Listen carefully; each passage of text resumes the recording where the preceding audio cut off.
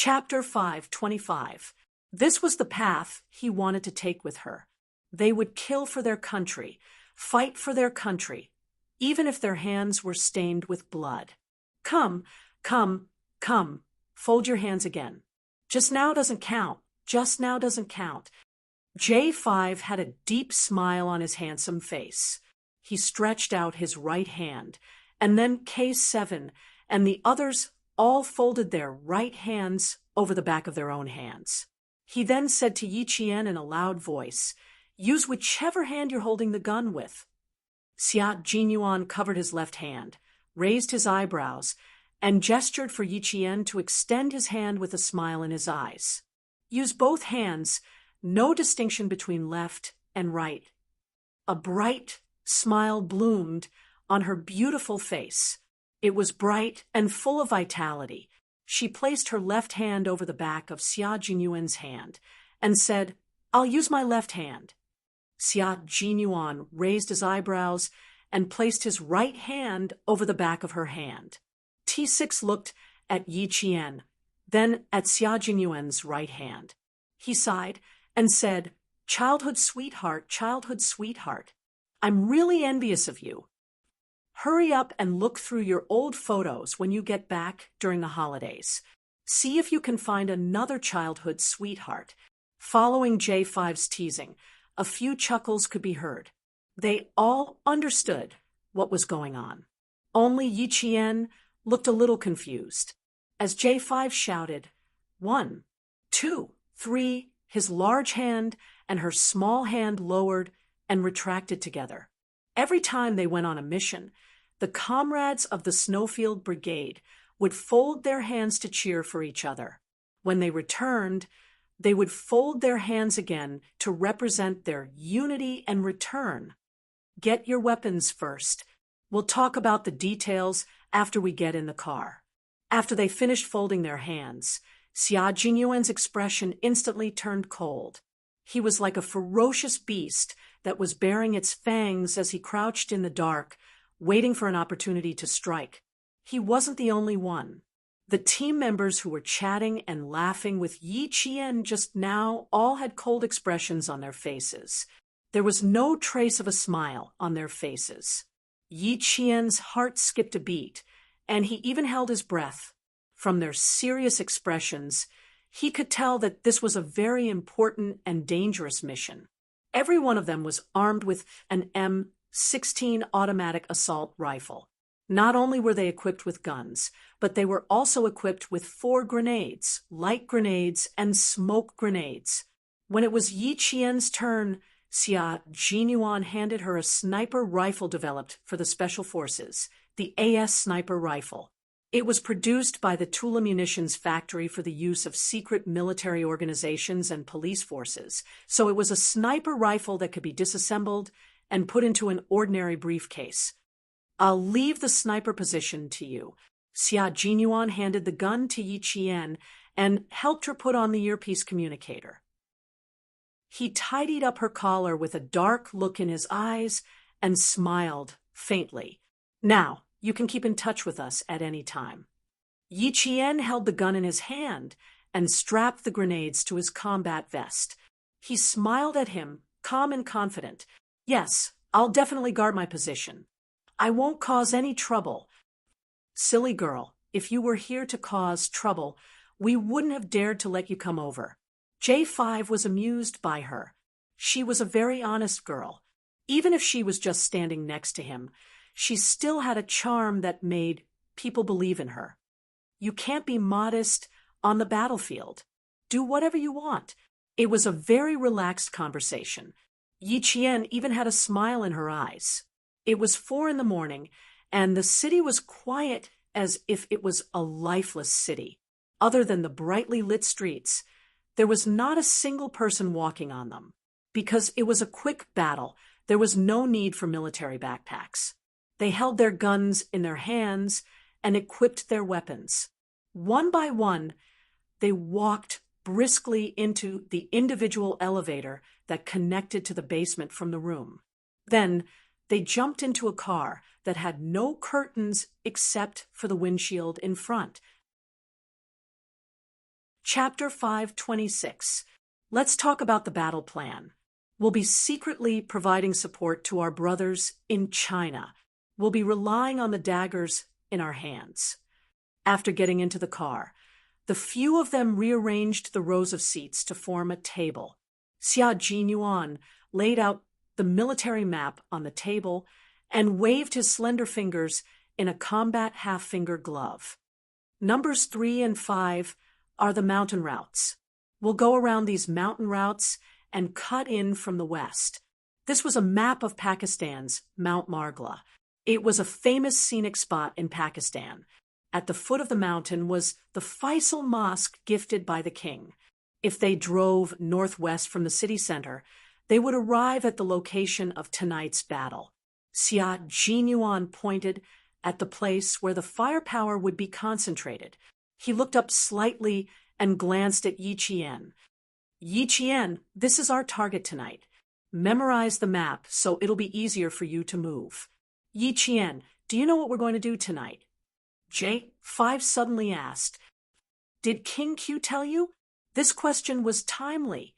It was exactly what Yi Qian was thinking. He didn't have time to tell me, but I can guess a little. It's still about the Al-Qaeda incident tonight, right? Yes and no. J5 raised his eyebrows and looked at her calmly. How do you know it's related to the Al-Qaeda incident tonight? How can you tell? Yi Qian chuckled. They were testing her observation skills. Mount Margla is located in the northwest of the city. It's part of the Karakoram Mountains. There's a famous mosque at the foot of the mountain. It was gifted by King Faisal. Pavel is a believer, so the mosque must be the place he goes the most. After tonight's operation, we rushed to Mount Margla where there's a mosque. I'm guessing that the current mission is related to the Al-Qaeda members. Xia Jinyuan glanced at J5 and said calmly, just because I didn't say anything doesn't mean she doesn't know anything. Some things can't be told by others. You have to think about it yourself. Although he was looking at J5, Yi Qian knew that this sentence was actually directed at her. As she said, it was indeed related to the Al-Qaeda organization, but it was also related to China. The Pakistani government forces learned that there were not only Al-Qaeda members in Mount Margla, but also Chinese people. The reason why the Chinese government had joined in again was because the other special forces that had previously supported the Snowfield Brigade had come for this purpose. They were investigating a local arms smuggling case with the local police. However, the investigation went further and further, and even involved a foreign terrorist organization. This Special Forces team from the Linchuan Military District had actually been secretly operating in the border area between China and Pakistan. That was why he was able to reach Bafang within 3 hours. We've discovered that the Chinese are all concentrated in the north. We'll cut in from the west and attack in a fan shape. We'll directly cut into the enemy's base camp.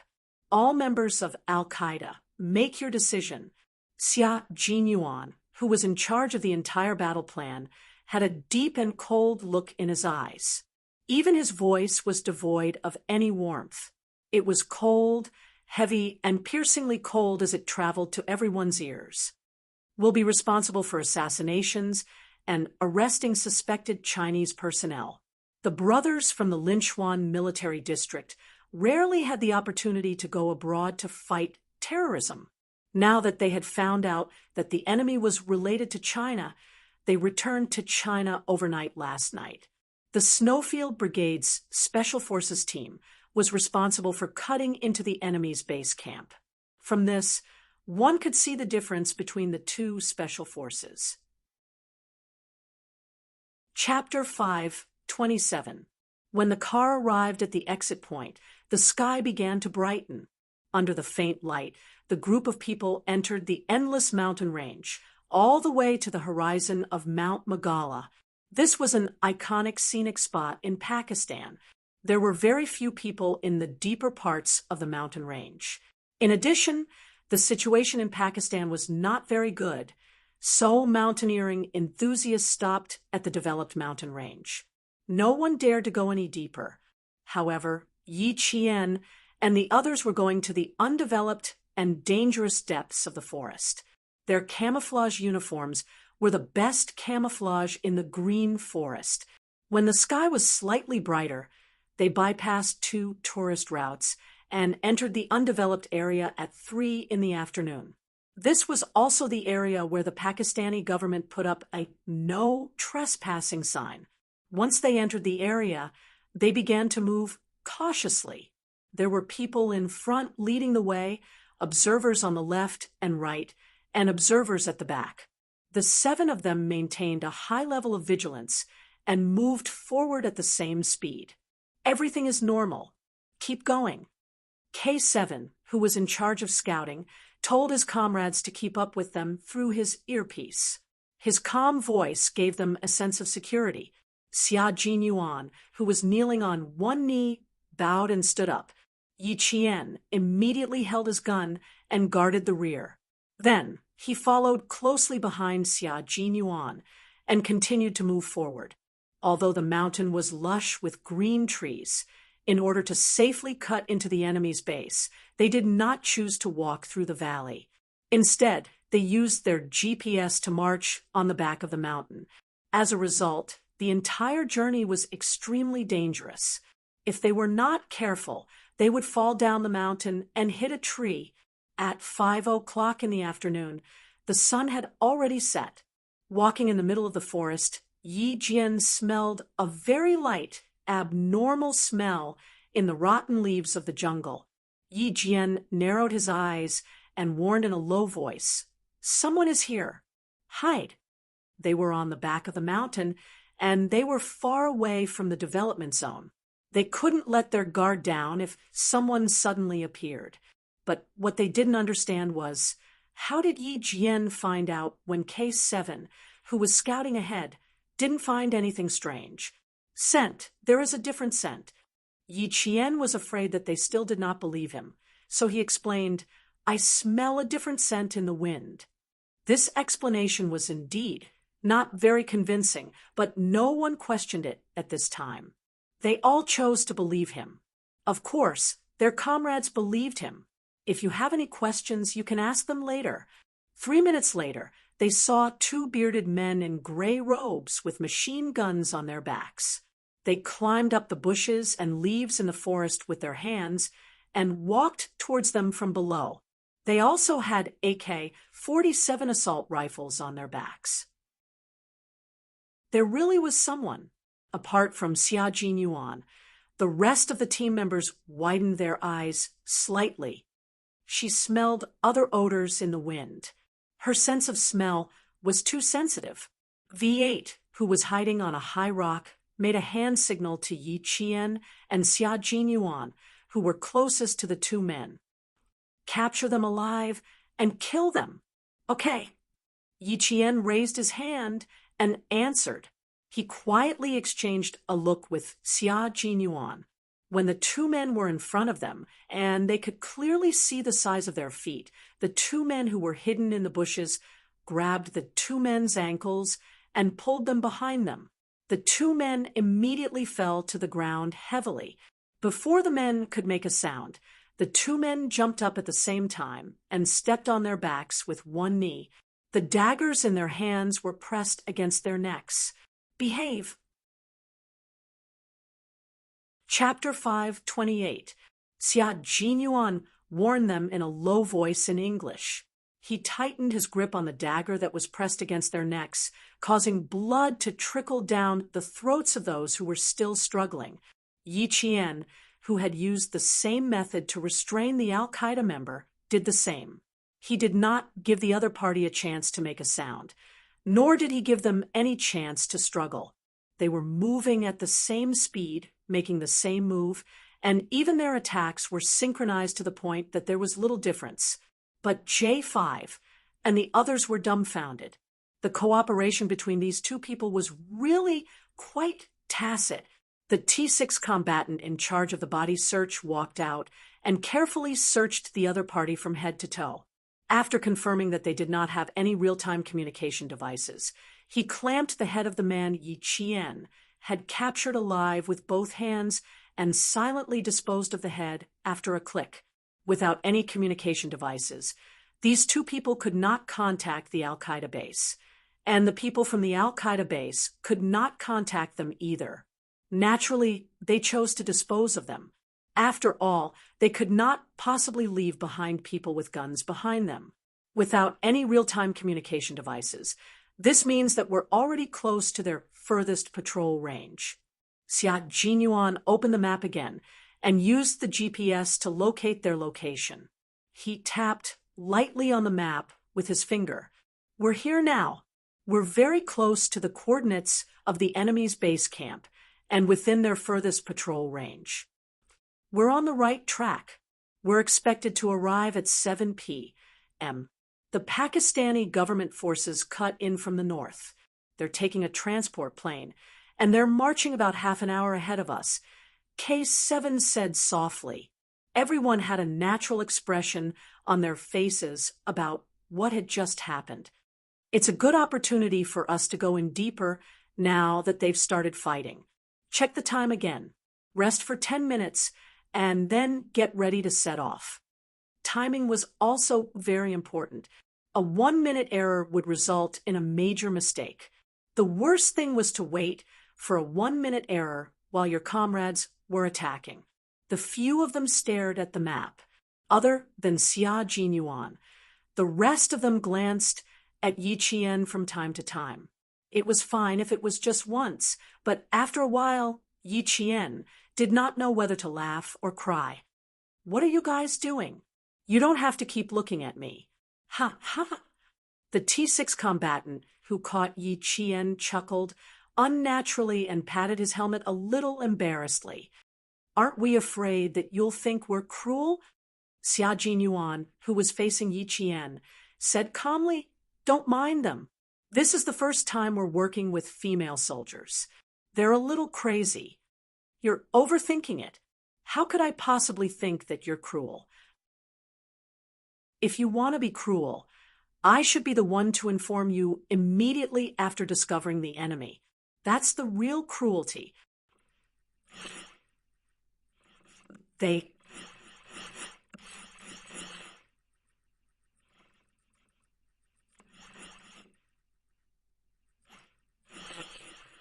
Yi Jian narrowed her dark eyes slightly. After a flicker of light flashed across her eyes, Yi Jian softly said, Oh. That T6, and the others also laughed silently. It seemed that this smart girl knew what they wanted to ask. My sense of smell is very sensitive. If it's the smell of perfume, as long as the wind blows, I should be able to smell it from quite a distance. The Pakistani men have an indescribable smell on them. It seems like everyone has it.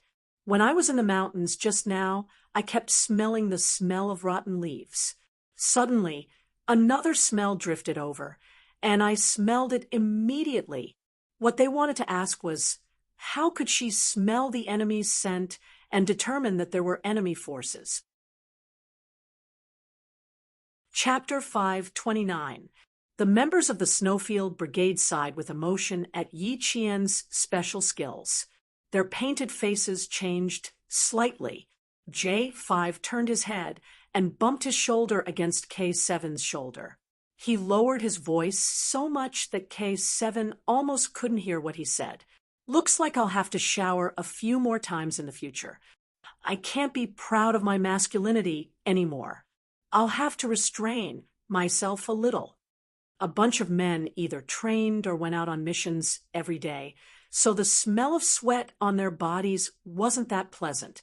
They definitely cleaned themselves up when they were in uniform, but they wouldn't clean themselves up immediately after training. Sometimes they would just wash their faces under the faucet and rush to the cafeteria to eat. Anyway, everyone was the same. No one cared about the smell on each other's body. K7 glanced at J5 coldly and turned his head away without saying a word. He didn't have any smell on him. He had been smothered in Chinese medicine since he was young, so no matter how much he sweated, there was only the smell of Chinese medicine. Many people had the same thoughts as J5, other than Xia Jinyuan and K7, who were indifferent. The others all had subtle thoughts, especially T6, who had failed multiple blind dates. His appearance was top-notch. He felt as if a bucket of ice water had been poured on his heart.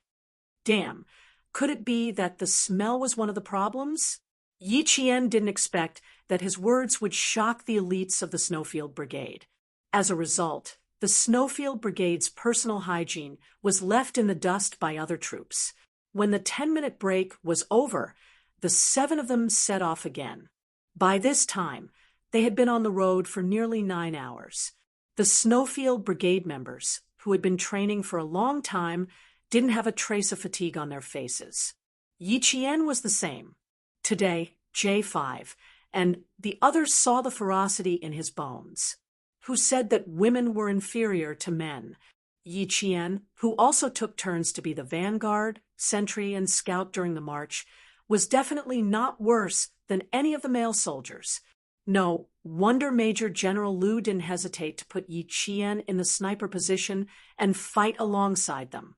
At 6 o'clock in the evening, the dense shade of the trees in Magala Mountain blocked the last rays of the setting sun. The birds on the tree branches chirped happily, but soon there was no more sound. The shrubbery became the world of the night insects. All kinds of music rose and fell one after another. In the music of nature, a few ghost-like figures flitted past quickly, fearlessly moving forward. Then they all stopped in a dense forest and crawled forward with their waists bent. Yi Qian realized that the members of the Snowfield Brigade were probably used to fighting at night, compared to the day. From their night vision goggles, their way of combat was silent to kill. They were close to the outskirts of the bases, Anzest. Coordinates confirmed. Position 3.me, Yi Qian. Team 1. Yi Qian will enter the base and look for sniping points. I'll be in charge of covering the rear. T6 and V8, Team 2. J5 and G3, Team 3. K7 will be in charge of comprehensive reconnaissance and find out if there are any suspected Chinese. Yi Qian, who was in charge of sniping, didn't snipe from the outside. He would sneak into the base to cover for his comrades and complete the sniping. Therefore, he had to be the first to enter and look for a suitable sniping point. Facing Xia Jinyuan's dark and deep gaze, she raised her hand and made an okay gesture, indicating that she had no problems. After the previous few battles, Yi Qian realized that even his state of mind had become much more determined. Chapter 530. The first time she shot a criminal in Australia, she didn't hesitate to shoot. However, when she saw the bloody scene afterwards, her stomach churned and her mind went blank. She panicked. That was the first time she took someone's life. But now, she didn't feel her stomach churning. She only knew that, if she didn't take action, she would be giving the enemy a chance to kill her. She would also give the enemy a chance to kill her comrades. This is the fastest way to enter the base camp. Little Fox, get ready to descend. With the help of the night vision goggles, Xia Jinyuan and Yi Qian arrived at the rocky cliff that would allow them to enter the enemy's base camp. Yi Qian glanced at the broken mountain ridge in front of him and nodded gently. Okay, no problem. I'll be on guard. You go first. No matter who went first, they had to be on guard. Xia Jinyuan nodded and carried the gun on his back. He stepped on the uneven rock surface with the tips of his feet. His hands were either tightly grasping the shrubs growing among the rocks or the cracks between the rocks. He quickly descended along the funnel-like rock. 3 minutes later, Yi Qian, who was on guard, heard the cry of a night bird. He carried the gun and quickly descended like Xia Jinyuan. Her figure was petite and slender, and her waist was exceptionally soft, as if it was boneless. She was also very light. She was much more agile than the male soldiers. Compared to Xia Jinyuan, who was like a fierce beast, she was much gentler. It was exactly because of the saying, "Women are like water." And the speed of her descent was only about 1 minute slower than Xia Jinyuan, who was a professionally trained Special Forces soldier. After descending, the two of them were like cats walking in the jungle. They were so quiet that not even the leaves rustled. It was obvious how solid their basic skills were. Although it was cool in the mountains, they were drenched in sweat after walking for nearly 10 hours. Yi Qian's arm was injured, so it was inevitable that it would feel uncomfortable. Xia Jinyuan wanted to ask Yi Qian about it several times, but Xia Jinyuan didn't feel the slightest bit abnormal. Xia Jinyuan wanted to ask him about it, but he could only give up. This injury also had a psychological effect. She felt fine now, but if he mentioned it and remembered it, it would be counterproductive. With the help of the night vision goggles, Yi Qian saw Xia Jinyuan, who was scouting ahead, making a hand gesture to her. 8 o'clock. Sentry post. Kill. They had already entered the target area.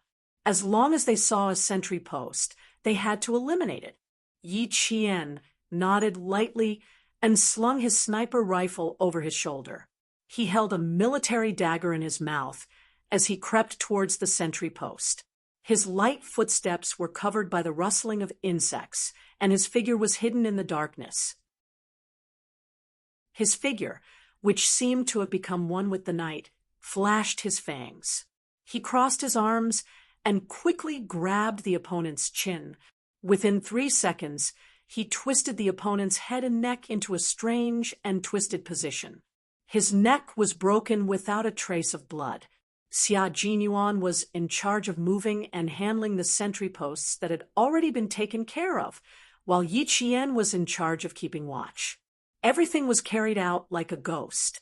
Every sentry post that was discovered was dealt with in the form of assassination. After sneaking past the border patrol, they entered a tighter surveillance area. Xia Jinyuan bent his legs slightly, his tall and slender body sticking close to a tree. He quickly crawled towards Yi Qian. A strong patrol light shone in their direction. Yi Qian knelt on one knee a second before the strong light swept over. Then he nimbly rolled to the side like a snow fox and nimbly hid in the bushes. Chapter 5:31. In an emergency situation, Yi Qian didn't know where to hide. When she rolled to the side, she felt a sharp pain on her face. Only then did she realize that she had rolled into a thorny vine. The thorny vines had many thin leaves and were densely grown. Although there were wounds on her face and hands, the searchlight couldn't shine on her. However, she could clearly see the 4 patrolling Al-Qaeda members. At a glance, one could see the difference between the people patrolling in the central area and those patrolling outside. They were all holding AK-47 assault rifles in their hands. They were all wearing the same jungle camouflage uniform, bulletproof vests, and waterproof military boots. Other than not wearing a bulletproof helmet on their heads, their entire outfit was no different from that of a regular army. Xia Jinyuan, who was hiding behind a tree, signaled for them to split into 2, meaning to lure them away and fight 1 against 2. The 2 exchanged glances in the monotonous green world. What they saw was the cold determination and unwavering determination in each other's black eyes. It was an encouragement that would make everything fearless, silently giving the other party a sense of security. Xia Jinyuan once said to Yi Qian that he would always hold her hand. Yi Qian once said to Xia Jinyuan that there would be times when he would be tired. He could choose to believe in her. On the battlefield, They didn't forget what they said at that time. They used their actions to prove that what they said in the past wasn't just a casual remark. What they said was a promise, and they wouldn't change their minds no matter what. A gesture was communication. Yi Qian nodded gently to show that she understood. His painted face smiled slightly, and in the blink of an eye, he disappeared from her sight. There was the sound of leaves rustling, as if someone was escaping in a panic. The Al-Qaeda member walking at the front was quite vigilant. He didn't immediately shine the searchlight in that direction. Instead, he whispered a few words in Urdu to the other 3 people who had also sensed something. The 4 of them quickly split into 2 groups. 2 of them searched in the direction of the swaying leaves, while the other 2 seemed to continue moving forward. However, the man with the searchlight in his hand hung the searchlight on the tree and then quietly went up and outflanked them. They had received a certain amount of combat training and knew how to create a diversion. However, for Yi Qian, who had received formal training, this made it easier for her to attack them from behind.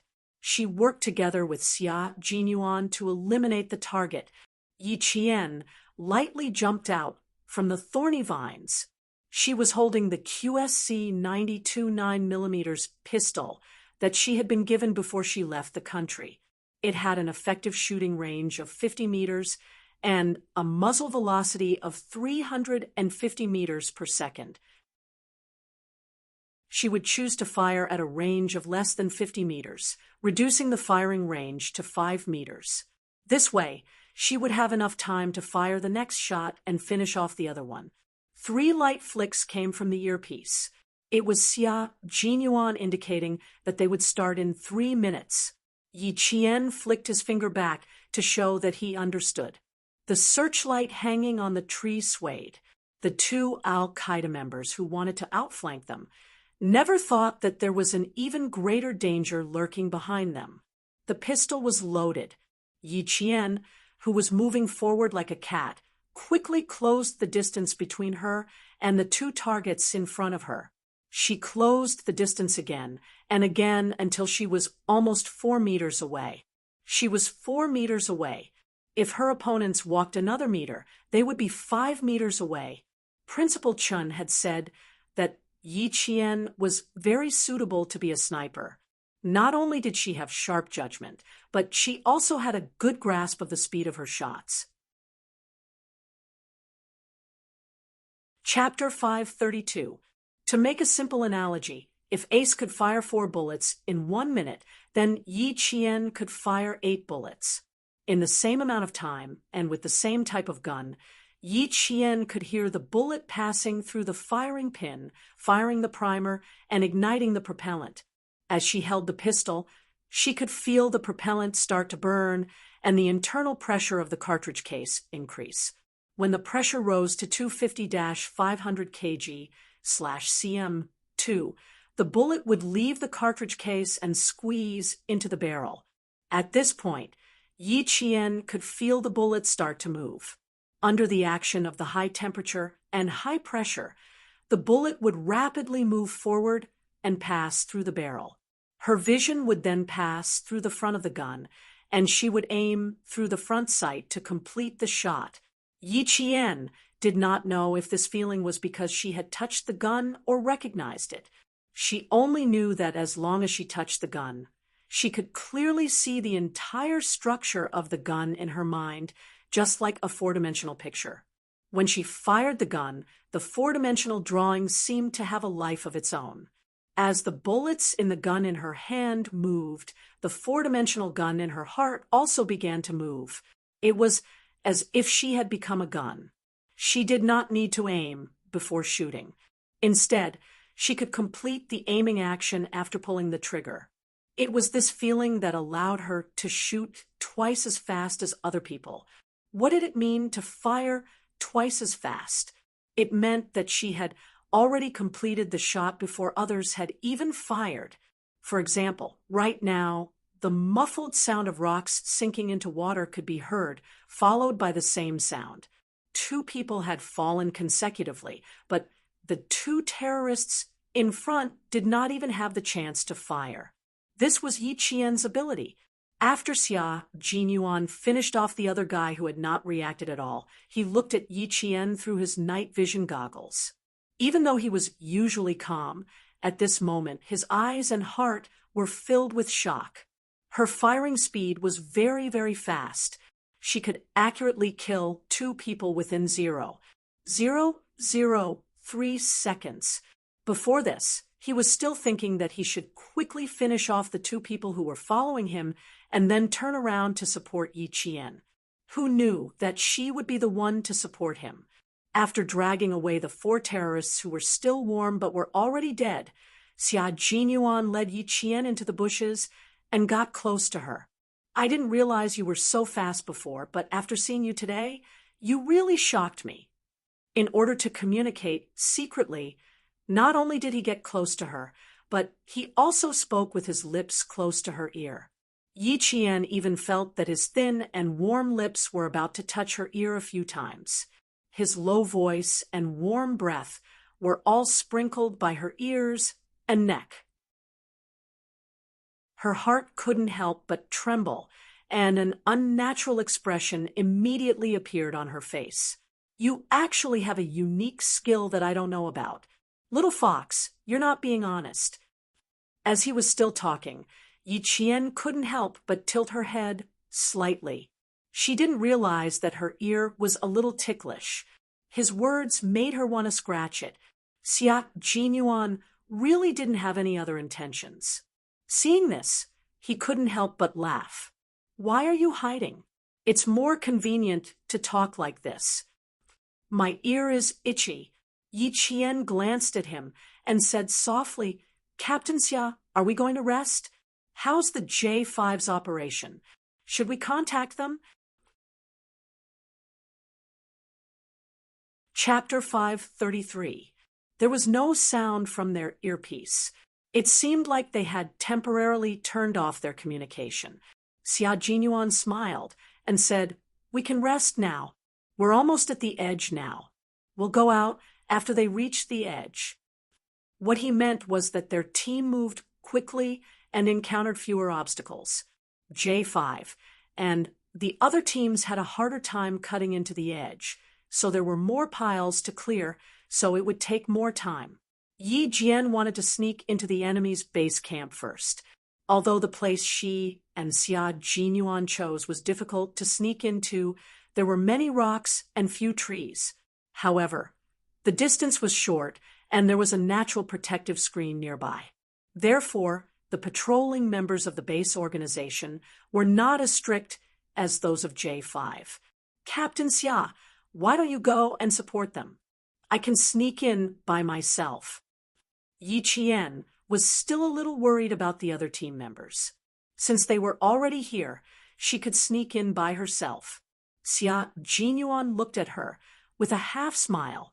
Although his face was covered in paint and he was wearing night vision goggles, Yi Qian could still feel his gaze burning like the sun.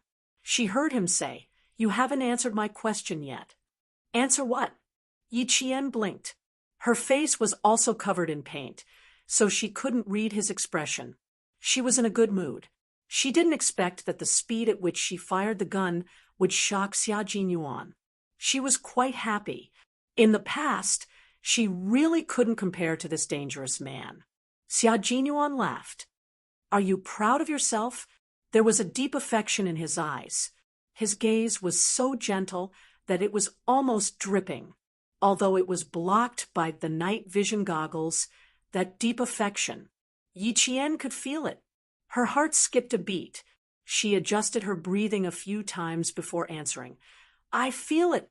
I feel it every time I fire the gun, especially when it's a pistol. As long as I'm sure I need to fire the gun, there's a cross-section of the gun in my heart and mind. I can clearly feel the movement of the bullet, then I can immediately aim and shoot. A deep and somewhat rapid breathing sound came from the earpiece. Then, she heard K7's cold and emotionless voice. Sorry, I just happened to hear it. I didn't want to disturb you, but I couldn't help but gasp when I heard it. Wouldn't that make people gasp in shock? Normally, when firing a gun, one would aim first and then shoot. But from what Yi Qian had said, shoot first and then aim, wasn't this bullsh asterisk T?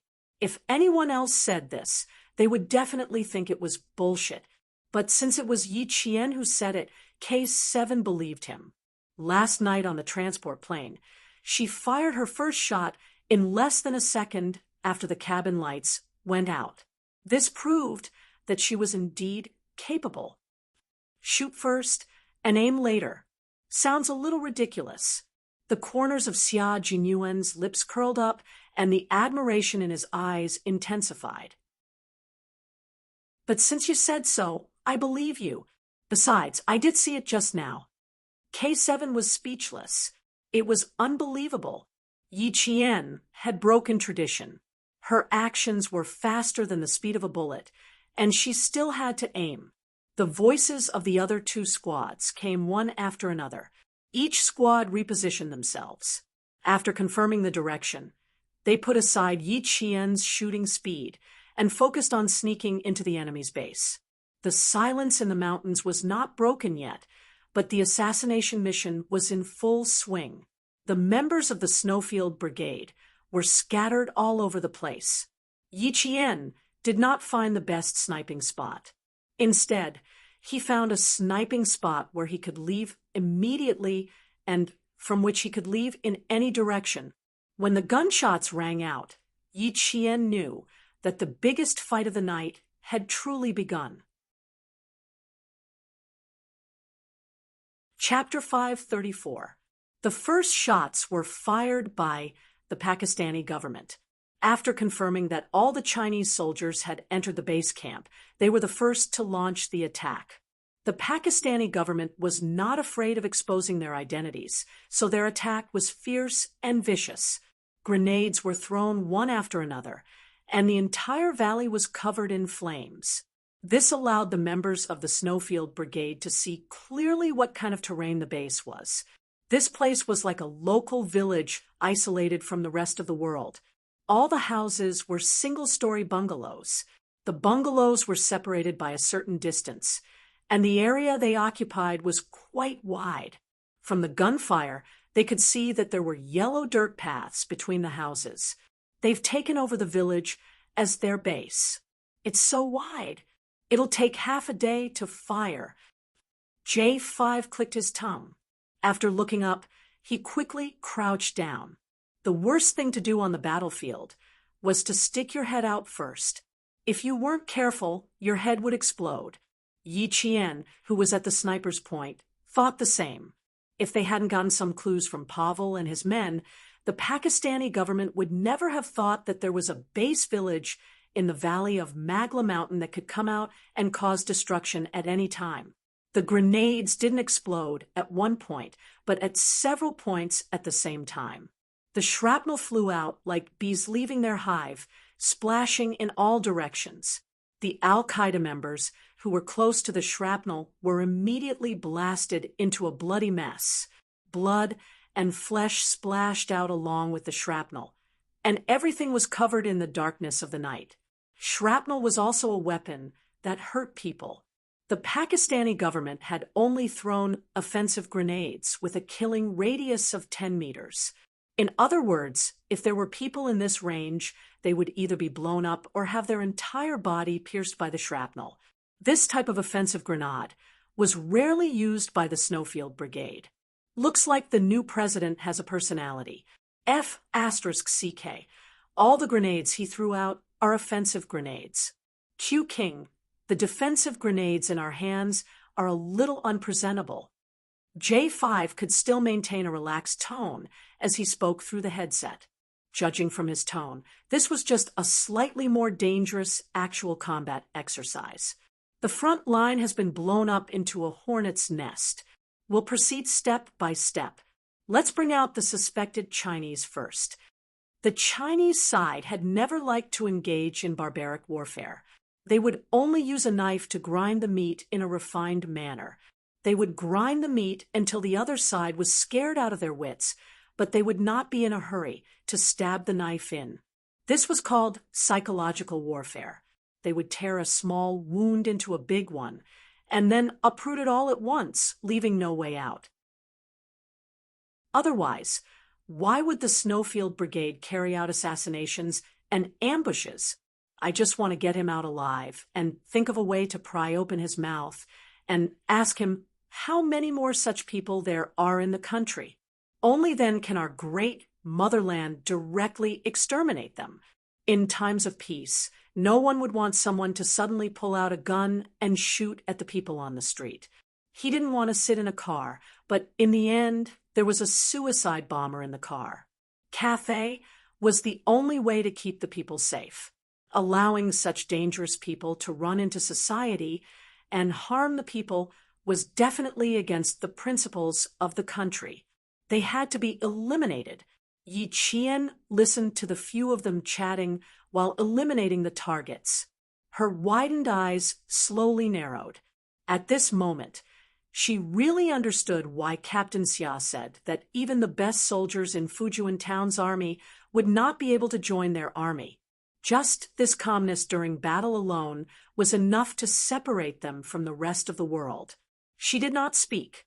She only paid attention to the movements around her. She saw 4 figures hurriedly rush into her surveillance area. Then, in a flash, they entered a pitch-black mud bungalow. Chapter 5:35. There was a light in the room, but it was extinguished in less than a minute. Yi Qian sent his location over and said in a low voice, "I'm at 2 o'clock. For targets have entered the room. Try to avoid this area. Be careful of an ambush." Now was not the time to make a move. Otherwise, she would have been able to snipe at least 2 targets. We don't have many people. We can only wait for them to attract the heavy firepower before we make a move. When J5 said this, everyone knew that he was talking to Yi Qian. Even Yi Qian, who was not officially part of the military, was forced to join the battle. Not only did they not have enough people, but they also did not have enough manpower. Yi Qian nodded in understanding. The special forces from the Linchuan military region had already returned to the border to begin their mission. They had managed to pry a lot of information out of the widow Pavel, including the situation at the Chinese border. It was an extremely serious matter that concerned the safety of the entire border. Otherwise, the special forces from the Linchuan military region would not have immediately returned to China after completing their mission at the orphanage. They were seriously short of manpower, and the Al-Qaeda members could retreat at any time. Since the Pakistani government had already fired the first shot, they could not let the second one be a dud. They immediately sent troops to draft a plan. Furthermore, Pavel mentioned that the Chinese would be involved. The operation was even more urgent, which was why they had come up with tonight's plan. Other than Yi Qian, Xia Jinyuan, and the others were clear about these military secrets. They had only slept for an hour last night. When they woke up, they immediately woke up Yi Qian and moved out together. Xia Jinyuan and the others had not slept for 2 days and 1 night. They were short of manpower and did not sleep well. Under high alert, they would talk to their comrades from time to time, which was also a way to refresh themselves. Now that they were on the government's home ground, everyone was waiting for K7's reconnaissance report to come back before they could make plans for the next step. Xia Jinyuan's deep voice sounded particularly cold in the midst of the gunfire. It was like a 1,000-year-old rock with indestructible power. The entire base camp is made up of typical mud houses. Each of them has a high outer wall, and we have to be wary of any ambushes inside. It will take some time for K7 to scout by himself. The others absolutely could not act rashly. Xia Jinyuan's plan was because there were only a few people, so each of them had to be used at the most crucial moment. After K7 finished their reconnaissance, they quickly became reinforcements and met up with Yi Qian's team, Xia Jinyuan, and the other two teams worked together to capture the Chinese alive. Another team provided cover while the last team retreated. K7 and Yi Qian brought up the rear. This was a planned battle, striving for everyone to be able to hold their own and cooperate with each other. No matter how much time K7 wasted, he did not have enough men to support him. Fortunately, the Pakistani government troops were very ferocious. They brought all their light weapons and used grenades to blast a bloody path out. Al-Qaeda's firepower was not as strong as the Pakistani government troops. They were at a disadvantage because they were all preparing to retreat tonight. So all their firepower was concentrated in one place. Now that the Pakistani government troops were fighting separately, it allowed them to disperse their firepower. There would be a gap in between, allowing the government troops to take control of the situation. This also made it easier for K7 to move. He would not be discovered if he sneaked in. They didn't have any battle plans for this place. It was all up to K7 to figure out where to go. Then, K7 would be able to pinpoint every location so that his comrades would know which path to take later on. Chapter 5:36. The sound of gunfire made Yi Qian feel like his ears were going deaf. He had to listen to their voices on one side and the flames of war on the other. It was not torture, but it could be considered a form of training. The thorny emotions in his heart were smoothed out by gunfire. The fear was broken by bullets, and the fear was washed away by blood. Over time, his state of mind became a flat mirror, bright and flat. It only reflected what was good and evil, what was righteous and what was evil. This was a kind of growth, and it was a growth that could only exist in the flames of war. Yi Qian knew that the reason he could participate in missions again and again was because the military wanted to train him and see if he was a piece of unpolished jade. There was a rumbling sound in the sky, and a transport plane could be seen rumbling from the east to the north. This thing was huge, and it was not a bomber or a fighter jet. It was the transport plane that had secretly landed 30 miles away from the Pakistani government. It was back. The Pakistani government is really generous. They directly sent a transport plane to attract the attention of all the Al-Qaeda organizations and leave the safety to us. Just this alone is worth us risking our lives for. V8 said happily.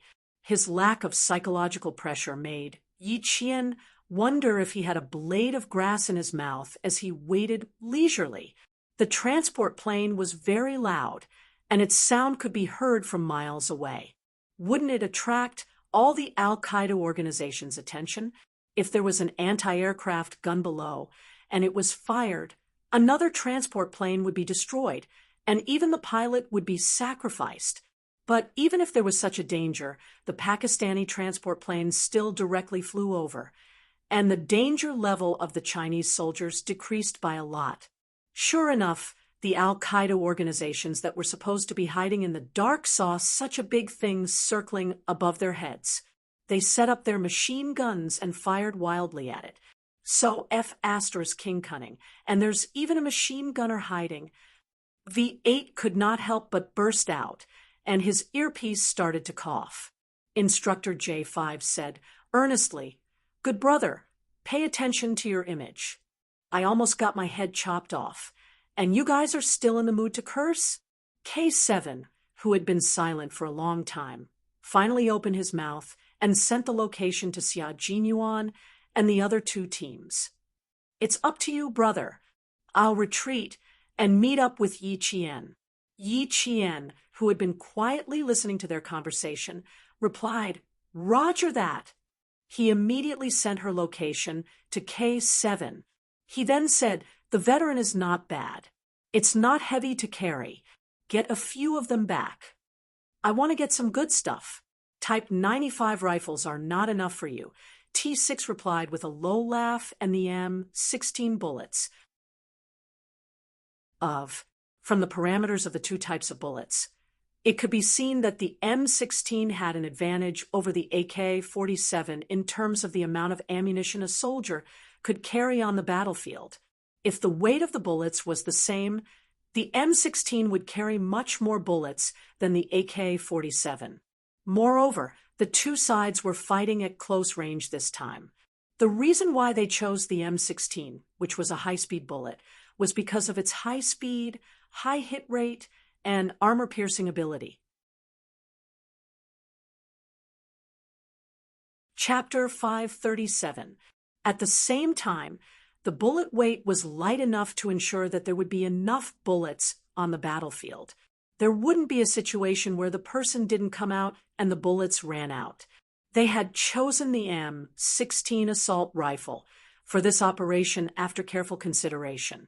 The Type 95 assault rifle that T6 mentioned was an assault rifle produced by China.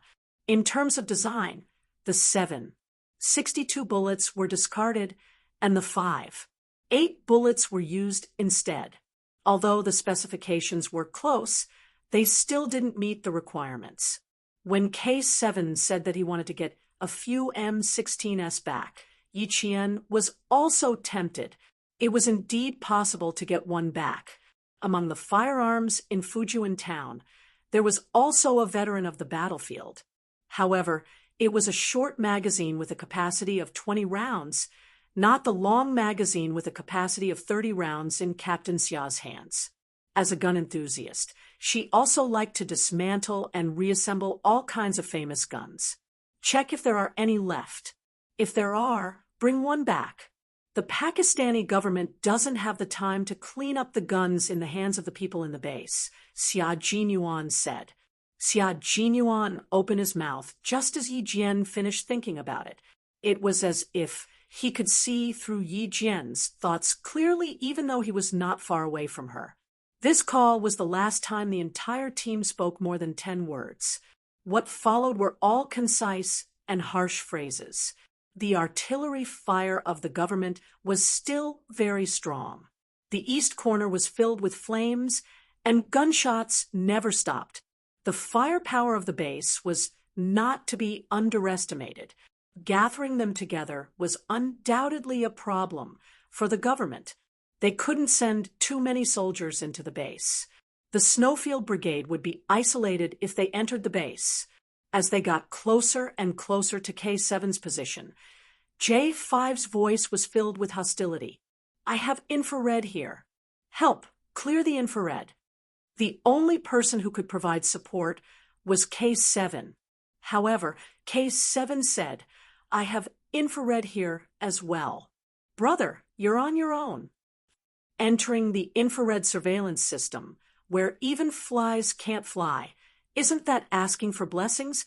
When the transport plane arrived, it even activated all the infrared surveillance cameras that the enemy had turned off when they retreated. This was a result that no one could complain about. According to the Pakistani intelligence, there were no infrared cameras in this corner of the mountain. They were all manned sentry posts. It was obvious that the information Pavel had gotten out of him was half true and half false.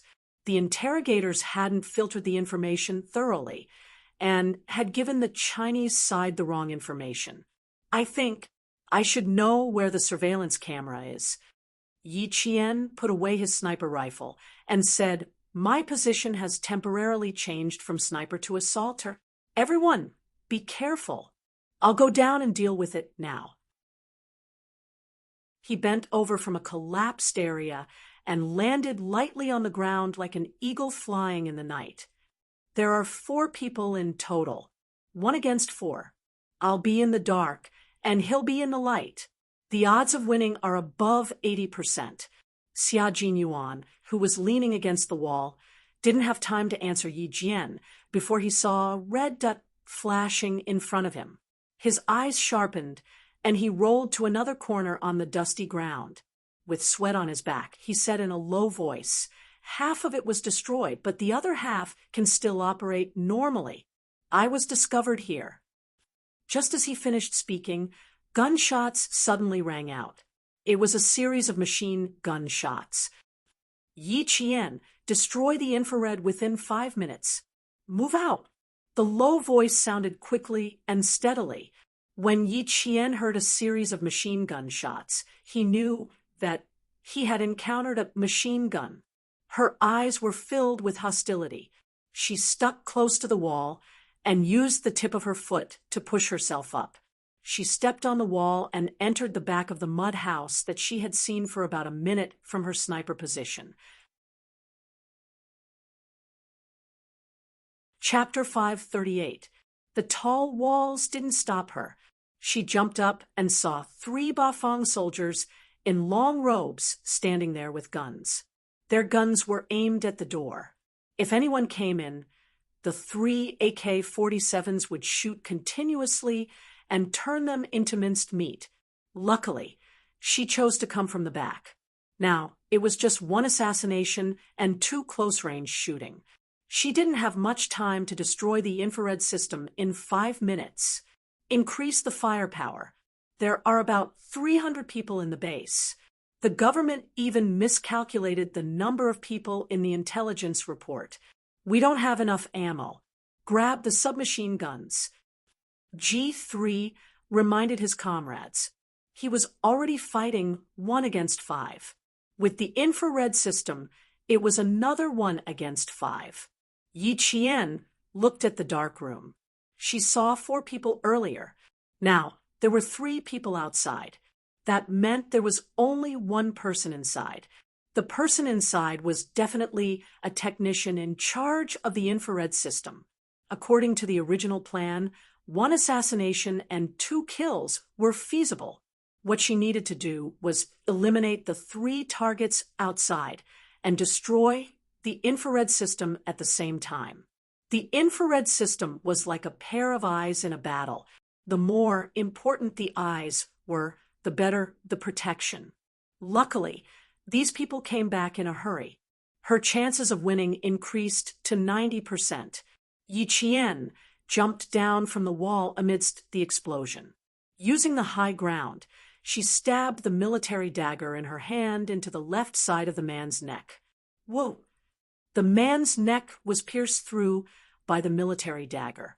He didn't even have time to pull the dagger out. Yi Qian had already fired and aimed at a target. After 2 shots, Yi Qian's back was drenched in sweat. Why did Grandpa Jen and Uncle Chen strictly ask her to increase her speed during training? She knew the importance of speed when she was on the battlefield. If she was fast, she could take out 3 targets in less than 20 seconds. If she was slow, she could take out 2 targets. The last one could take her life. The explosion was too loud. The technician in charge of the base didn't hear anything. He needed to activate the infrared system in the base immediately to help his people move quickly. He needed to kill the government soldiers who might have sneaked into the base. Yi Qian, who was standing close to the door, could hear the voices of the other party talking from inside. He tried contacting the sentry posts, but found that there were only a few replies, especially from the sentry posts in the northwest. Not a single one of them answered. He must have sensed the danger. He grabbed a submachine gun next to him and turned around to inform the members on sentry duty outside. However, as soon as he turned around, the sound of glass shattering could be heard. A bullet penetrated the glass and hit him in the chest. Yi Qian leaped over the corpses on the ground and pulled out the submachine guns from the enemy's hands. He used the enemy's guns to fire at the infrared surveillance and communications systems. Sparks flew in all directions like fireworks. After bursts of green smoke, everything returned to normal. Infrared solution. She informed all her comrades and left the room with the Heckler Koch MP5K PDW submachine guns. Behind her were 4 corpses that were gradually turning cold. Blood was still spreading on the ground, but there was no fear on her face. "Well done, brother." K7's voice came first. He destroyed the infrared system on his side. After the enemy entered the blind spot, he started his counterattack. The rest of his comrades thought the same, but they couldn't answer. Their firepower was increasing rapidly. Even Xia Jinyuan, who was closest to Yi Qian, was surrounded.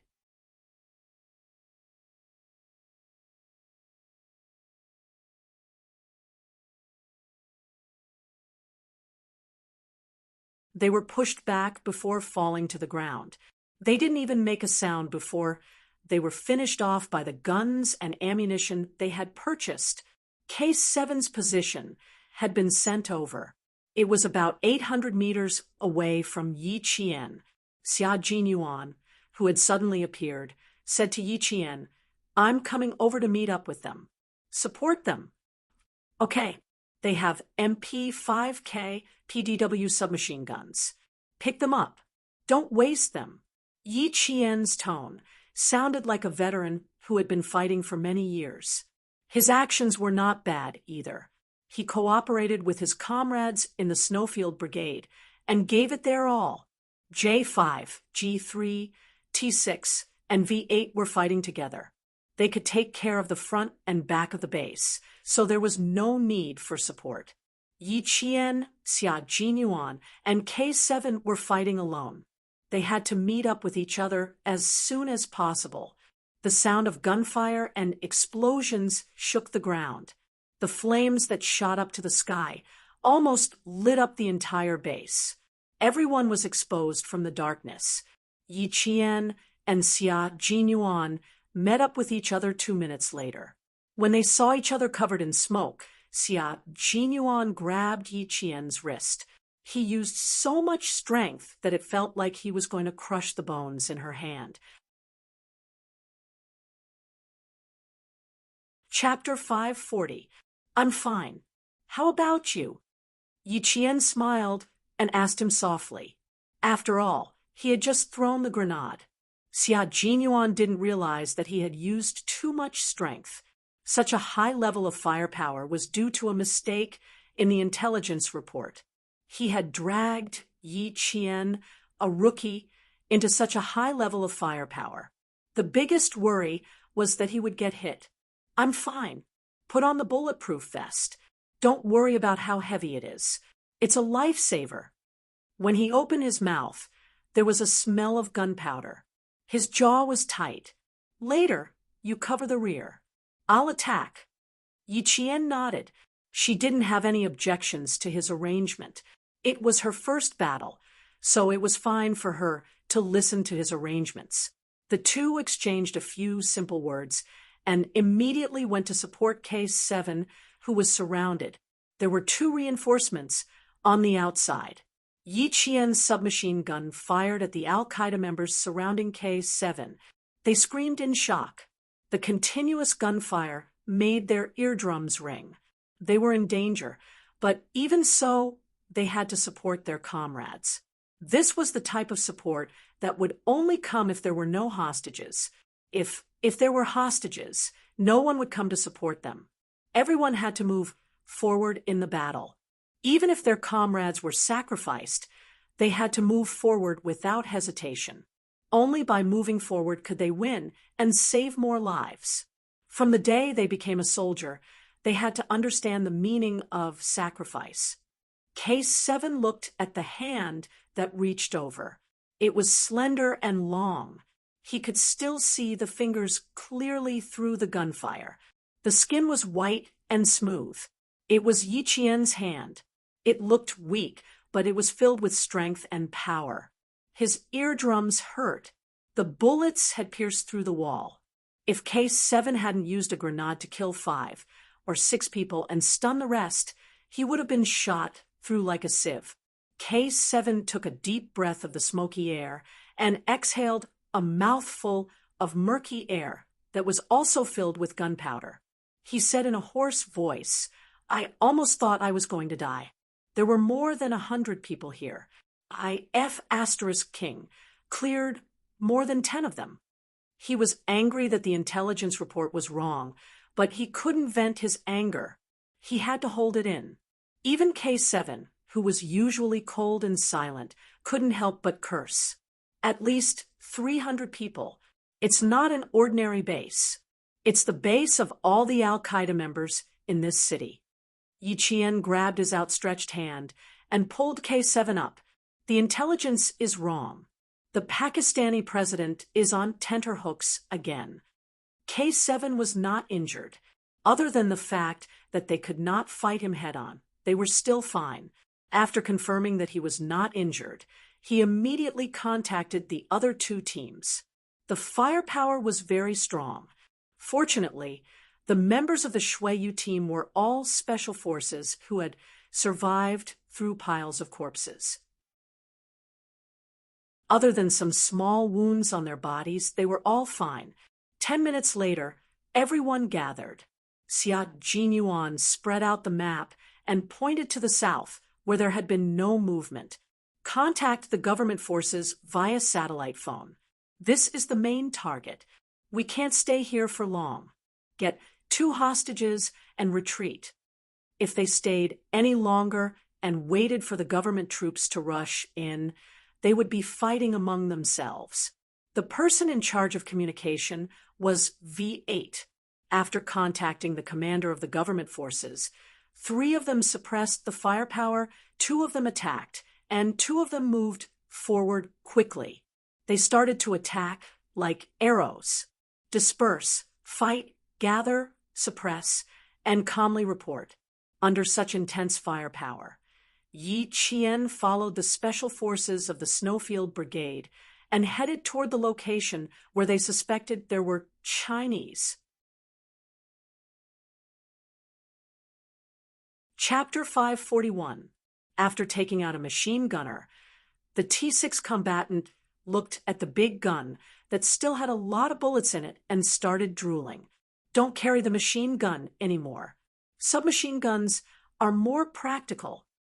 V8, who was suppressing the firepower, shouted at him. They're about to start fighting in the south. Brother, what are you still looking for? The T6 combatant let out a long sigh and said, a full man doesn't know the suffering of a hungry man. V8 kicked him in the face. The entire battle was a bloody one. Even if you stepped over the corpses that they had knocked down, you still had to continue walking even if your military boots stepped on the thick blood. Yi Qian would try to avoid them earlier, but in the end, when the firepower was too strong, there was no time for him to do so. He just laid down under the corpses that he had cleared a second ago and used them as cover while firing at the front. The firepower in the south was so intense that all the Al-Qaeda members focused their firepower on it. However, there was no movement from the bungalow that K7 had first located. Under the cover of Yi Qian and Xia Jinyuan, 2 teams of people entered the bungalow and threw a strong flashlight grenade into the pitch-black bungalow. As the light blinded the entire house, they also saw 4 people hiding in the darkness. They were wearing long pants and short shirts and had Asian facial features. Victory seemed to be right in front of them. However, when K7 saw the 4 people, his expression suddenly changed, and he said sternly, "Fifth young one." Yi Qian, who was hiding in the dark and keeping watch, looked at Xia Jinyuan. They saw Yi Qian, who was close to the wall, climb up a mound of dirt with her feet. The 2-meter-tall wall disappeared from Xia Jinyuan's sight in just 2 steps. She heard footsteps outside, but thought it was a lone Al-Qaeda member who had fallen behind. In fact, it was the target who had escaped. K7 on guard. How could Xia Jinyuan let Yi Qian give chase alone? After saying that, he used the same method to catch up to Yi Qian.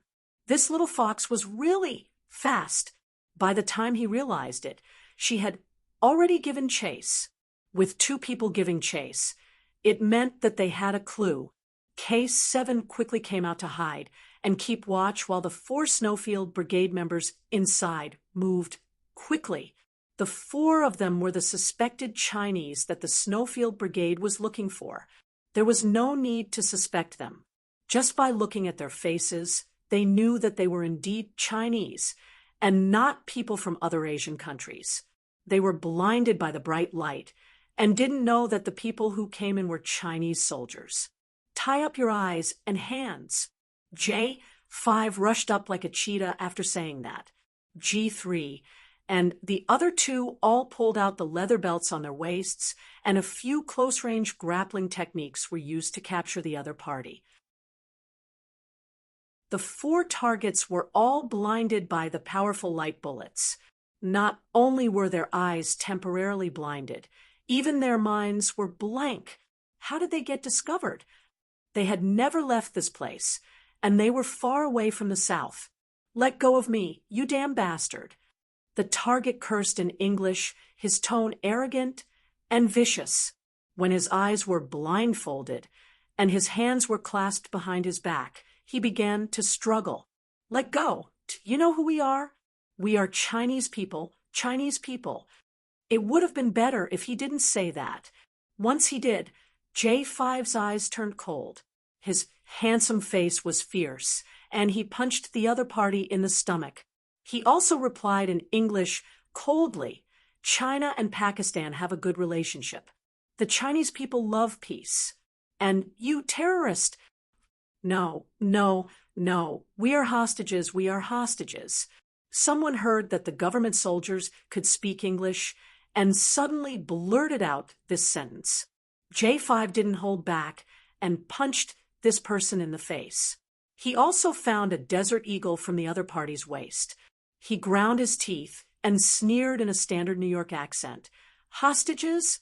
Hostages with a desert eagle? F***CK. You're hostages." Chapter 542. Another punch landed on the man's lower abdomen, causing him to cry out in pain.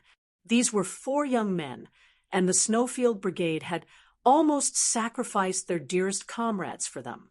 Outside, Yi Qian and Xia Jinyuan quickly searched for the other target who had escaped. Under such circumstances, he was still able to calmly escape and leave the other 4 behind. This person would be more useful than the other 4 if they caught him. Outside the wall, Yi Qian used one hand to draw a footprint. It was a man's footprint that was smaller than all the other messy footprints. When Xia Jinyuan came down, Yi Qian pursed her lips. "These are the footprints left behind when he jumped down. Adult male, size 42 centimeters. The strain on his right foot is significantly reduced. He's either disabled or injured. Follow this trail of footsteps and chase after him." As a sniper, reconnaissance was a skill that she had to learn. Although her reconnaissance ability was not as good as a K7, Yi Qian, who had been trained by a world-class sniper, was not that bad either. Xia Jinyuan loaded the M16 in his hand and said in a low voice, "When you find him, shoot his feet until they're disabled." The fact that this person was able to escape from being surrounded meant that he had a certain level of reconnaissance ability. The government troops began to kill with all their might. Grenades had no eyes. Wherever they were thrown, there would be screams of pain. The shrapnel and glass shards were the second most lethal weapon. Some of the unlucky Al-Qaeda members were either injured for the second time or killed instantly when they hit them. This was Yi Qian's first time participating in such a large-scale battle. She was calm in the face of Xia Jinyuan, but when she saw the bodies that had been blasted into pieces by the grenades, she couldn't help but feel nauseous even though she was mentally prepared.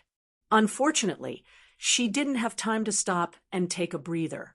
She searched for the important target in the wind that was filled with the smell of blood.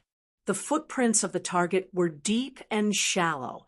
After 2 turns, they disappeared in front of a bungalow. This was the scene where the Snowfield Brigade members had left after the battle. A few cold bodies were still lying crookedly in the corner of the wall. Behind them was blood splattered everywhere. His anti-reconnaissance ability was not bad, and he was bold and meticulous. After a fierce battle, no one would return to the scene to search, not even the special forces of the Shuiyu Brigade. Neither of them walked through the main entrance. Whoever walked through the main entrance at this time would be courting death. After observing the terrain and confirming that the east side wasn't suitable for them to escape, Xia Jinyuan gestured for Yi Qian to dig out a few pieces of dirt from the wall and throw them inside. Then, Xia Jinyuan picked up a corpse, stood on top of the pile of dirt, and flipped the corpse over, pretending to be an injured Al-Qaeda member. Yi Qian had already hidden himself well and was paying attention to the movements in the room. When he heard a soft sound, he signaled to Xia Jinyuan to attack. The two of them quickly sneaked into the bungalow, guns in hand, and moved closer to the room. Through his night vision goggles, Yi Qian saw two gray robes hanging on a drying rack made of tree branches. He used the muzzle of his sniper rifle to gently roll up the two robes into his hands. He smiled at Xia Jinyuan, who was looking at him, and pointed at the door from which the soft sound came. The two of them approached from the left and the right. 1, 2, 3, break the door. The two people guarding the door kicked the old wooden door open. At the same time, Yi Qian threw the two robes inside. Gunshots came from inside the room and pierced through the two robes. The bullets shot out from the door and fiercely hit the wall outside. Long range, large caliber. This was a sniper rifle. Chapter 543. Seeing that the bullets had traveled so far, the two of them fired blindly in the direction of the bullet's trajectory, suppressing the enemy's firepower.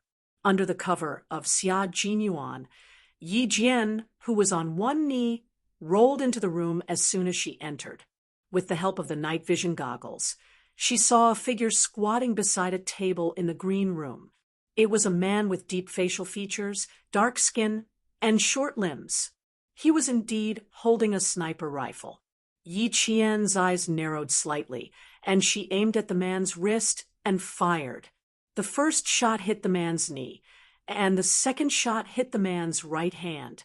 The bullet penetrated his palm, and after the two shots, the man screamed in pain. He didn't scream after the two shots, and even when his bones were broken, he swallowed back his tears of blood. How's the situation on your side? Xia Jinyuan was tying the man's hands behind his back with a belt when J5's voice came through the earpiece. We've pried out a truck with a full tank of gas. It's best to take the hostage and drive away. Yi Qian handed the sterile belt to Xia Jinyuan and reported their situation in English. We've caught the target. He's a big fish and is useful. Where's the jeep? We can leave immediately. He then sprinkled some hemostatic medicine on the man, who had been shot twice. As for the bullet, he didn't even think about it. It was already a mercy that he didn't shoot him to death. At this moment, all the firepower was concentrated in the south. There were still some stray bullets in the northwest, but it was a piece of cake for the Snowfield Brigade to get rid of these guys who were shooting blindly. The 5 guys that they wanted to secretly bring back to China didn't affect the speed of the Snowfield Brigade, but one of them was a little unlucky. A stray bullet hit him directly in the shoulder blade, and the bullet got stuck in his bone, causing him to scream in pain. The 5 of them had a piece of cloth stuffed in their mouths, and even if they wanted to speak, they had to spit out the thing in their mouths first. The truck was usually used by the Al-Qaeda members when they went out. When they found the parking lot, 2 of the tires were shot out, the windshield was shattered, and a row of bullet holes were ejected from the back of the truck. There were still dozens of bullets in the truck. Alert, guard against stray bullets. Change the wheel, check the fuel tank. A series of tasks were done in an orderly manner and were carried out quickly. G3 held the wheel, and Yi Qian picked up a wrench and deftly removed the wheel. His movements were so skillful, he looked like a mechanic. G3 was stunned. You've learned this before? I've trained with the motorist for a month.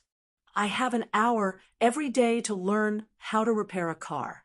I can change a wheel. Sweat dripped from Yi Qian's forehead onto the back of G3's hand. Okay, remove the jack and change the front wheel. G3 silently rolled the tire that had been punctured by bullets to the side. He took out a jack and placed it on the front wheel. Then, he saw Yi Jian unscrewing the big nut with a wrench. G3 couldn't help but chuckle. You're really good at everything. Reconnaissance, sniping, assault, car repair. I guess you know how to drive too. I'm still dreaming of being a soldier at such a young age. What a silly boy. What a silly boy. Yi Qian changed the two wheels in 2 minutes. After he was done, he smiled and said, I'm still far behind you guys. I still have to work hard. Done, retreat. Next, they just had to rush the truck to escape the tiger's den. Chapter 544.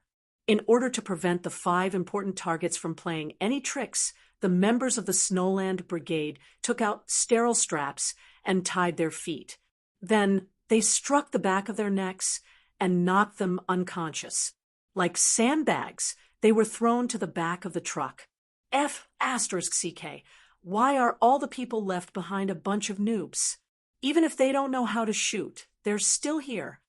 Before the truck even started, a string of stray bullets swept in their direction. They were shooting blindly and did not care about running out of bullets. It was obvious that they had not received any training. V8 slung his rifle over his back. Under the cover of his comrades, he stepped on K7's hands that were folded over his knees and used the force of K7's hands to flip onto the roof of the garage. The stray bullets made it so that even the truck could not drive out.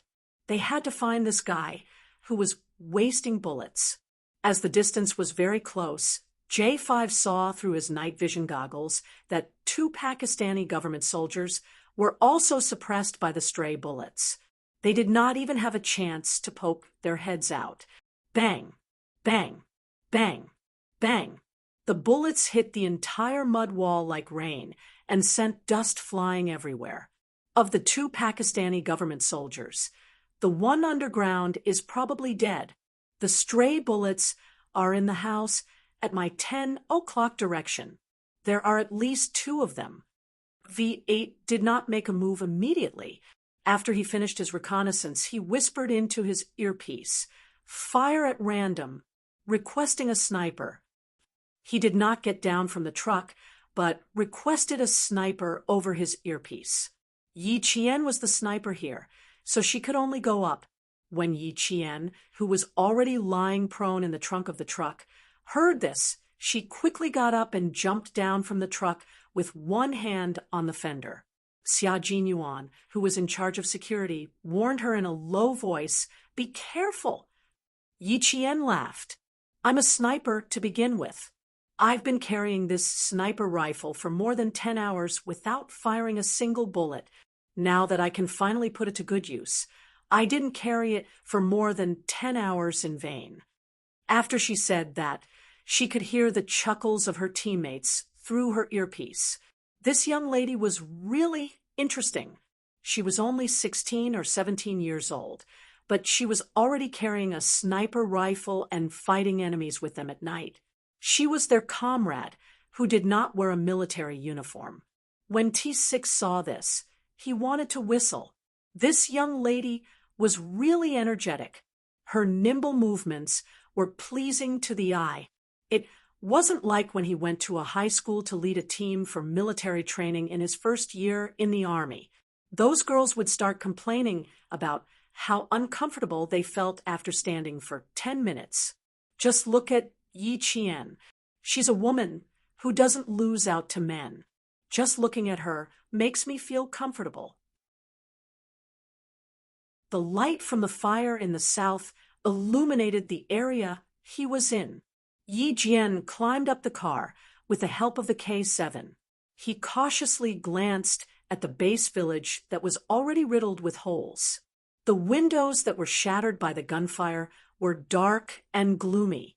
No one knew if there were still Al-Qaeda members hiding in there. 10 o'clock, at least 2 targets. Wide field of vision, suitable for sniping. Yi Qian said very softly as he carefully crawled down. He observed his surroundings and said to V8, 20 centimeters to the left. That's the best sniping position. She set up the sniper rifle that she had not used tonight and aimed it in the 10 o'clock direction. She began to accurately calculate the shooting range, wind speed, and how much the airwaves caused by the bombardment would affect the deviation of the bullet's trajectory. When she felt that there was a 99% chance of success, Yi Qian decisively and confidently pulled the trigger. The bullet came out of the barrel with a bang.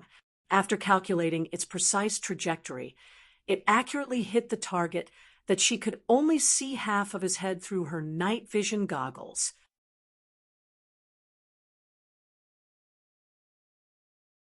Chapter 545. The bullet flew for 2 seconds and hit its target accurately. It was as if the bullet had entered the skull, pierced through the skull, and embedded itself into the wall of the room. The target didn't even know what had happened. He didn't even hear Yi Qian's gunshot before the Grim Reaper reaped his life. There's one more target, we need to change positions. V8, who was acting as an observer, immediately spoke after Yi Qian fired the first shot. He even began to move his body, preparing to quickly change positions. Everyone knew that as long as a sniper fired the first shot, it was equivalent to exposing their position. Even if the enemy didn't know where they were hiding, their bullets would still shoot blindly in the direction of the gunshot. However, Yi Qian didn't. There was another hidden Al-Qaeda member who was probably frightened. The stray bullets paused for at least 5 minutes and seconds. It was during this short 5 seconds that Yi Qian's eyes flashed with a strange light. She moved her sniper rifle slightly to the right. In that instant, the light in her eyes changed. It was also in that instant that she fired a second shot. V8 stared closely at Yi Qian, who didn't even need his reminder to fire a second shot. F***CK. This works too. The Pakistani government troops who were pinned down by stray bullets quickly realized that the Al-Qaeda members had encountered a sniper. They thought it was one of their own snipers. When they heard that the stray bullets had stopped, they cautiously fired a few shots in front of them. Then, they stood up from the corner of the wall and continued to advance. Until now, they still didn't know that the sniper wasn't sent by the government. Yi Qian, who had completed the sniping, did not feel any sense of victory. There was a dark color in her dark eyes, which was so tight that it sank into the depths of her pupils. She lowered her eyes, and even her long eyelashes were trembling slightly.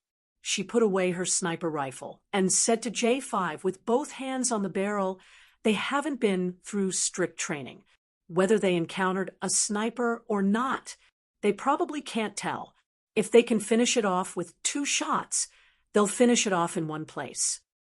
Daring to gamble, V8 praised sincerely and gave Yi Qian a thumbs up. I'm impressed, Yi Qian.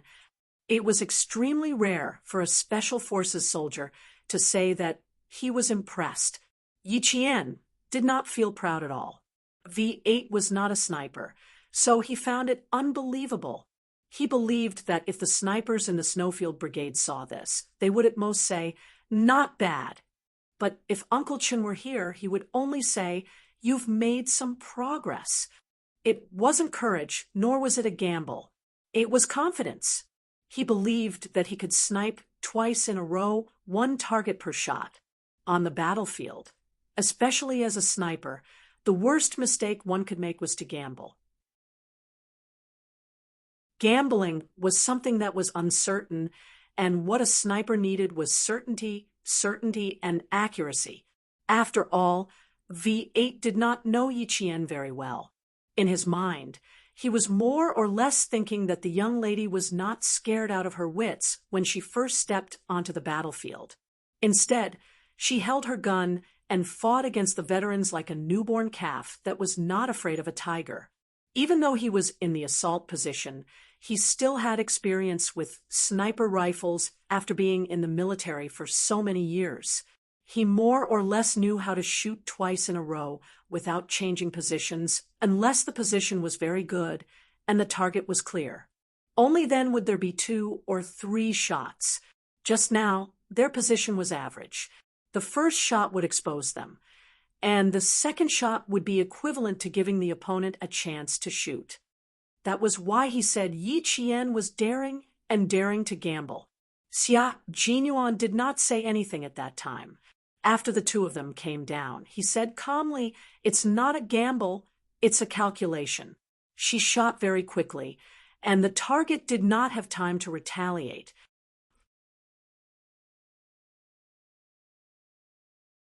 Chapter 546.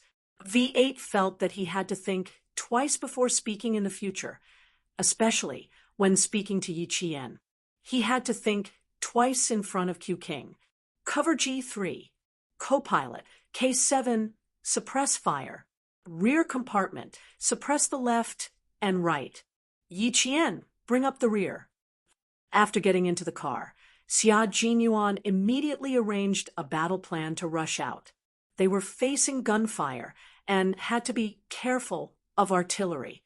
However, there was a lot of firepower in the south, and the heavy weapons of the Al-Qaeda organization were all concentrated in the south.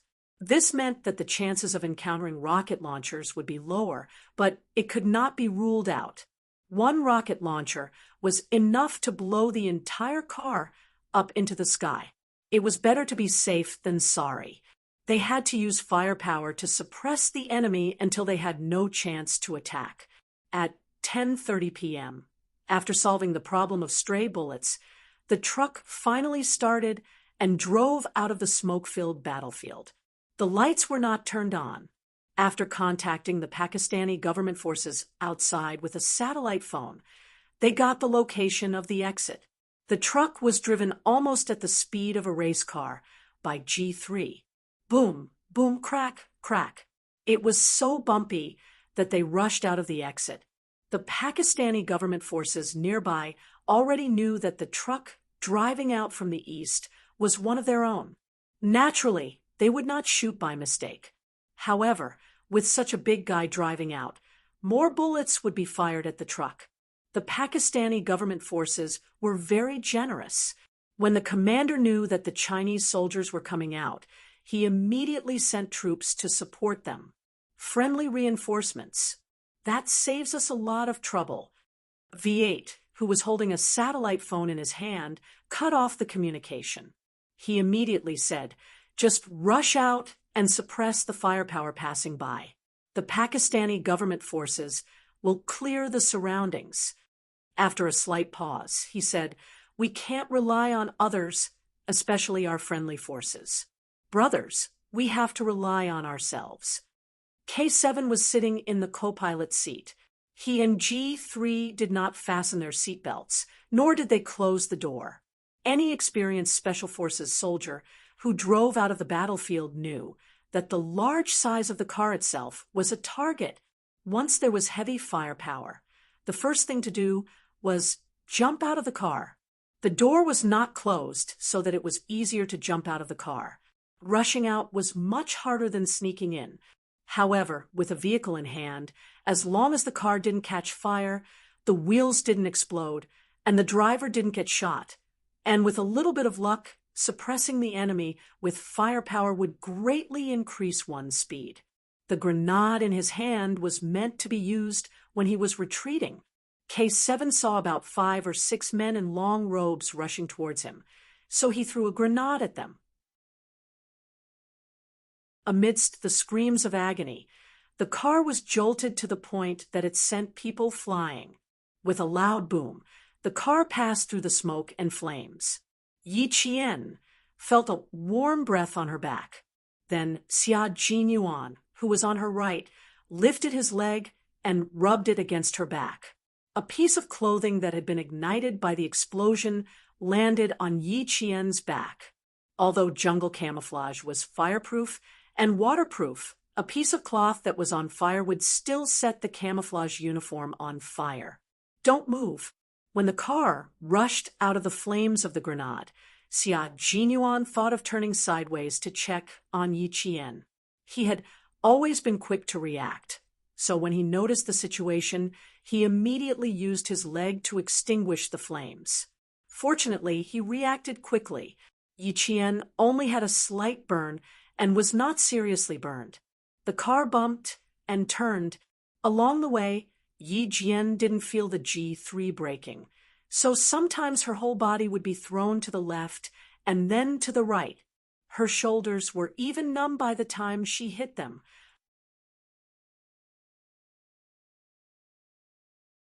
Chapter 547. Because the car was swaying left and right, the Al-Qaeda members who were shooting at the car lost their aim and could only watch as the car drove away. On the other hand, the Pakistani government forces were using all their firepower to suppress the people in the dark, so the G3 was able to drive the car so fast that Yi Jian wondered if the spring would break as it sped out of the village. When the car rushed into the area controlled by the government forces, the bullets finally ran out. Other than Q King, who still needed to rush out, everyone instantly relaxed their limbs. Xia Jinyuan turned over to Yi Qian, who had also relaxed her limbs, and used his helmet to gently touch hers. "Go back and let the doctor check your back and see if there are any other injuries on your body." Because he was choking on the smoke, his originally low voice was deep and hoarse, as if he hadn't drunk water for a few days, so hoarse that it was dry. Yi Qian could only feel the smell of smoke and blood in her mouth. She gently closed her beautiful lips and let out a long sigh. "It's not a big problem. Go back and treat it with alcohol and disinfect it." The car bumped again. J5's voice was lazy as he said, "G3, you can drive more steadily. The government forces are covering the back. Even if there are stray bullets, they will be blocked by the human bulletproof armor." "My stomach, I'm going to throw up last night's meal." As for the 5 people who needed to be secretly escorted back to China, they were not like the members of the Snowfield Brigade. Their heads were not protected by helmets, and they were not wearing high-performance camouflage uniforms. When they rushed through the grenade fire, one of the young men woke up from the pain. Xia Jinyuan secretly held Yi Qian's hand. Because there were 5 other Chinese in the car who needed to be secretly escorted back to China for interrogation, Xia Jinyuan said in English, just in case, "This is a battlefield, and the firepower is not even medium. The only choice is to accept it." From her short answer, he could hear that she was a little emotional. Everything was fine before. So why did she suddenly become emotional? Hearing his words, Yi Qian suddenly took the initiative and held Xia Jinyuan's hands tightly. After a while, she said with difficulty, "Captain Xia, the people I shot just now were 2 children. The 2 of them were probably young children who were about her age." She also spoke in English, which was like her mother tongue. Tonight, she spoke in a foreign language with great difficulty and difficulty. Yi Jian held his hand tightly. Her heart was trembling, and even her voice was trembling. "Before the second shot, I heard a voice. It was a voice that was so young that it was still in the puberty stage." Xia Jinyuan, who had been watching her calmly, Yi Qian, "That's not a child. You're holding a gun to protect our country, but he's holding a gun to kill. Do you know how many innocent people die in the hands of these teenagers every year? A lot. The youngest one was just born. Listen, Yi Qian, as long as the enemy picks up a gun, as long as he fires the first bullet at us, there is no difference between children and adults in your eyes. There is only the enemy. They are the targets we need to get rid of. for the sake of the innocent people who need our protection, for the sake of peace in the future. These people are the cancer that we must get rid of as soldiers.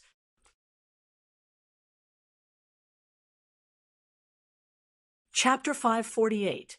You have to be worthy of. The two of them held hands tightly.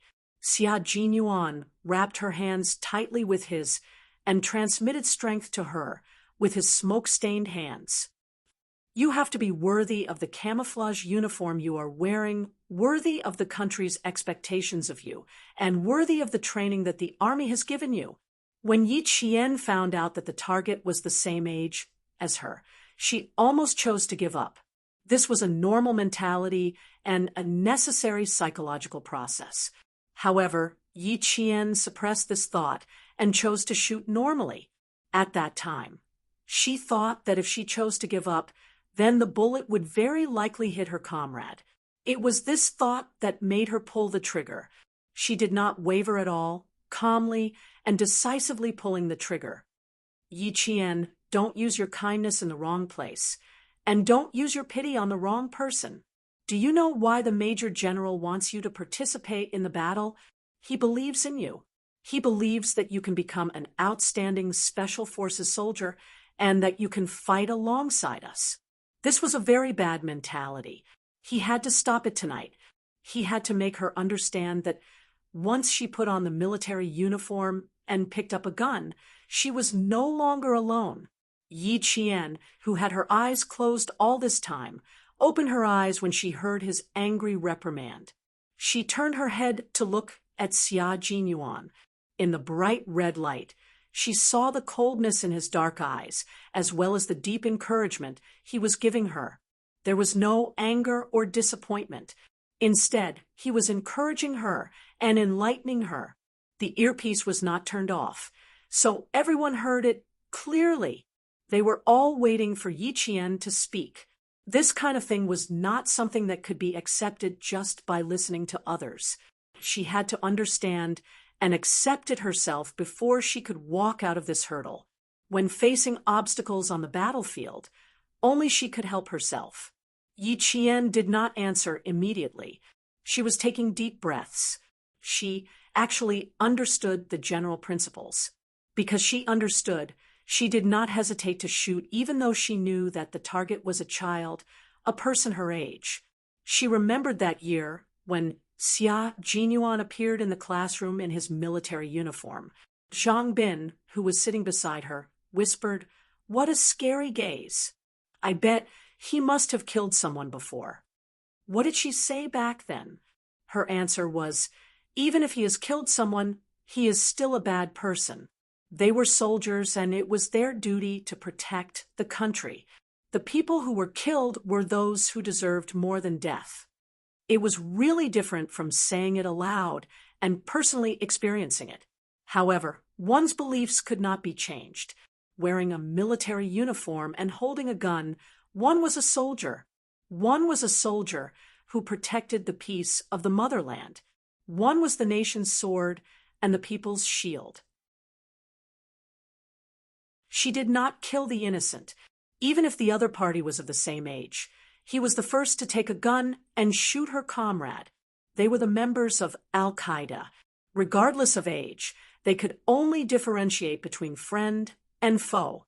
His undulating breathing gradually calmed down, and he exhaled a mouthful of foul air. He looked firmly at Xia Jinyuan, who was still staring at him. "I got it. Thank you, Q King." It was not Captain Xia or Xia Jinyuan, but his comrade with the code name Q King. "You don't have to thank me. I'm just reminding you. In the end, you can only be yourself." There was a faint smile in his deep and dark eyes.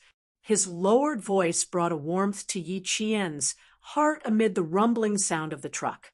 "Rest for a while. You'll be fine after a good night's sleep." The only thing they did not have to worry about in this operation was the ending. They would leave after the battle, and the Pakistani government would take care of the rest.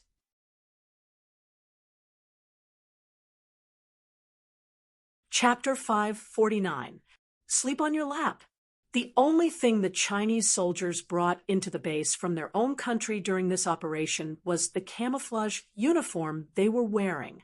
There was no longer any trace that could indicate that the Chinese soldiers were involved in this operation.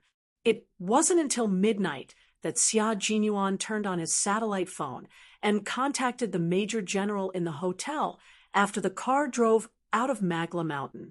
After hanging up, Xia Jinyuan said to the G3 soldiers, "Everyone will take turns driving and resting for an hour before we head to the Pakistan military airport."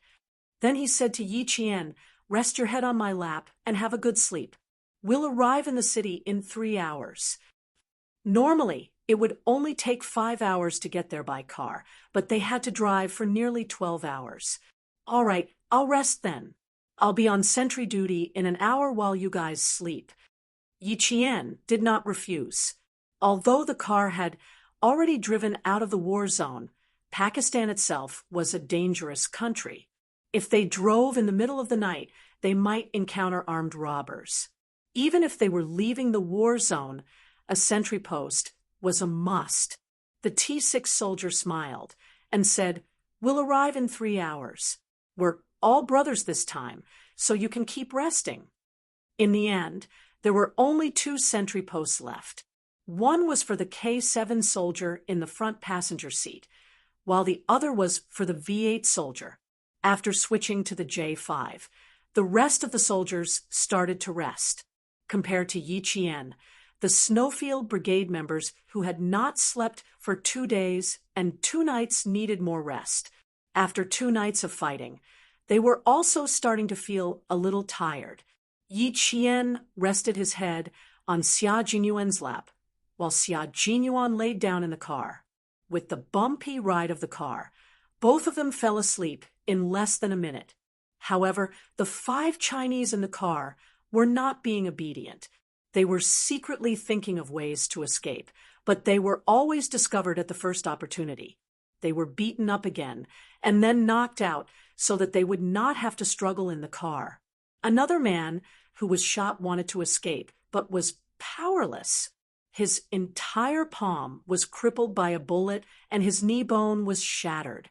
He was the one who wanted to escape the most, but he was also the one who was the least capable of doing so.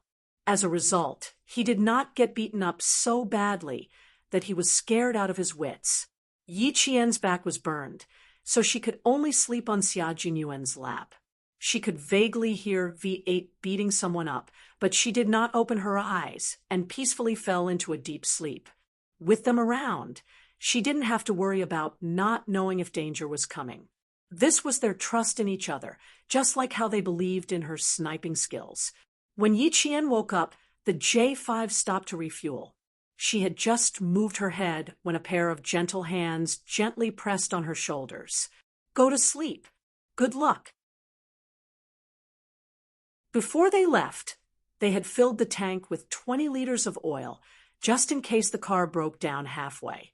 When it was almost an hour's break, Yi Qian said softly, "I'll drive. You sit in the front passenger seat. Change out of the J5 and K7. What do you think? Did you sleep well?"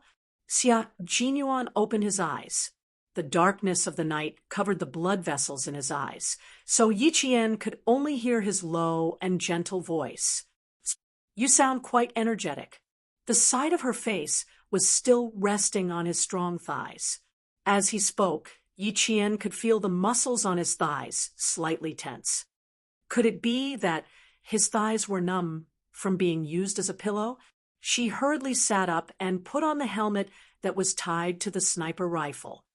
"Are your legs numb? Let me massage them for you." His legs must be numb.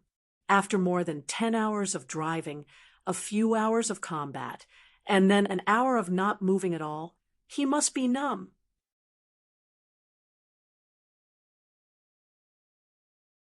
Chapter 550. It was indeed a little numb, but he didn't expect her to massage it. He didn't even have the chance to stop her before she started massaging his thighs with her soft and slender hands. "Bear with it. Your muscles are tense. You have to relax." Yi Qian's hands alternated between rubbing and patting. Xia Jinyuan didn't think anything was wrong at first, but when her hands got closer to his thighs, he suddenly realized something and quickly reached out to grab her wrists. The car happened to drive into a deep pit, and at the same time, the car's front wheels came out of the pit. Xia Jinyuan just happened to grab Yi Qian. As the car was thrown up, his body and hands were naturally thrown up as well. He made a big mistake. Yi Qian's hands were pressed against his crotch, causing him to suck in a breath of cold air. Firstly, it hurt, and secondly, no girl had ever touched his crotch before. This was a big mistake, although she had never had a boyfriend in her 2 lifetimes. But, after all, she had been in medical school. How could she not know what she was pressing down on? Her face uncontrollably turned red. "I'm sorry." Yi Qian knew how much strength she had used to press down on his crotch. The car was shaking so much that she had to put all her strength into her right hand. And then, just like that, she pressed down hard on his crotch. Yi Qian, whose ears were burning red, wanted to pull her hand back. Xia Jinyuan, who was listening to her soft apology, also wanted to move her hand away. However, the J5 driving the car didn't know that this was a difficult road. Even though they tried to avoid the potholes, the car was still bumping up and down. As soon as he raised his hand, the tragedy happened again. Yi Qian, whose face was so red that it was almost dripping blood, fell on top of him. At the same time, she used her shoulder to support her body weight. Her right hand, which she hadn't managed to pull back in time, only had a small amount of strength left. So she awkwardly pressed it down again. Xia Jinyuan was speechless. No matter how well-mannered he was, he couldn't suppress it at this moment, the part of his body that had been awake for an hour. She had never hoped that she would be the soft one at this moment, and not the hard one. Awkward, only awkwardness. "Are you awake yet? This road is not easy to walk on. It's full of potholes." J5's voice broke the awkwardness between the two just in time. "My head is on top of the car, one moment, then on top of the car the next. I feel like I'm a few centimeters shorter." Yi Qian withdrew his hand and hid it behind his back. This hand was the culprit. "Xia Jinyuan, please don't mention this to her later. She would be so embarrassed that she would jump out of the car. You can slow down a bit and pass through slowly." The strange and painful feeling made Xia Jinyuan suppress it for a while before his voice returned to normal. This was the first time it really hurt. It felt like it was going to be crushed. The second time, the feeling was even more subtle. Originally, the pain was so painful that it was showing signs of softening, but the little fox didn't hurt or itch at all. Instead, it pressed down with just the right amount of strength, causing it to regain its vigor. J5 responded, and the car slowed down a lot. It was very dark all around. Yi Qian, who was sitting alone on the side, took a deep breath. Based on the professional knowledge she learned in medical school, Captain Xia's part was probably crushed by her. Crushed parts had to be treated. In medical school, she heard from the professor that some male students didn't go to the hospital for the sake of their pride. In the end, they developed some dysfunction that affected their male function.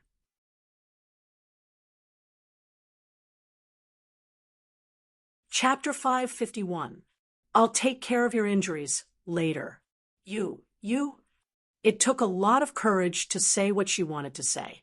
Yi Qian pursed her lips and turned off the headset. She took a deep breath and spoke English faster and more fluently. "You'd better let the doctor take a look at your lower body. I wasn't on guard just now and used a lot of strength. I could tell from the sound of your pain that I hurt you. I'm sorry, I didn't do it on purpose." She spoke quickly and anxiously. After she finished speaking, she turned her head and left her flushed face to Xia Jinyuan, who was actually still in a state of awkwardness. He could tease Yi Jian from time to time, and even kissed her gently on the cheek twice. However, he was really in love with her, but he did not care about etiquette. He always maintained his gentlemanly demeanor and did not have any improper intentions. She wasn't the only one who wasn't prepared. Even he didn't think too deeply about it. This time, it was purely an accident. He wanted to just let it go, but she went on a long tirade and sounded quite anxious. An unnatural expression appeared on his handsome face. After he calmed himself down, he said calmly, "Okay, I know. You don't have to worry about it. It won't be a big problem. Let the doctor take a look. Don't worry." Yi Qian was still worried that he wouldn't take a look, so she added, "You have to take care of your bruises as soon as possible. It can't be delayed." After a long silence, Xia Jinyuan didn't know whether to laugh or cry. He chuckled softly and said, "Little fox, I was trying my best to avoid this awkward topic, but you brought it up again and again. I can't forget it even if I wanted to." Yi Qian, she was dumbfounded. Fortunately, it was still dark at night. Otherwise, Yi Qian felt that even the paint on her face couldn't hide her flushed face. Her behavior made Xia Jinyuan raise his eyebrows slightly, and a faint smile appeared on his handsome face. She was a little fox who was as clear as water and had unfathomable power. Every time he saw her, he liked her even more. He clenched his fists tightly and looked at Yi Jian with his dark eyes. She didn't forget to put on her helmet even in the dark night. Seeing her beautiful side profile, his eyes became darker and gentler. "Grow up quickly, little fox." T6 and the others were in front of the car and didn't notice what was going on here. The two of them had turned off their headphones, so their private awkwardness was covered up by the darkness of the night. Only the two of them knew about this. When the car reached a flat area, Yi Qian took over as the driver and Xia Jinyuan sat in the front passenger seat. How could one really sleep forever in the wild? While J5, K7, and V8 were resting, G3 and T6 didn't sleep anymore. One of them was on sentry duty, while the other was staring at the five guys who were gritting their teeth from the bumpy ride and making unsatisfied grunts. In the end, the T6 combatant bluntly knocked the five of them out. When he could no longer hear any grunts, he whispered to G3, "She's really good at everything. Isn't she just starting to show off? She's almost at the top of everything. Which unit did this young lady train in?" G3 had fought with Yi Jian a few times, so he should know more or less. The taciturn G3 looked around with his beast-like eyes. After glancing at the five people who had been knocked out at least 3 times, he said calmly, "It's a mystery. He didn't mention it, and we didn't ask either. It's indeed a mystery.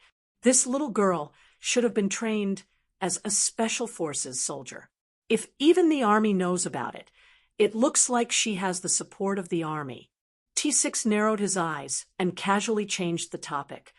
"The first thing we should do when we get back is take a shower. We won't do this again in the future. Let's sleep first before we talk about this."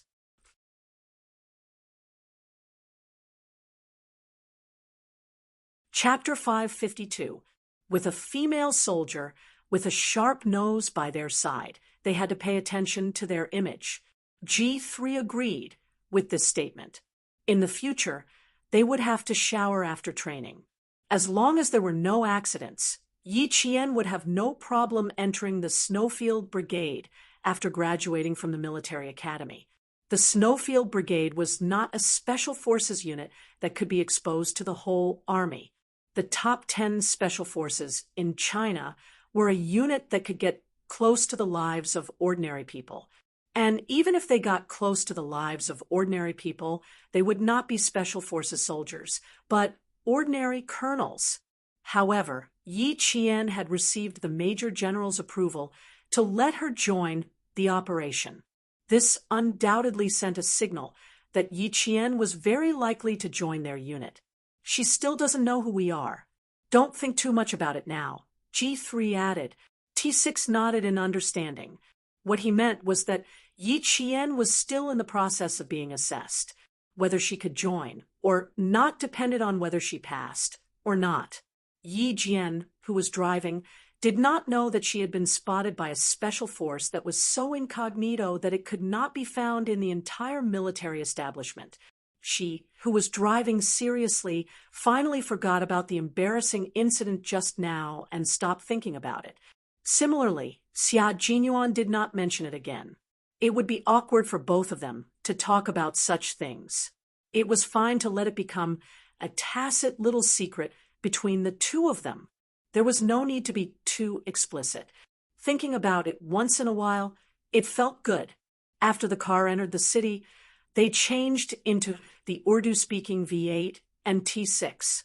The group of people drove directly to the military airport in Pakistan. The fact that one of the 5 people had been shot had already been reported to the higher-ups and the Major General of the Army. When the car drove into the military airport, the first thing that was done was to inject all 5 people with special injections that would allow them to sleep for more than 10 hours.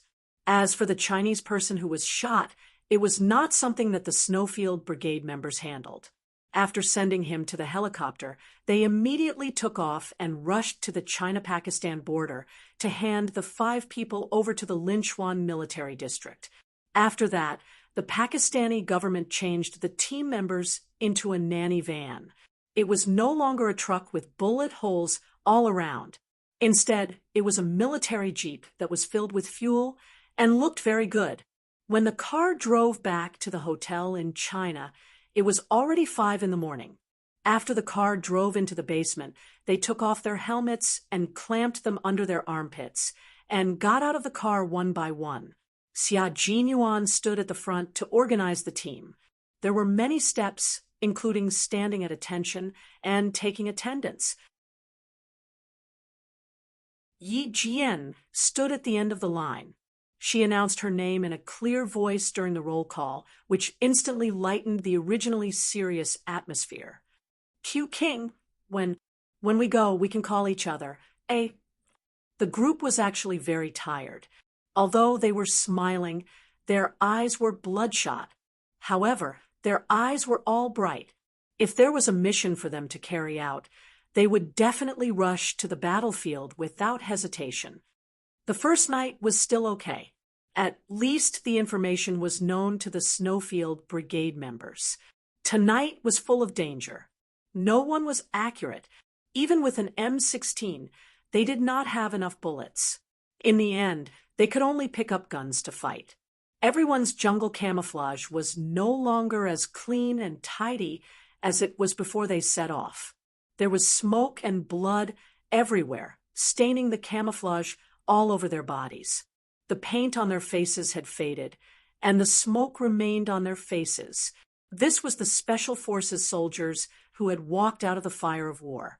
Even if they could die at any time, they still held on to their original beliefs.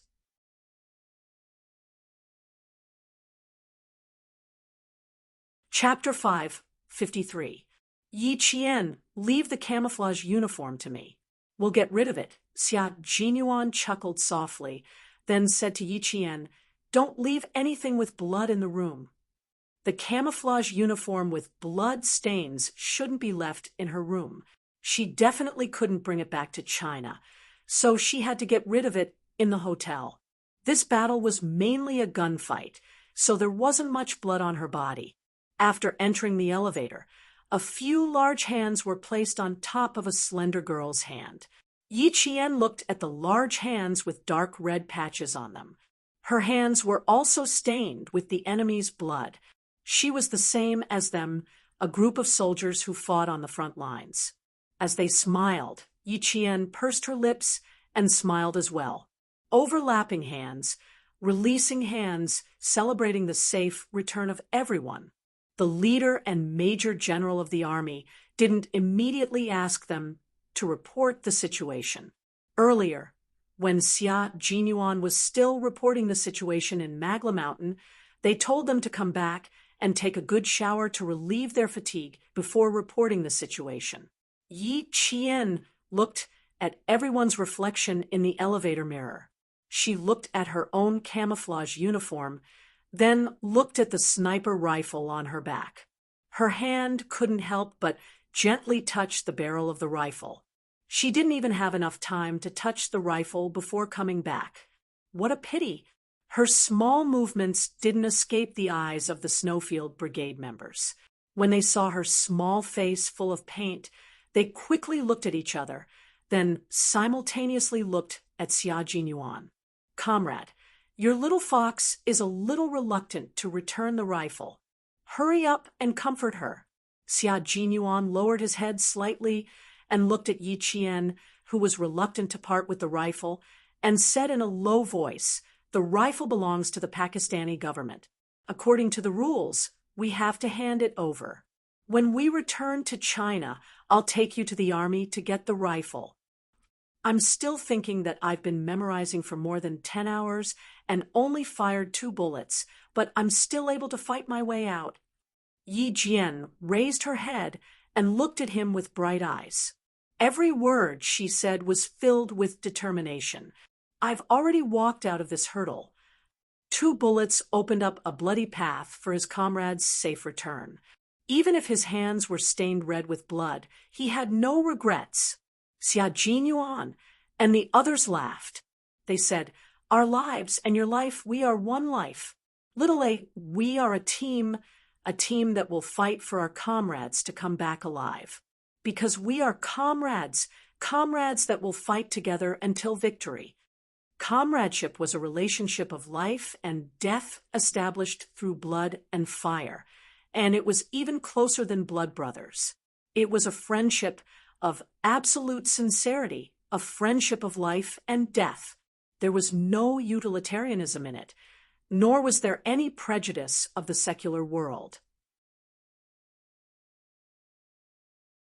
Similarly, on the battlefield, comradeship was the sustenance of life, putting aside life and death, leaving safety to your comrades and danger to yourself, clearing everything with bullets, and returning safely side by side. Just now, when she folded her hands to celebrate her safe return, Yi Jian's heart was lifted in an instant. The helmet and gun were first handed over to Xia Jinyuan. She went back to her room and took a hot bath that soothed all her pores. Then she washed the smoke from the gunpowder off her body until only the fragrance of soap remained. Standing in front of the bathroom mirror, Yi Qian looked at herself in the mirror until even her hair was clean. Then she put on her clothes and walked out. There were small wounds on her face from the thorny vines, and the burn on her back was a little more serious. When she was bathing just now, the water still stung a little. Everything else was fine, except for some minor injuries. Yi Qian, who took 8 minutes to come out, heard a knock on the door. It was Xia Jinyuan, who had finished cleaning up, coming over to take away her bloody camouflage uniform. When she opened the door, Yi Qian was a little dumbfounded. She was wearing a short-sleeved shirt, while he was wearing a military uniform. His handsome face exuded the majesty of a soldier. His posture was tall and straight, like a mountain, while she had to change her clothes.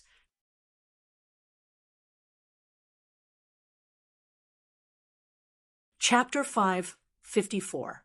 Professional soldiers were different after all.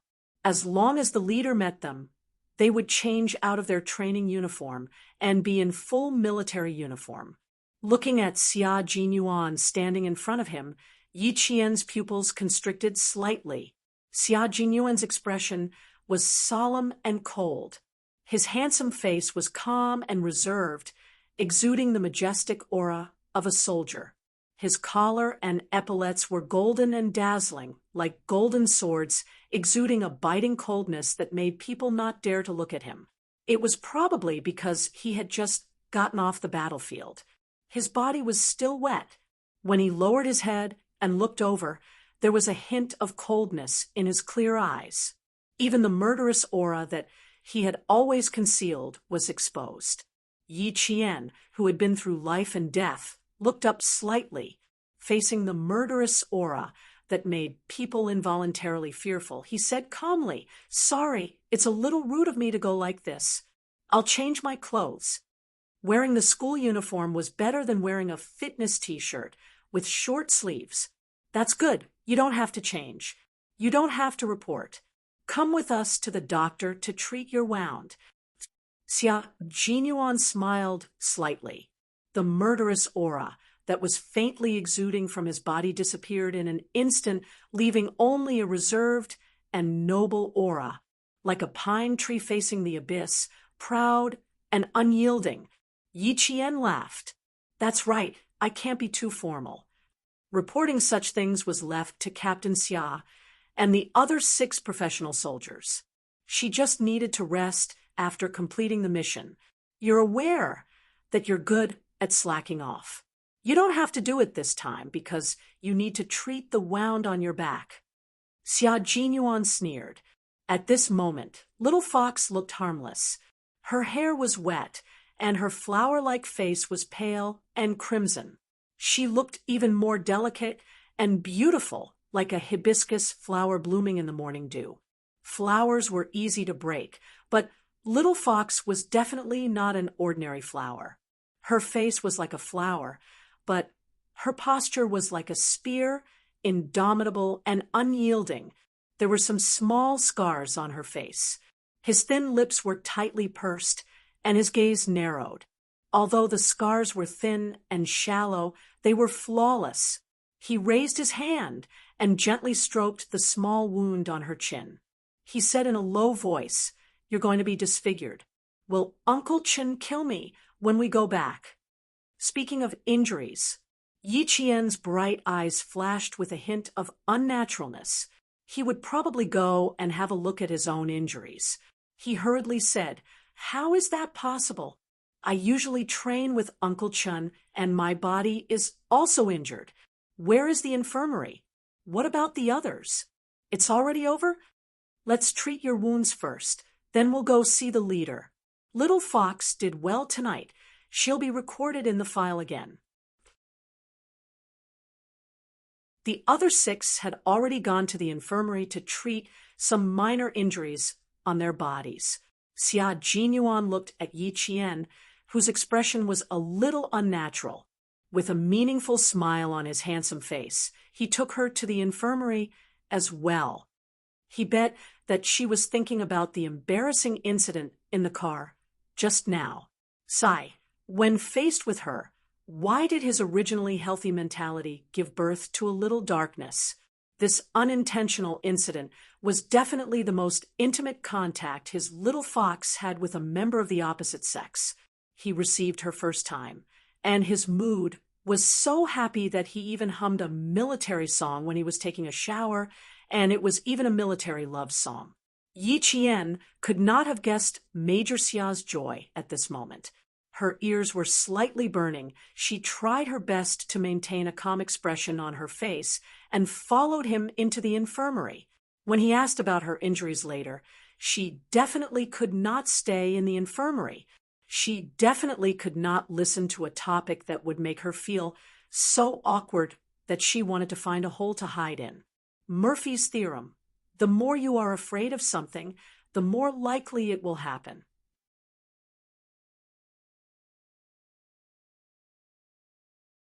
Chapter 5:55. The leader went abroad for a secret visit.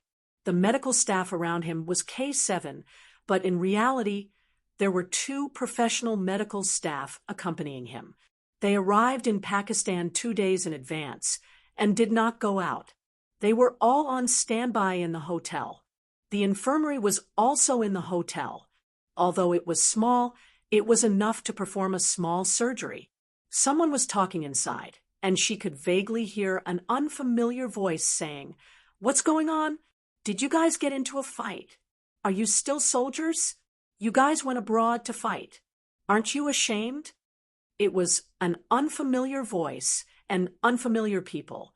In the face of misunderstandings, she could only accept it calmly and not explain herself. I don't feel good about it. Yi Qian stopped in his tracks and looked deeply at Xia Jinyuan, who was calm even in the face of misunderstandings. He said softly, "We don't need everyone to understand. We just need to know that what we do is right, right?" Xia Jinyuan chuckled, seeing that she was no longer walking forward, as if she was deliberately avoiding him. He leaned forward slightly, and his handsome face came closer to her. His sexy thin lips curved up slightly.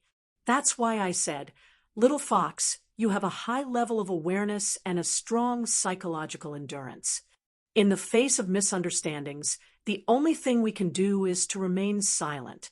Of course, we can't rule out the occasional use of violence." Looking at her bright eyes, Yi Qian's low voice gradually became deeper and gentler. There were too many complications that he could not understand. "Little fox, in the future, you might become someone like us. In front of the people you protect, you can't explain yourself. You can only listen and not say a word. Under this military uniform, there are both glory and bitterness. It depends on which one you choose. Fighting for glory is fighting for the country. If you choose bitterness, in the end, you will give up this military uniform and return to the path that everyone else has taken." He hoped that in the future, she would be able to face all misunderstandings calmly and not care too much about what others thought. She had to maintain her own principles and never waver. In his previous life, when Yi Qian learned to take good care of himself, he understood that he should never care about what others thought of him. He understood that the only person who could give him happiness was himself.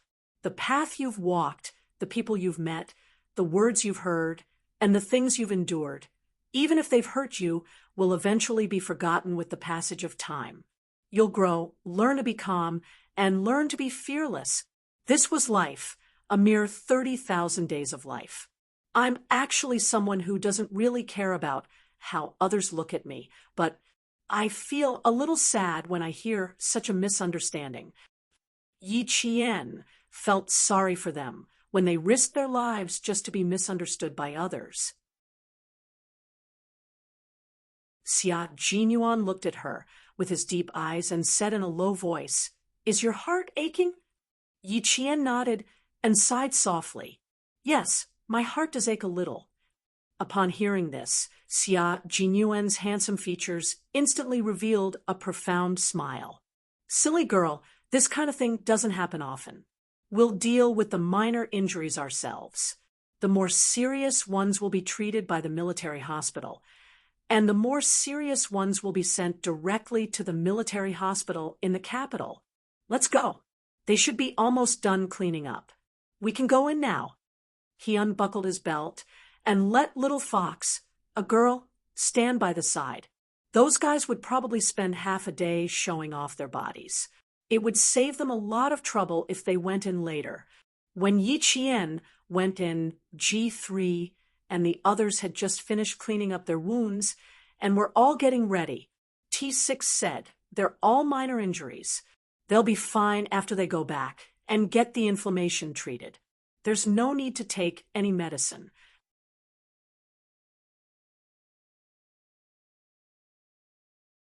Chapter 556. The T6 combatant did not even know when the camouflage wound had appeared on his leg. It was only when he took off his camouflage uniform and took a shower that he realized there was a scratched wound on his calf bone. The doctor held a sterile cotton ball in his hand and cleaned out some fine black particles from the wound on the T6 combatant's calf.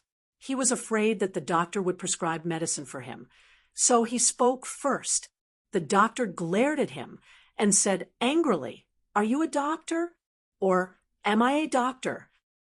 You're a doctor, you're a doctor. I'm just saving you trouble." The T6 combatant was also a talkative person. Seeing this, he kept his mouth shut but did not take the wound to heart. Indeed, these minor injuries did not require any medicine or injections. Who knew how many times they had gotten them in the past month? The doctor was not a soldier. He was just a doctor with strong comprehensive skills. When he heard that, he carefully handled the wound and said unhappily, "I'm a doctor. Now that you're injured, I'll take care of it. This isn't saving us any trouble. If you want to save us trouble, you have to first not get injured."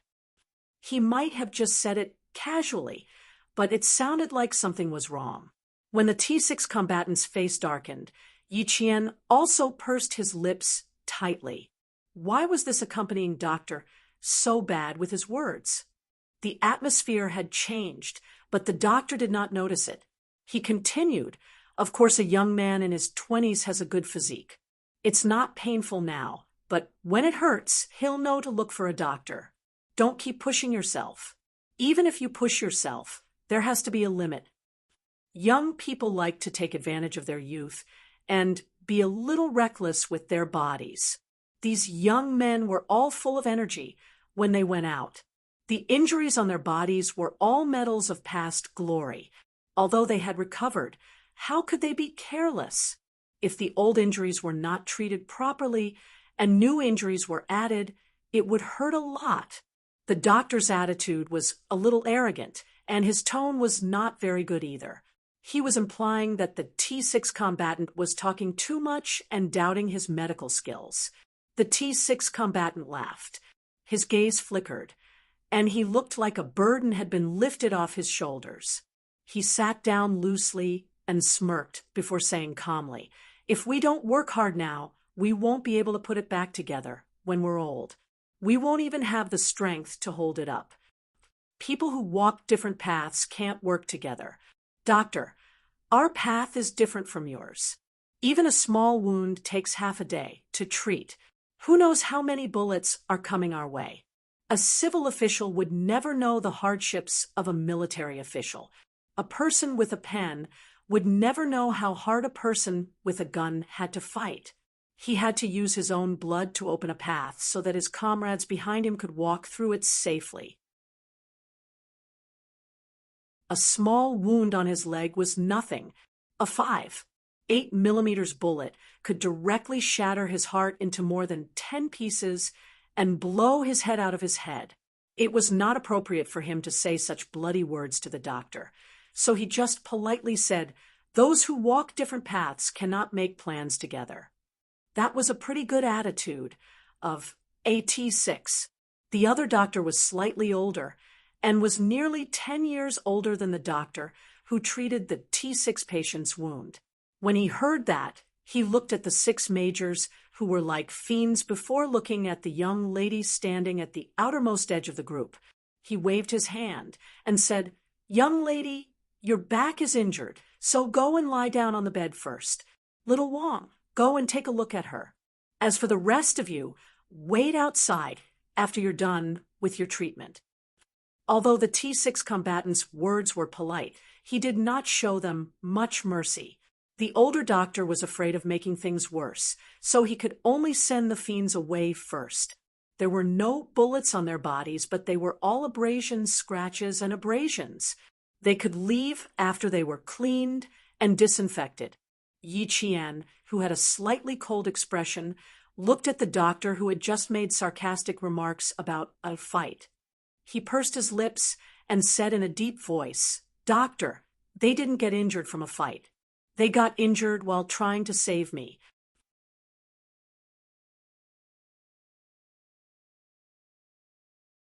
Chapter 5:57. She couldn't accept it. If the misunderstanding happened to her, she would just bear with it. However, she couldn't bear to hear the doctor misunderstand the soldiers who risked their lives to fight at the front line. "If it weren't for them, I might have gone to heaven tonight. Doctor, I'm the one who wants to save you trouble." The younger doctor, who was the Dr. Wang that the older doctor mentioned, raised his head and looked at the soldiers with 2 bars and 1 star. He felt a little scared. He coughed lightly and said unnaturally, "I see. I'm sorry, I misunderstood." At least he apologized. Yi Qian winked playfully at his comrades, who all had cold expressions on their faces. Her bright black eyes rippled slightly, making K7 purse his lips and reveal a faint smile that lasted only for a second. Xia Jinyuan patted J5's shoulder lightly and said in a low voice, "You're the instructor. Take them out. People who walk different paths cannot work together. They're doctors and we're soldiers. One is at the front line and the other is at the rear. Don't expect others to understand us. It's fine as long as we understand it in our hearts. It's okay. We can accept it." J5 smiled and said to Yiqian, "We'll go over first. We'll come over with him later." They didn't need others to understand them, as long as they understood each other and had a comrade who stood up for them to seek justice. Misunderstandings were nothing. It was 5 o'clock in the morning, and the sky was already slightly bright. Yiqian looked at the members of the Snowfield Brigade who walked past her. Only then did she realize that all 6 of them had the same military rank, 2 bars, and 1 star. Even the military ranks in the same unit were the same. As far as she knew, the Special Forces also had different ranks. Why was Captain Xia's unit different? There were only 2 accompanying doctors, Xia Jinyuan and Yiqian, in the room. Dr. Wang checked the wound on Yiqian's waist. "There's a small burn on your back. Just apply some burn ointment and it'll be fine. However, the wound on your arm is a little inflamed and suppurated. It needs to be cleaned again." Xia Jinyuan, who was sitting behind the blue partition, was unbuckling his belt. Hearing this, his heart tightened. Suppuration meant infection. "Fortunately, the pus isn't big. I used a spatula to prick it open and rinsed it with normal saline. You just have to be careful for the next few days." The other party was a young lady. The younger doctor's tone was rather gentle. He removed the pustules and rinsed them. Inside, Xia Jinyuan explained his situation in a low voice. He did not feel embarrassed, but because Yiqian was only a screen away from him, he lowered his voice to prevent her from feeling awkward. "Do you feel any pain?" The doctor understood and lowered his voice when he asked, but he couldn't control his voice so that Yiqian couldn't hear him. "Have you tried?" When Yiqian, who was cleaning the pus on his arm, heard this, he glanced at the cotton balls. He used his hand that could move to grab the cotton balls and stuff them into his ears. When Dr. Wang saw this small action, he couldn't help but laugh. There's no need to avoid it. There's no need to have such a big reaction. These basic human structures are already taught in middle school biology. There's nothing to be embarrassed about. Don't stuff the cotton balls too deep into your ears. You might need tweezers to take them out. Xia Jinyuan, who was inside, heard everything clearly. He even stuffed cotton balls into his ears. His face was probably as red as an apple from embarrassment.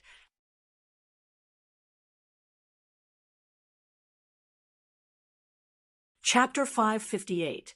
There was a deep smile on his handsome face, and his sexy lips couldn't help but curl up. He sat up on the bed under the doctor's instructions and put on the military pants that he had taken off during the checkup. He tucked his light-colored military shirt back into the pants and fastened his belt, outlining his sexy and lean waist. After tying his bow tie, he picked up the military jacket that was neatly folded beside the bed and put it on. He said politely to the doctor, "Thank you, doctor." "You're welcome. There's no erectile dysfunction, just some congestion in the corpus cavernosum. Pay more attention during training to avoid a second injury. You'll recover in about 3 days. Don't engage in marital activities in the meantime to avoid aggravating the injury." The doctor's voice was not as low as it was when he asked the question just now. Instead, he used the usual voice to remind the patient to be careful. Yi Jian, whose ears were stuffed with cotton, heard it clearly. Yi Qian, whose face was burning, just wanted to leave the infirmary that made it difficult for her to breathe. Doctors didn't have to avoid it, but she wasn't a patient or a doctor. She just wanted to avoid it. Xia Jinyuan's hand paused in the middle of arranging his collar. There was no change in his handsome face. As he said calmly, "Thank you for the reminder. I'll be careful." Marital activities. He hadn't experienced marital activities before, so this problem didn't exist. He walked out of the blue partition, and his light footsteps alerted Yi Qian, who was already bandaging her wound. She looked up in shock at the man, who was putting on his military cap. She looked at the handsome face under the cap, and her gaze stayed on him for at least 3 seconds. No, erectile dysfunction. Could it be that just now? Her brain was burning and bubbling, but she could still remember some of the doctor's words. Try to get up with your hand. Do you feel any pain? It's okay. It's not a big problem. Pay more attention during training to avoid a second injury. Don't engage in marital activities during this period. It was like a spell that spun and popped up in her head, making her feel uneasy. She wanted to find a hole to hide in and calm down before coming out. Xia Jinyuan saw her staring at him in a daze. Her eyes were not exactly confused, but at least he could tell that she had something on her mind. It was just that her eyes were a little unfocused. Will her injury leave a scar? He also sat on the bed, his slender body leaning over slightly. As he asked, his eyes were fixed on Yi Jian's bandaged arm. He asked in a deep voice, "After all, you're a girl. The wound will be exposed as long as you wear a short-sleeved shirt. What if it leaves a scar? Is there any medicine that can fade it?" Dr. Wang took off his white cap and gloves, applied some alcohol, and turned on the tap to wash his hands. As he washed, he answered, "There will be a scar at the pustules, but for an injury like hers, it's easy to leave a scar. After she recovers, she can apply some ointment to lighten the scar." Xia Jinyuan memorized each of his words in his heart. After saying, "Thank you," he looked at Yi Qian and realized that her hibiscus face had become even redder than before. Her skin was originally as delicate as white glaze, but now it was redder than a flower. "Little girls are thin-skinned. Your face is so red that it's dripping blood," Dr. Wang joked. He took out a small bottle of anti-inflammatory medicine and handed it to Xia Jinyuan. "After you shower, apply it until the scab comes off."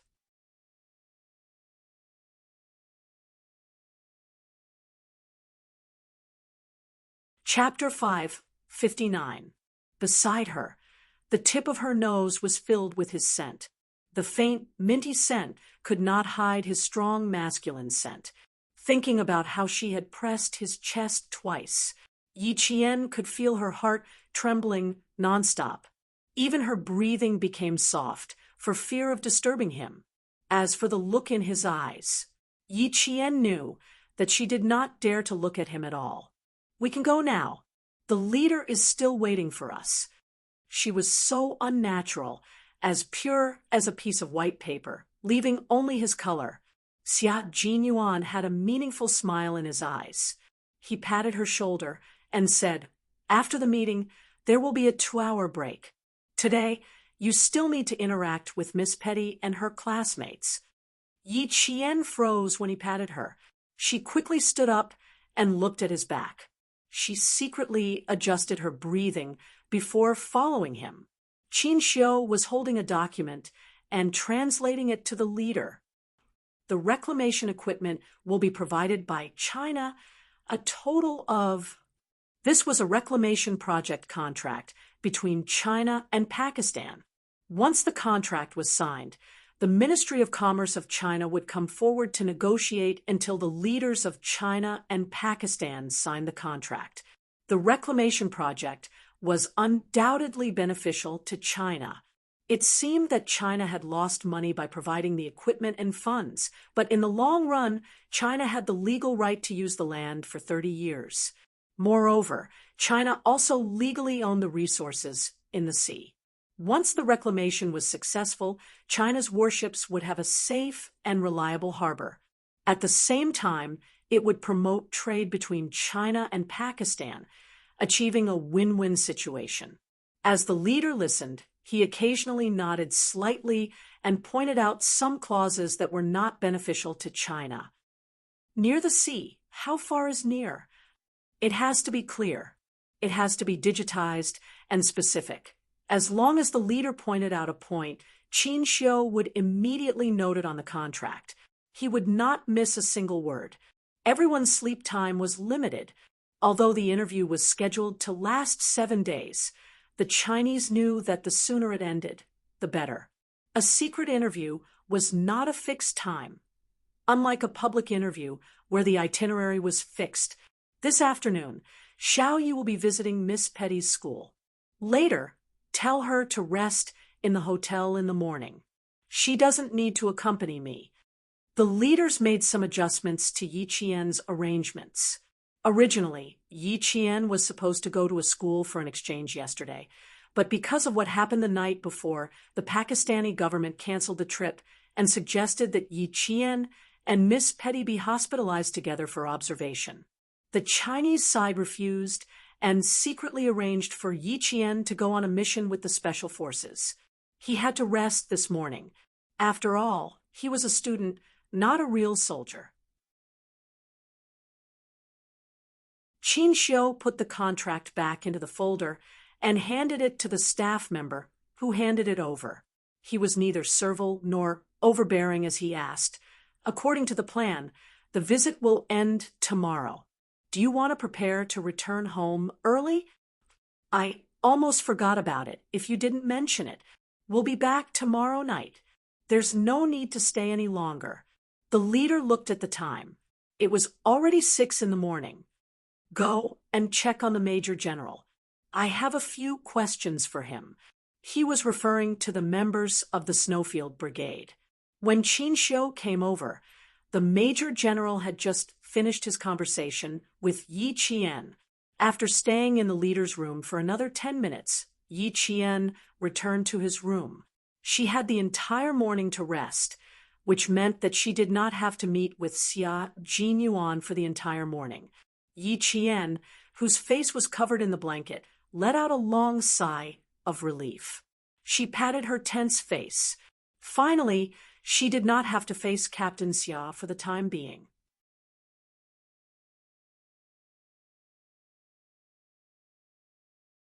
Chapter 560.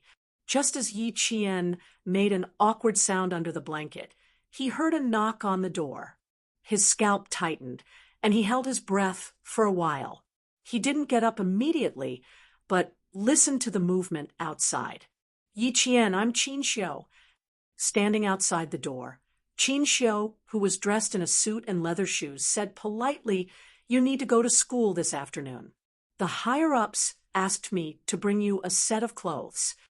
So it was Qin Xiu. Yi Qian couldn't help but laugh at his own nervous behavior. He patted his face and calmed himself down before opening the door. Qin Xiu's gaze fell on her arm. The white bandage was quite eye-catching. Then he looked at her face. Because of her fair skin, the faint, dark circles under her eyes were particularly obvious. She was indeed tired.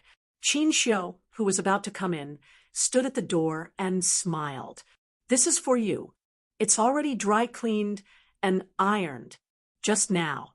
The higher-ups called the Foreign Affairs Department and criticized the relevant staff for their lack of consideration. Everyone has at least 2 sets of formal wear, but they only prepared 1 set for you. This is a work mistake. Yi Qian didn't expect that the higher-ups would worry about his school uniform. He explained with a straight face, "1 set is enough. I don't need to wear the school uniform every day. There's no need to change it every day. 1 set is more than enough. You don't have to explain anything. This is indeed a work mistake. Under normal circumstances, 1 set of clothes is fine. But now that we're on an overseas visit, there are too many uncertainties. Preparing an extra set is a responsibility to your work." Qin Xiu had a good grasp of his tone and rhythm when he spoke. When he smiled, his voice was gentle, like the wind blowing through willows. When he talked about work, his tone dropped a little. Although he was still smiling, there was an invisible pressure that made people feel cold. He was a qualified foreign affairs staff member and also an impeccably qualified translator. As the official translator of several national leaders, his redeeming qualities were incomparable to ordinary translators. He wouldn't explain too much about work to Yi Qian. Everyone had their own duties, and everything had its own correct process. In order to achieve one's position, one had to take care of every aspect of one's work. Not preparing an extra set of clothes sounded like a small matter, but there were no small matters in foreign affairs. A mistake was a mistake. He wouldn't explain too much to Yi Qian. He only reminded her that since the higher-ups were involved, it wasn't something she could interfere with. She had to understand that she didn't have the right to explain the staff members' mistakes. Yi Qian immediately, "Okay, I understand." And she weighed the paper bag in her hand and smiled. "Thank you for bringing my school uniform." "You're welcome." "Also, I just asked the hotel to prepare breakfast for you. The guards will send it over in 5 minutes. Qin Xiu saw that she understood what he meant and laughed in his heart. This girl was indeed a rare talent. His uncle was full of praise for her, and so were the higher-ups and the major general. It was obvious that she would become a great person in the future. Raising his hand, the sleeves of his black suit moved up slightly with his movement, revealing a white shirt cuff that was as white as new. Even the buttons were exceptionally exquisite. An expensive watch with a silver metallic luster was also revealed.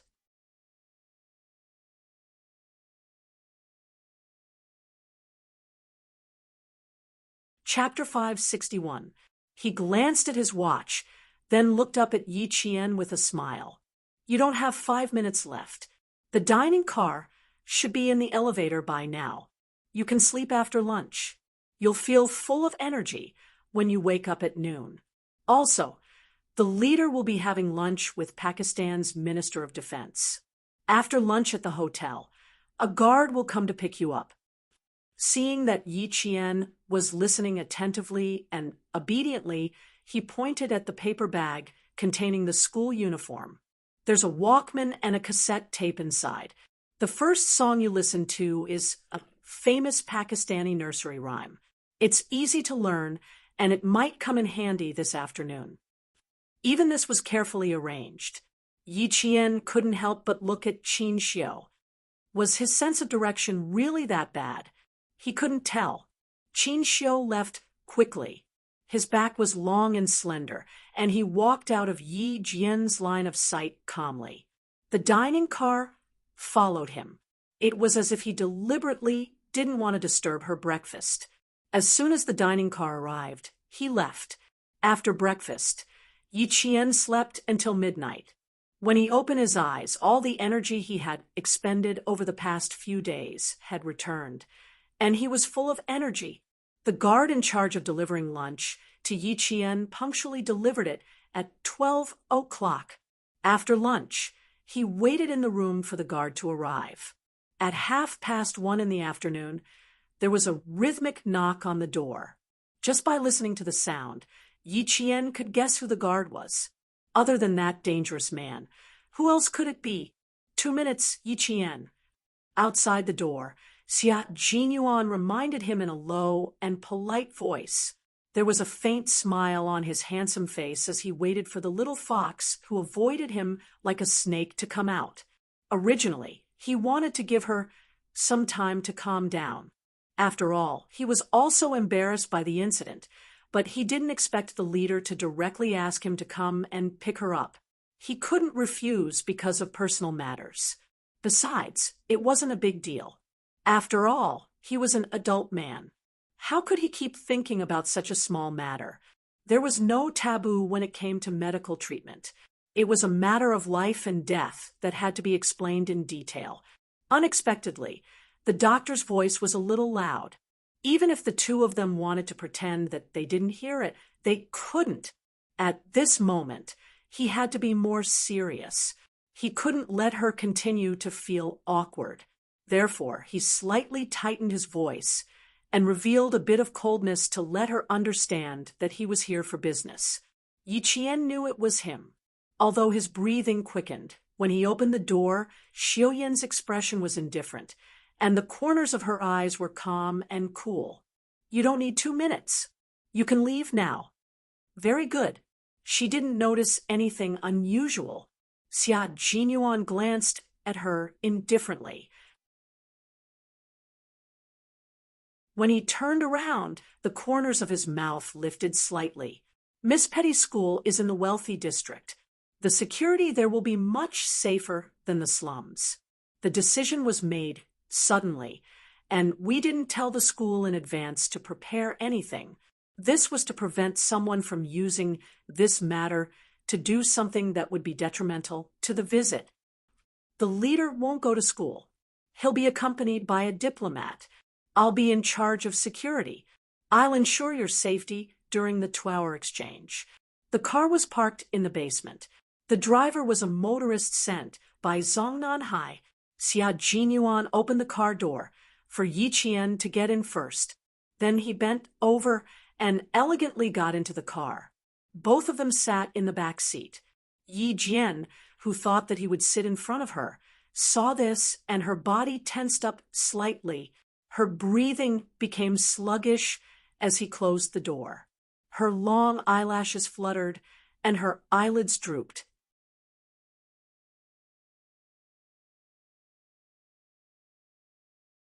Chapter 562. Even the glass was bulletproof. After the car started, Xia Jinyuan reminded the driver to drive faster. He turned to Yi Jian, who was listening carefully, and said, "After this afternoon's cultural exchange, we will go back home at 6 o'clock. You're going back today? Isn't that 3 days earlier than expected?" Yi Qian pursed his lips and whispered, "Did something happen that requires you to go back early?" Pakistan was indeed a dangerous place. Al-Qaeda and terrorists would appear at any time. It was good to go back early. Xia Jinyuan noticed that her tense body gradually relaxed as they talked. A faint smile appeared in his eyes. "Everything went well. That's why I was able to return home in advance. You can go back to the province tomorrow. What about the military training? Do you still need to go? It's okay if you don't go. You can rest in school for 2 days." The little fox had a strong ability to control her emotions. Although he liked to see her shy face, he hoped that she would be able to control her emotions well. "Go back and participate in the military training. It's boring to stay in school alone." Yi Qian didn't think much and decided to go back and participate in the military training. After all, she had already gone back. There was no reason for her not to go back. She felt guilty for hiding the truth from her homeroom teacher, Miss Tong, who was very concerned about her. Xia Jinyuan nodded. That was fine, too. She didn't have as much freedom in the province as she did in the town. There were many people in school, and she couldn't stay in the dormitory all day. Participating in the military training would be more relaxing and free. There was a trace of guilt on her face just now. This trace of guilt was probably because of her homeroom teacher. Uncle Chun lived in the military area. Other than not being able to leave the military area, he could walk around freely in the military area. Therefore, her guilt was towards her homeroom teacher and classmates who cared about her. Little Fox had always been very soft-hearted towards people who were good to her. Yi Qian arrived at Miss Petty's school at 2:20 p.m. Although he didn't notify the school, they were notified before 10 a.m. The school immediately started to monitor the school. The car drove directly to the school. Miss Petty, who was holding a bouquet of flowers, saw Yi Qian get out of the car. She went up to Yi Qian and gave him a gentle hug. "Thank you, Jane. Thank you for protecting her the night before. Thank you for saving the children in the orphanage. Thank you for preventing the situation from worsening and for saving her father from being criticized by the public. We are friends. Friends don't need to thank each other. Yi Qian gently patted her on the back. Miss Petty were both lucky to be able to return safely and live under the sun. The diplomatic staff accompanying them was Qin Xiu. Every word that Yi Qian said was translated by him to the Pakistani teachers and students. They first toured the campus, then returned to the classroom to greet Miss Petty's students. When they talked about the cultures of the two countries, Yi Qian knew about the Pakistani culture in advance, so every word he said would receive enthusiastic applause from the Pakistani teachers and students. The atmosphere of the exchange was warm and harmonious. Yi Qian calmly answered the students' questions. One of the students asked Yi Qian if he was worried that the Chinese culture would be affected by foreign culture and disappear. For example, when she went to China last year, it happened to be Christmas. She sharply pointed out that the Spring Festival was a traditional Chinese festival, and Christmas was just a foreign festival. However, she saw that everyone was happy for the arrival of Christmas, and the Spring Festival was cold and cheerless.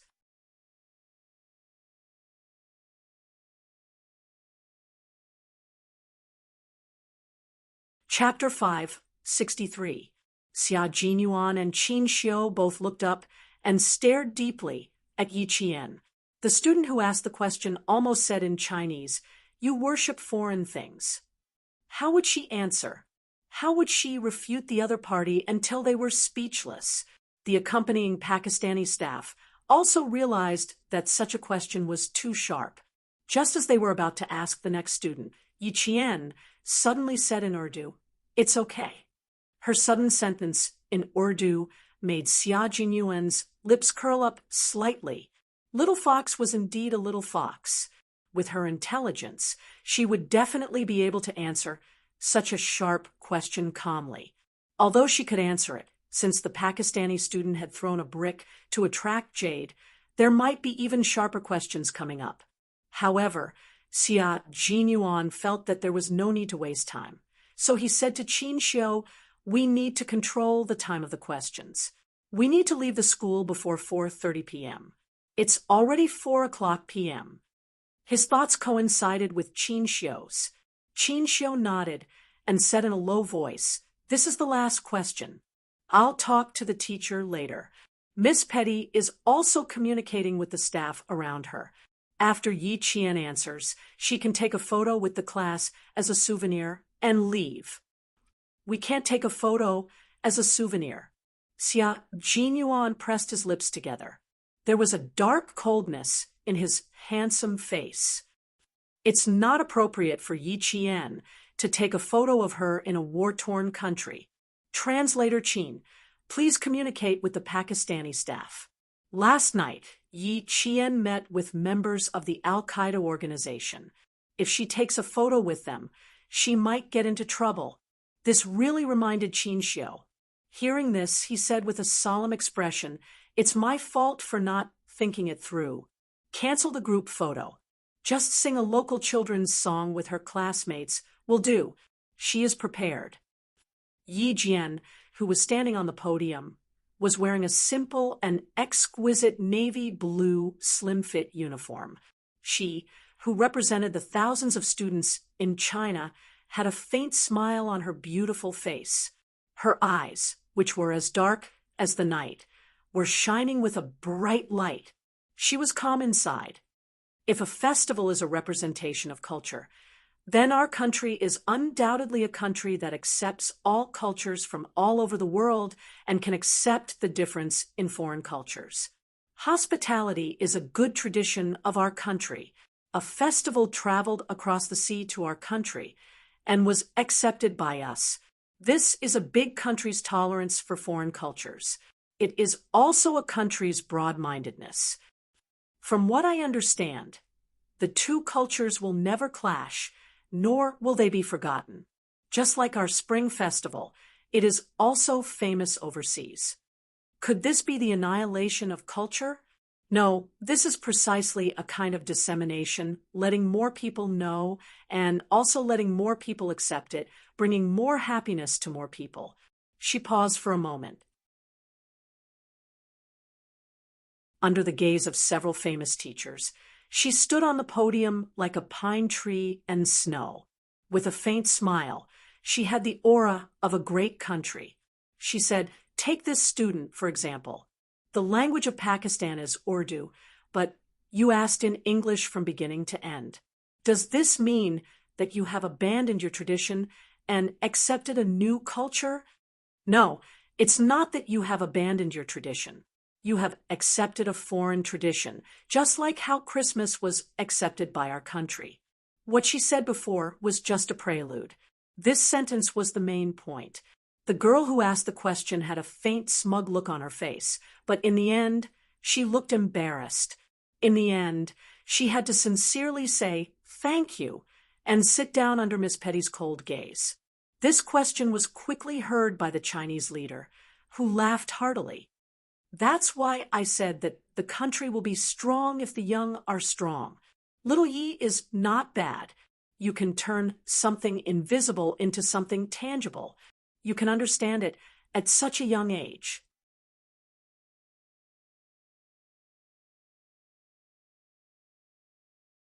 Chapter 564.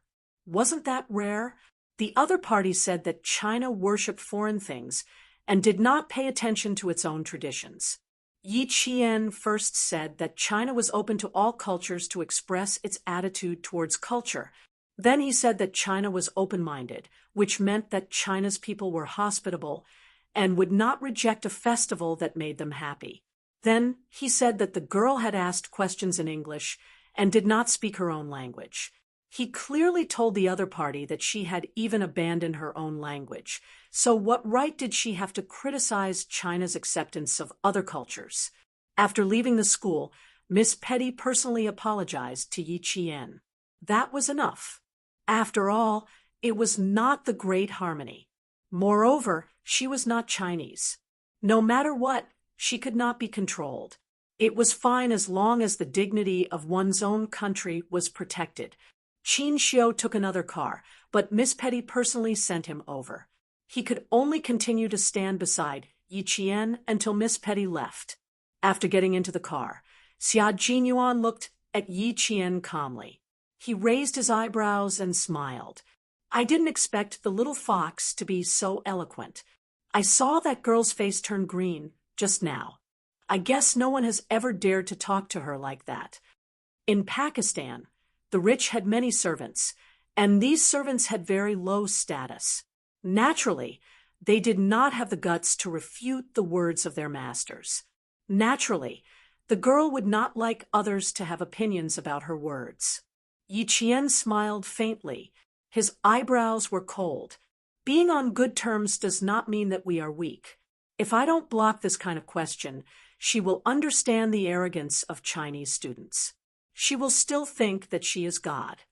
Therefore, after the big leader returned to China, he mentioned several times that the student he brought along this time was a good student who made people feel at ease and was not afraid of being bullied. At 6:00 in the evening, the Chinese leader, who had finished the secret visit, boarded the flight back to China. The Pakistani president personally sent him off, and his wife personally gave Yi Jian a set of gorgeous Pakistani girls' gauze dress with sparkling gems on it. She also welcomed Yi Jian to visit Pakistan again. Yi Qian naturally agreed politely. The 4-day visit ended with a gentle hug from the president's wife. When the plane soared into the sky, they saw the fiery red sun still hanging in the west. The color was bright and full of hope. Just like the leaders of this country, no matter how chaotic their country was, they still had a patriotic heart and worked hard for their country. During the 6-hour trip, the big leader and Yi Qian talked for at least an hour. He told the major general that the local troops must train Yi Qian well. He was a good seedling and must not be missed. He looked forward to seeing Yi Qian in a military uniform during the military parade one day. They arrived in Beijing at 12 o'clock midnight. The earliest flight to the provincial capital was at 5:20 the next morning.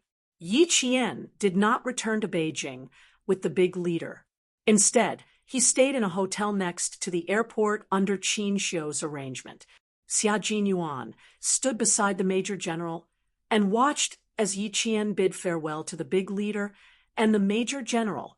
When he brushed past her, his slender hand gently touched Yi Qian's hand. Under everyone's gaze, a piece of paper slipped into Yi Qian's hand. "Call me tomorrow morning. I will wait for you," he said as he walked past. Yi Qian looked at his slender back and pursed his lips slightly. After returning to China, she did not want to have too much contact with him. Was it wrong for her to have such thoughts? But she really did not want to contact him. It was still the same as before. Dangerous men should be kept away.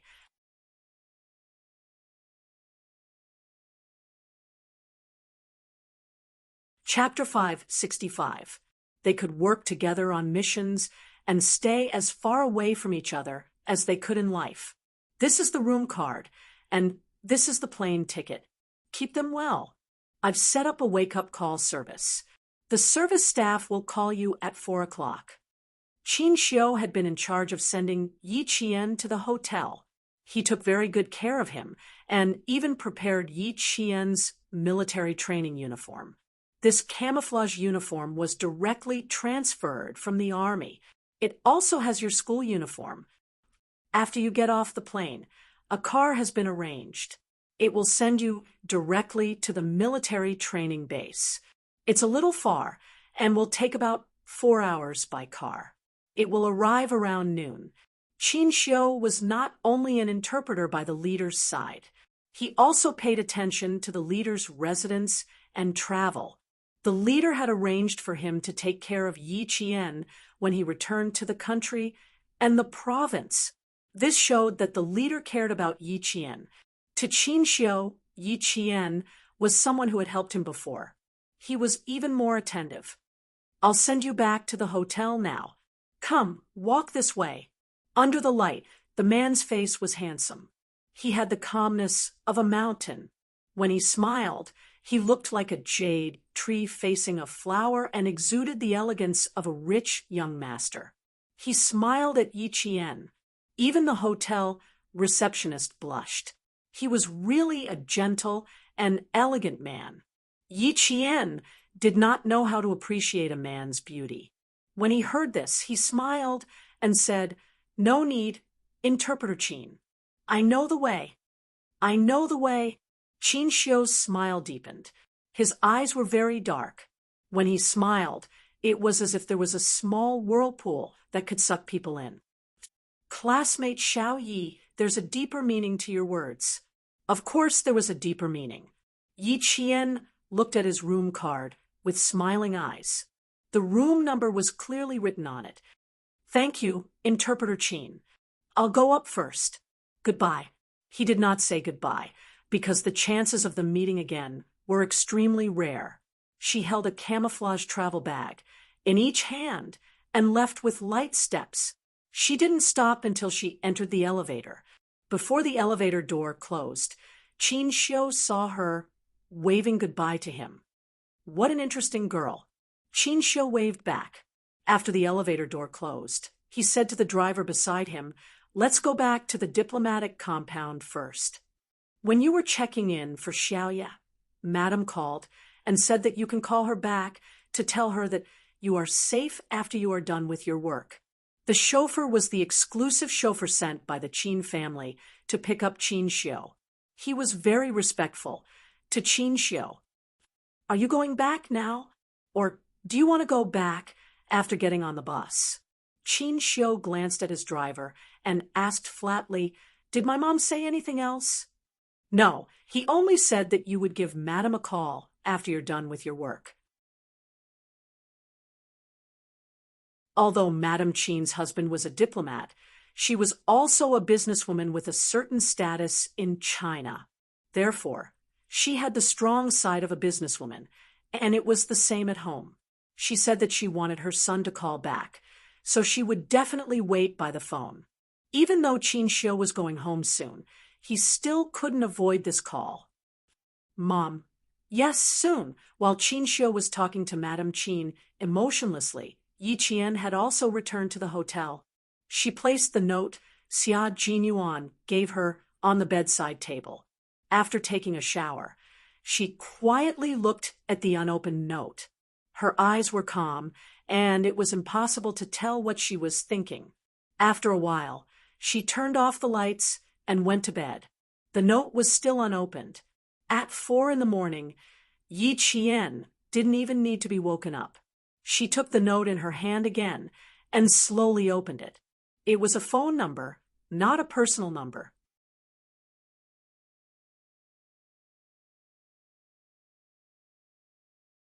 Chapter 566. Xia Jinyuan had already turned in his cell phone before he left for the mission, so he had to wait until tomorrow to get his cell phone back. That was why he left his home phone number.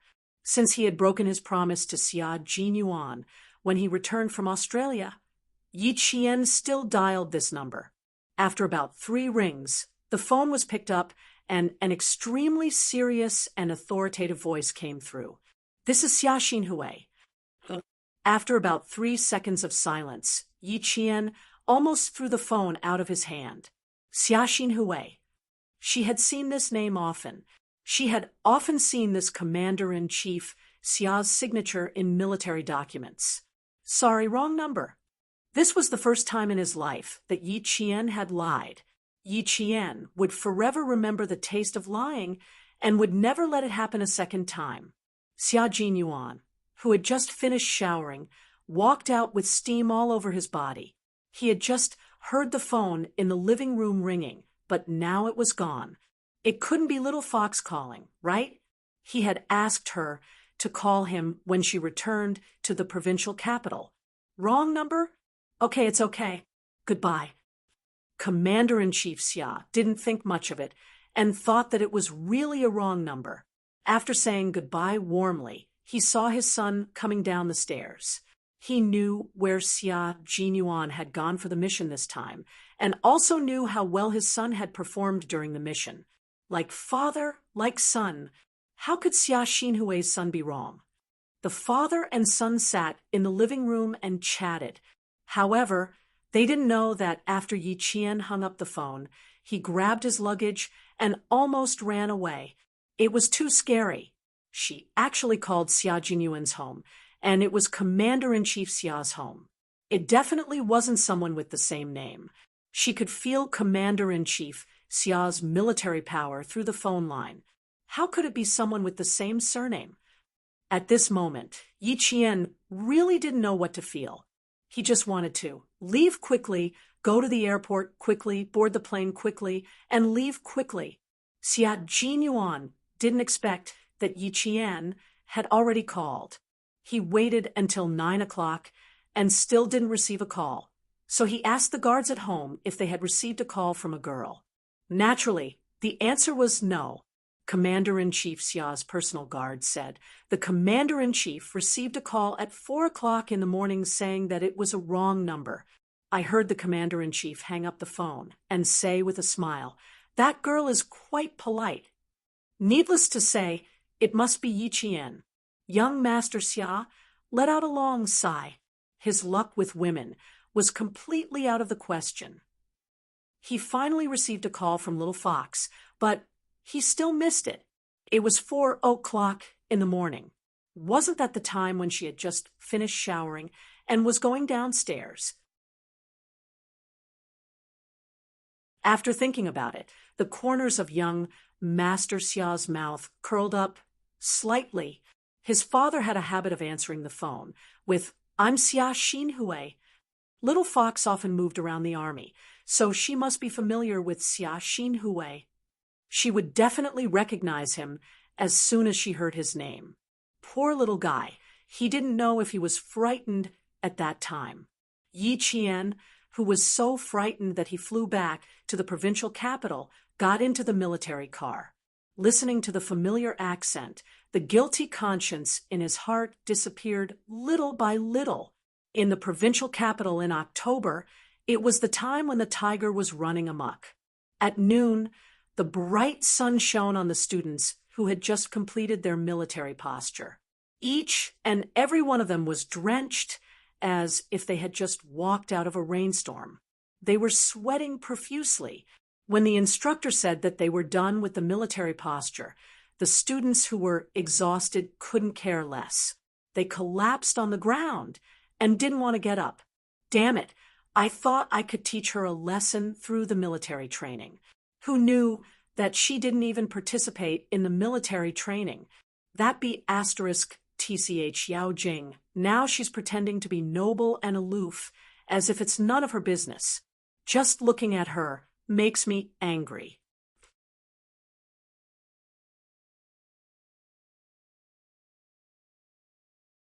Chapter 5, 67. The untouchable Yi Qian boy who was wearing a military camouflage uniform said fiercely. He touched the shoulder of the boy beside him and said, "Do you have any other ideas, kid? Weren't you in the same class as her? Don't you know her flaws?" "Brother Luo, I really don't know. Yi Qian used to be invisible in class. If you spoke a little louder, you would have scared her. Yi Ying used to take good care of her. She would help whoever bullied her. Later on, for some reason, the two sisters became estranged. In my opinion, it's Yi Qian's fault. It has nothing to do with Yi Ying." As the boy spoke, he heard the instructor whistle. He patted his butt and climbed up from the shade. He smiled and said, "Brother Luo, let's have lunch later at the same old place. Our class is gathering. We'll leave first." Luo Ran, who didn't even have the strength to get up, waved his hand. He frowned and said unhappily, Okay. See you later." "Damn it, I don't believe I can't take care of a little girl." "Brother Luo, you have to be careful. Yi Qian is a little strange," the boy who left said in a low voice. He then ran back to his class to gather before the instructor's whistle was dropped. The military training sites of all the middle schools in the province were concentrated in the province's Chemical Defense Regiment. There were a total of 4 schools during the 7-day National Day holiday.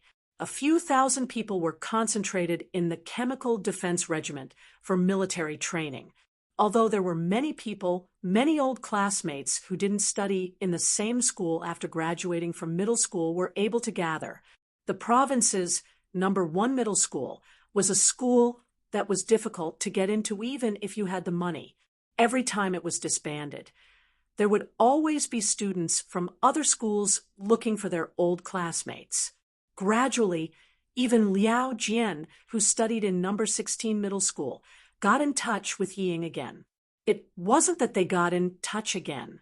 At least he knew that Yi Ying studied in the province's number 1 middle school. A few days ago, her father went to the countryside and mentioned to his father that they were both in the same Chemical Defense Regiment. He even laughed and said that they were from the same town and were classmates.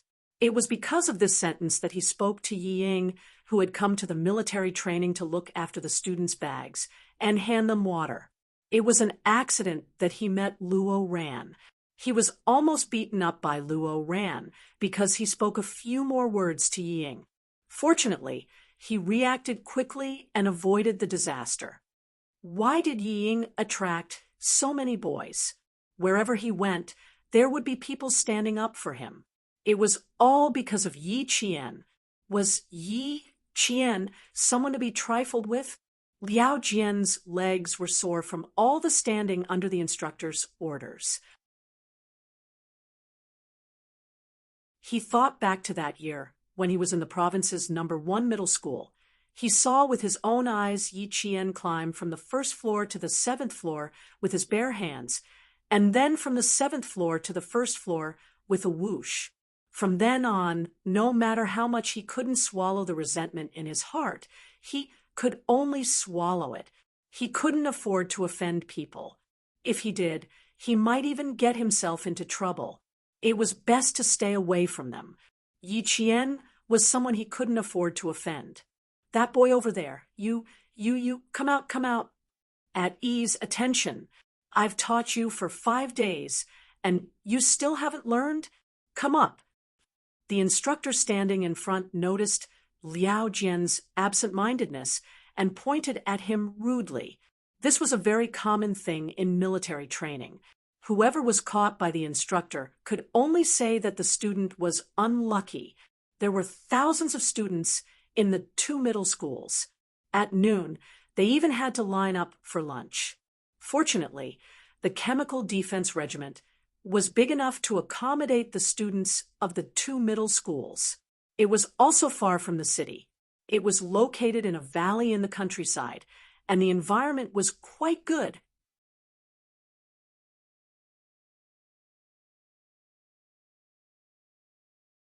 Chapter 568.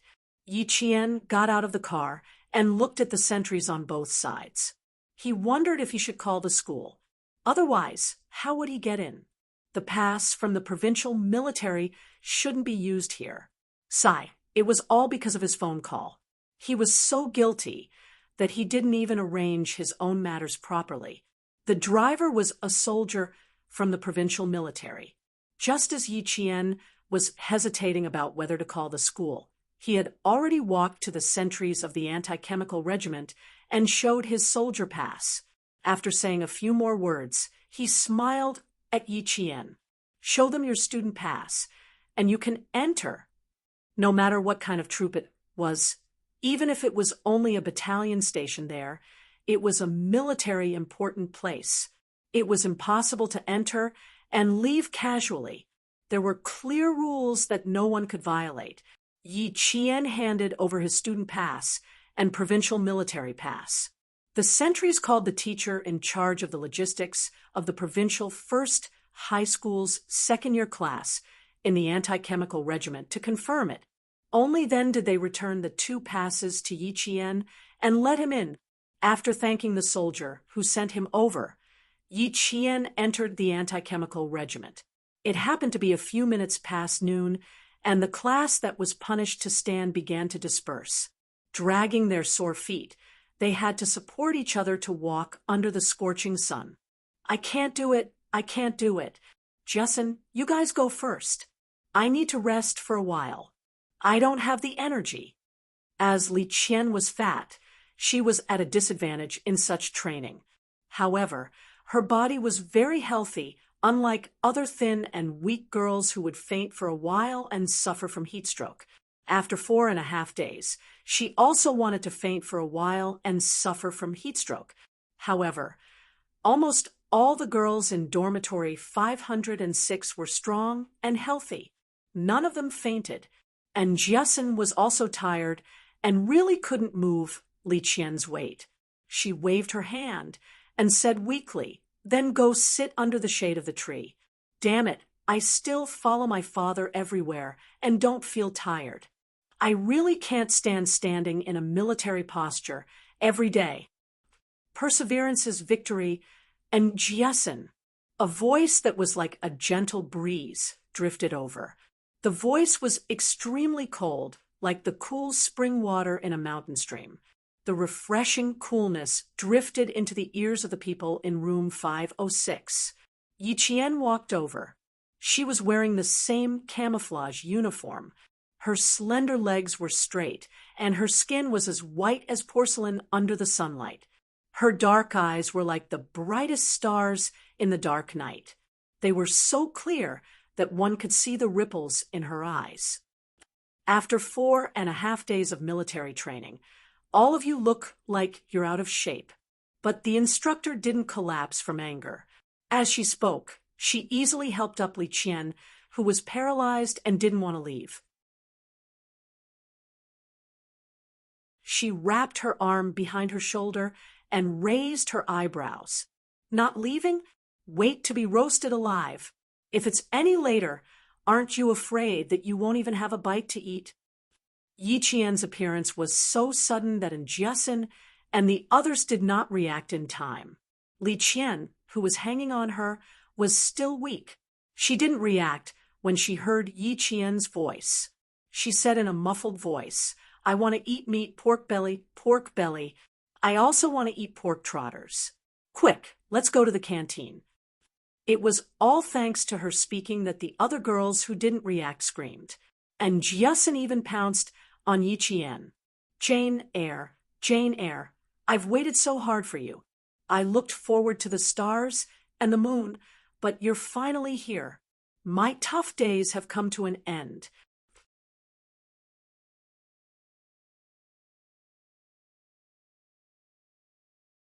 Chapter 5, 69. Yi Qian's lips twitched when he heard that. He asked Yang, what television show has she been addicted to recently? Can she still watch television in the army? A romantic affair. She's been talking about it since the first day of military training. It's as if she's possessed. Yang Yi also smiled. She was very angry and spoke softly. She was especially happy to see Yi Qian suddenly appear. We were just waiting for you to teach her a lesson. We can't subdue her. Li Qian leaned all her weight on Yi Qian. She was only thinking about meat. She said unhappily, "I can't eat television shows. I want to eat meat. If we don't go, we'll go hungry during military training in the afternoon. I don't want to eat meat. I want to eat my Jane Eyre." And Jiasin was a clown. She was not normal when she saw Yi Qian. She was grinning from ear to ear. A romantic affair is really good. You must watch it when you go back. I'm not interested just from the name. I'd rather go for a run if you want me to watch this. Yi Qian freed a hand and pushed the sweaty and Jiasin away from him. Didn't you say you had no energy just now? You have the strength to speak now. At the mention of food, Zhang Lizhen swallowed her saliva and said weakly, "Don't mention it. I'm already drooling. Let's go. There really won't be any food later." There were thousands of people eating in the army. Although there was still food, it looked better, especially when there was no meat in the end. When Yi Qian returned, and Jiasin seemed to have regained her strength, she started chattering. When she mentioned the 4-day military training, it was a history of blood and tears. On the first day, I was really quite happy, especially when I got out of the car. You don't know Jane Eyre? Those soldiers stood motionless under the sun. They were really as straight as little white poplars. Their hats and epaulets were all glowing with golden light. They were so mighty. Yang Yi turned her head and looked pitifully at Yi Qian. That's right. I was just like Jiasin. We were so happy on the first day. It was our first time entering the army. Soon, we'll be in trouble. In the afternoon, we'll be in a military posture for half an hour. Whoever dares to move will be circled around the field. At first, I thought they were quite friendly. They helped us carry water and luggage. But when we got onto the field, they were all black-faced tigers. Liz Hen was so scared that she raised her hand and said that she wanted to go home. In the end, Yang Yi seemed to sense that it was not going to end well. He quickly stopped and changed the topic. Let's go. There aren't many people left. Our class's dining area is just ahead. Hurry up. Thousands of people didn't eat in the cafeteria. The leaders of provincial number 1 high school and number 16 high school all accepted the military training rules of the anti-chemical regiment, including eating out in the wild.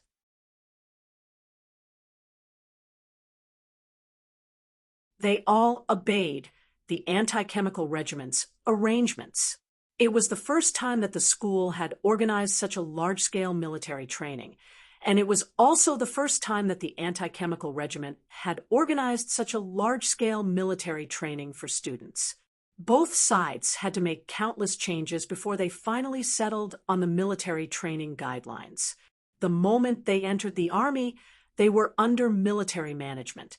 All the students had to accept the rules of the army. Whoever dared to be arrogant would be dealt with directly. On the first day, more than 10 boys were taught a lesson. After that, they even wanted to challenge the instructor one-on-one. As one could imagine, they were taught a lesson even more miserably, listening to the 5 of them talk. The corners of Yi Qian's mouth curved up slightly. This was school life.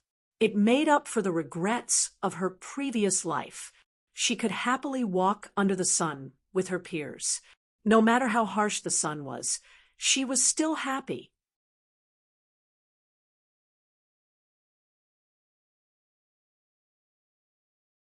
Chapter 570.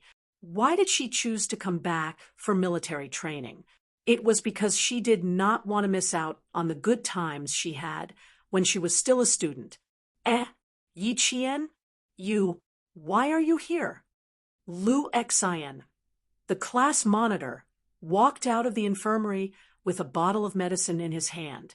When he saw Yi Qian, he smiled in surprise and said, "Teacher Tong said that you went to the hospital to take care of your family and would not come back for 7 days of military training. It's not even 7 days yet. Why are you here?" Yi Qian did not participate in military training. Teacher Tong mentioned this to the class.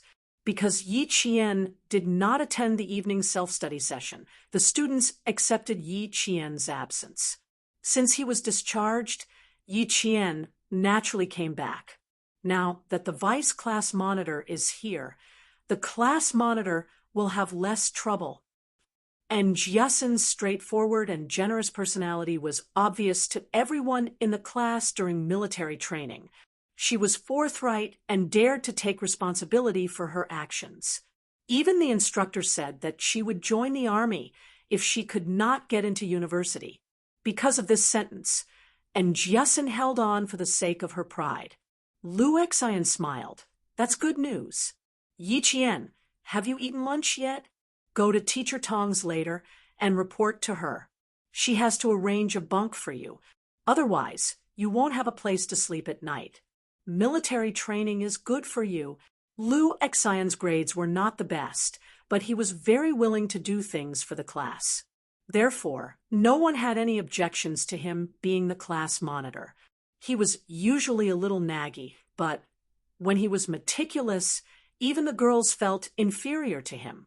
As a matter of fact, he began to remind Yi Qian what to do later. His finger was still pointing at Yi Qian. When he saw the camouflage uniform, he scratched his head in embarrassment. "I'm dizzy from the sun. I didn't even realize that you were wearing camouflage uniform." The camouflage uniform you're wearing looks much better than the ones we're wearing. The colors aren't quite right either. Ours are more white while yours is a lot darker green. Why does it look so good? All along, Yi Qian had the habit of letting others finish talking before he spoke. When their gazes fell on him, he smiled and said, "I didn't get it before this. I got it directly from the army. It should be the soldier's usual training uniform, so the color is a little darker than yours." "That's not right either. Why does it fit you so well?"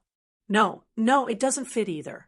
It's just, Lu Xian sized up Yi Qian, who was dressed in camouflage, and felt that something was amiss. When she spoke, her chin was slightly clenched, but her back was very straight. Although she was still holding on to Li Qian, there was an indescribable charm about her. It was very special and very spirited. After hearing LV Xian's words, and Jiasen and the others finally reacted. Yi Qian smiled faintly. "There's nothing different about you. It's just that the camouflage you're wearing is different." And Jiasen, who was most familiar with Yi Jian, heard Yi Jian's cool voice and looked at the increasingly beautiful face in front of her. She couldn't tell what was different about this familiar face. Her heart was beating so fast that it made her panic. She realized that she didn't dare to look into Yi Qian's eyes. That pair of smiling, watery eyes had too much darkness that she couldn't look straight into. It was as if she had to see if Yi Qian's expression was good for her to speak. Not only in Jiasen, but Yang Yi, Lu Lizhen, and Zhang Yueyan, who was on the top bunk of Yi Qian, also felt the same way. No, they were even more flustered than in Jiasen.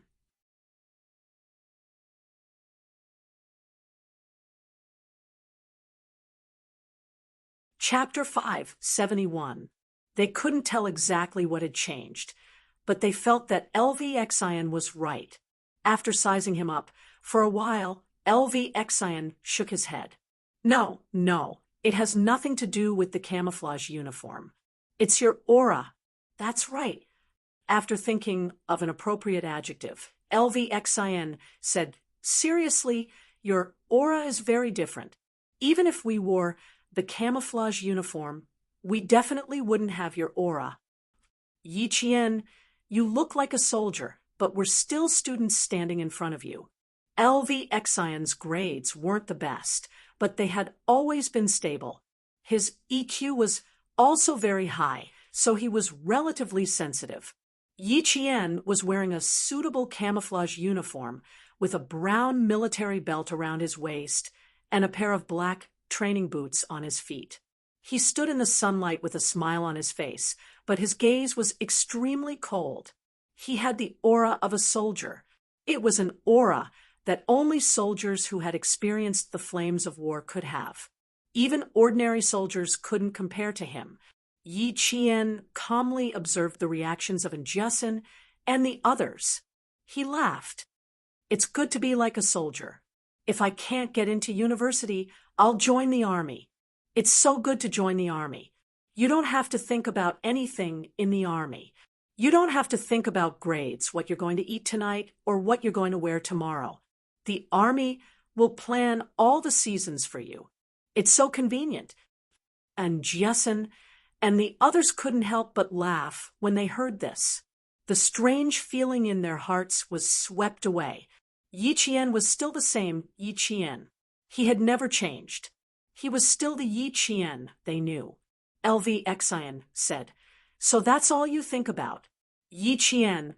Oh, Yi Qian, you clearly didn't have to participate in the military training. Now, you know how tiring it is. You'll be so tired that you won't even have the strength to hold chopsticks. I haven't tried it yet, so I must. Yi Qian lowered his voice slightly.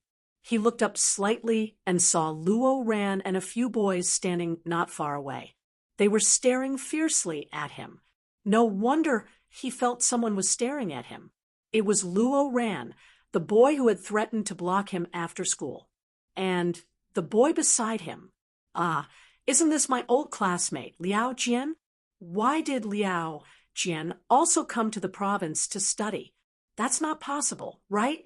Principal Rome wouldn't accept a student like Liao Jian. However, it was also possible that Luo Ran had been recruited. Liao Jian, on the other hand, was so frightened by the sudden sight of Yi Qian that he subconsciously retreated. He was really afraid of seeing Yi Qian. He was afraid. He was even more afraid that Yi Qian would see him with Luo Ran. Damn it! Why was he so unlucky whenever he was involved in Yi Ying's matters? Liao Jian, who was cursing in his heart, was afraid that Luo Ran, who was not afraid of death, would go and find Yi Qian. So he said from behind, Brother Luo, let's find a shady place to take a nap. Today is the hottest day, but it will be much cooler tomorrow. What's the hurry? Didn't I see someone familiar? Luo Ran, who had taken off the belt around his waist, walked over and said with a fake smile, Hey, isn't this Yi Qian? Didn't you say that you were going to the hospital to be a good student and be filial to the elderly? Why are you here? From his voice, it was obvious that he wasn't a good student. However, he couldn't stand Boss Luo, who had donated 500,000 yuan to the school. No matter how bad he was, the school could only accept him. Lu Xian also knew why Luo Ran wanted to find Yi Qian. It was because of the basketball incident. He ignored him and said to Yi Qian, "Let's go eat first. We'll gather at 2 p.m. You can sleep for a while. You can't go back to the dorm. Just find a shady place to sleep."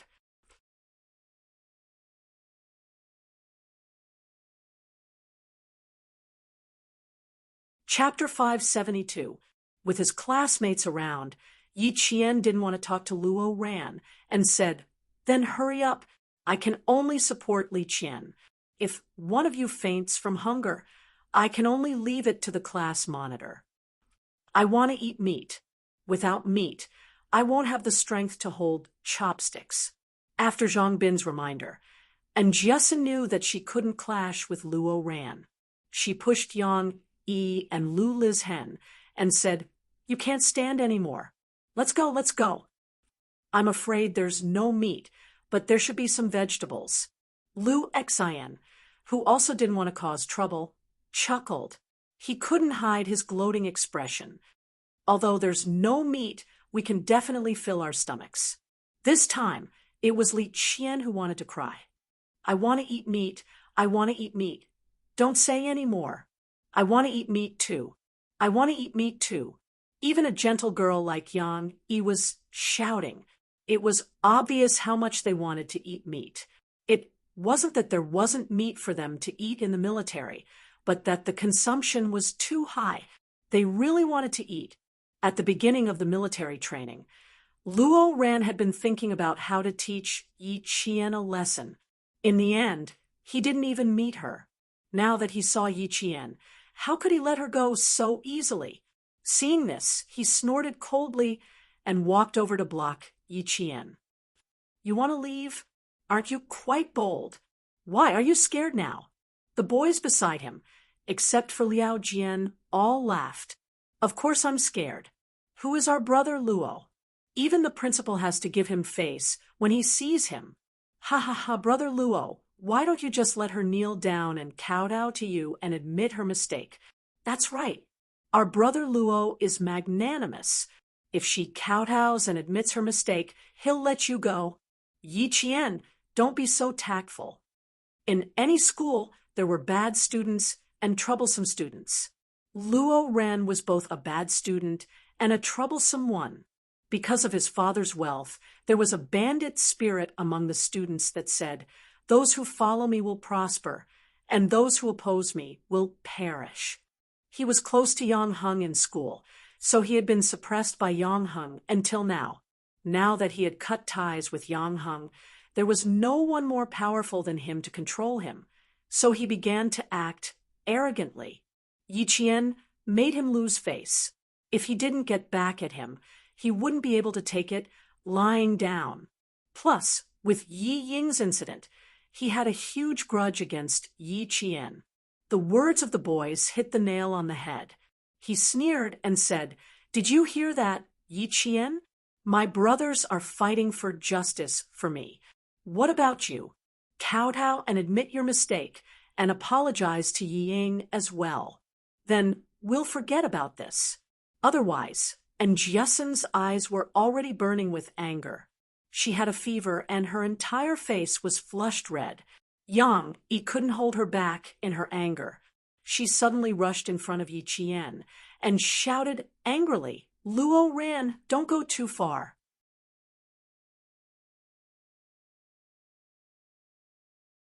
"I've gone too far? Do you know what she did to me?" In front of hundreds of people, she scolded me until my face was covered in blood. Am I going too far? Luo Ran was furious. He looked at Jiesin with eyes full of hostility. "Who's the one who's going too far?" He kept saying, "You're the one who's going too far." His foul language was disgusting. The boys around him were even more eager to see the world in chaos. They all shouted at the side, "You two, don't bully Brother Luo because he's easy to talk to. You still have to apologize.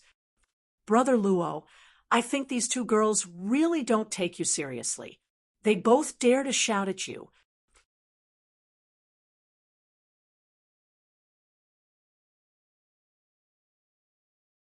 Chapter 573. In front of his so-called brothers, Luo Ran cared about his reputation the most. When he heard what Yi Qian said, he suddenly felt that he had lost all face. He was furious. He ground his teeth and said darkly, "Who the F***CK do you think you are? How dare you meddle in other people's business?" Liao Jian didn't interrupt at all. He had been secretly observing Yi Qian. He could clearly see that there was a blood-like hostility in her eyes. She looked calm and even had a smile on her lips. She was just like those people who used to look for his father. They looked amiable on the surface, but in reality, they killed people as if they were killing chickens. How could she be afraid of Luo Ran? How could she apologize? Thinking about what he said to Luo Ran in the morning, Liao Jian was so regretful that his back broke out in cold sweat. He had listened to Yi Ying's orders and told Luo Ran exactly what she said, not to mention anything else, just that Yi Qian used to bully Yi Ying in junior high. She used Luo Ran's hatred for Yi Qian to take revenge on Yi Qian even more. "Liao Jian, since your father is working for my father, you better listen to my orders. Luo Ran from our school hates Yi Qian. As for me, I hate her too. But I can't show up, and I don't want to see Yi Qian appear in front of me. Just tell Luo Ran that. He will know what to do if you don't say anything else." Yi Ying's sinister face flashed in his mind. Unexpectedly, it overlapped with Luo Ran's face. They both had the same sinister expression. While he was in a daze, Liao Jian heard a clear voice with a smile. That was Yi Qian's voice. He suddenly came back to his senses. He stole a glance and bent his body again, trying to reduce his presence. He was afraid that Yi Qian would notice him. Damn it, how unlucky! Who would have thought that he would run into her? Luckily, they weren't from the same school. When the military training ended, he would go back to his 16th high school, and she would go to her provincial first high school. They would mind their own business and have nothing to do with each other. This time, it was purely to help Yi Ying and let the unlucky Luo Ran stand up for Yi Ying. How could Yi Qian not notice him? However, Luo Ran was the focus of his attention. He pulled in Jiasin, who had stood in front of him time and time again, behind him. He smiled and said, "Every time, before I could say anything, you would stand up for me. I can't bear to see you being bullied. The more you are afraid of this kind of person, the prouder he will be. This is the army. The instructors and teachers are all here. Do you think he would dare to hit us?" And Jiasin was hot-tempered and had the temper of a boy. She treated Yi Qian like her own sister.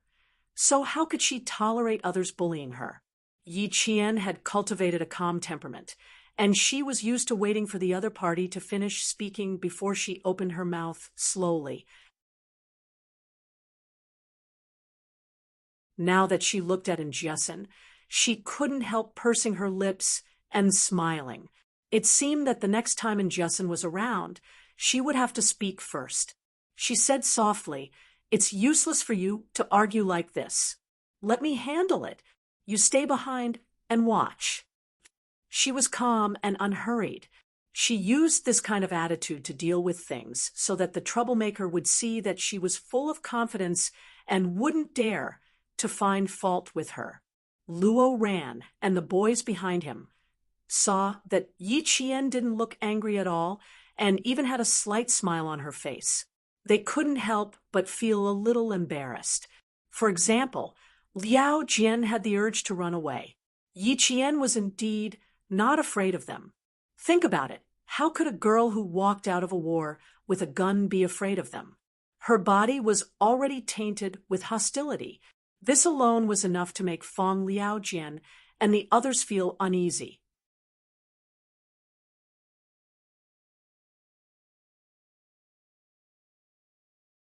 Chapter 574. Luo Ran, do you think I'll apologize to you? Yi Qian raised his eyebrows, a smile as clear as water on his lips. You accidentally threw the basketball at my face, and I was just returning it. Didn't I apologize at the time? Why, do you feel wronged again? Luo Ran, you're still a guy. How can you be so narrow-minded? Yi Ying doesn't like guys like you. Firstly, it was for his reputation. Secondly, it must have something to do with Yi Ying. Now that he was in the military, there was Jia Xian, who had a firecracker personality, and all the girls in the dormitory. It was indeed not a good idea to have a conflict with him. Pulling in Jiasin behind him, Yi Qian smiled faintly and said, "The instructor is here. Feel free to look for me if you need anything. Goodbye." There was indeed an instructor walking over.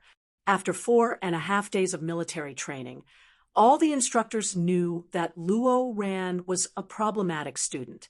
The first time he was punished, it was for forcibly occupying the bathroom of a guy in his grade. The second time he was punished, it was for hitting a guy who said he couldn't even walk properly. The third time he was punished, it was for putting down the national flag and tying it around his waist. 3 different actions, each more serious than the last. The last time he tied the solemn national flag around his waist, his military training results were the worst. With this record, he couldn't even join the party. "Luo Ran, what are you doing?" An instructor with a sharp gaze walked over and asked. Beside him was a lieutenant colonel with 2 bars and 2 stars. He was the political education director of the Chemical Defense Regiment. With so many students, the military was under a lot of pressure. They were afraid that something would go wrong, so they had to tighten their management during the students' break time. Once they noticed something strange, they would immediately send someone to deal with it. When Luo Ran stopped Yi Qian, the soldiers who were monitoring the entire field immediately noticed that something was wrong. They immediately contacted the instructor and the political education director to prevent Luo Ran from causing trouble again. Even the political education director had stepped in. Luo Ran glanced at the officer's epaulette. Originally, he looked down on normal soldiers, but now his arrogance was reduced. He said in a low voice, "What can I do? I'm just chatting with a classmate." Reporting to the instructor, it wasn't a chat at all. When Jiasin saw the instructor and the man beside him, who looked quite imposing, she glanced at his epaulette and asked Yi Qian quietly, 2 bars and 2 stars. "What rank is this?" 2 bars and 2 stars. You can also call him Ermao, a lieutenant colonel. What kind of official? Yi Qian secretly observed the man. His gaze lightly swept over the man's badge and saw a pen cap in his inner pocket. He smiled and said, "He should be a political instructor. He really knows a lot." And Jiasin knew that this official was even more important than the instructor. She straightened her back and sternly said, "He wanted to hit us, and even said that if my classmates kneeled down and apologized, he would be magnanimous and let us go." How can a guy who hasn't even grown out his hair be considered an adult? Cough, cough, cough, cough. The instructor and instructor both coughed. This little girl was really quite boorish. Go back to your classes. This is the army. No one dares to do anything funny. When the instructor heard this, he immediately stood on the girl's side. This Luo Ren caused trouble every day. It was common for him to bully students. Yi Qian stood up and saluted the instructor and instructor.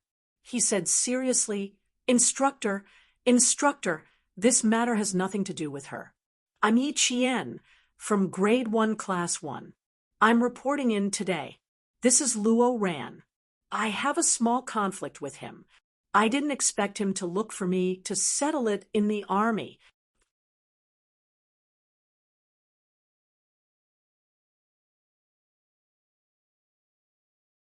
Chapter 5, 75. First, she took the initiative to clarify that she had just arrived. Second, it was a small conflict that Luo Ran would not let go of. Third, she was so arrogant that Luo Ran dared to bully students in the army.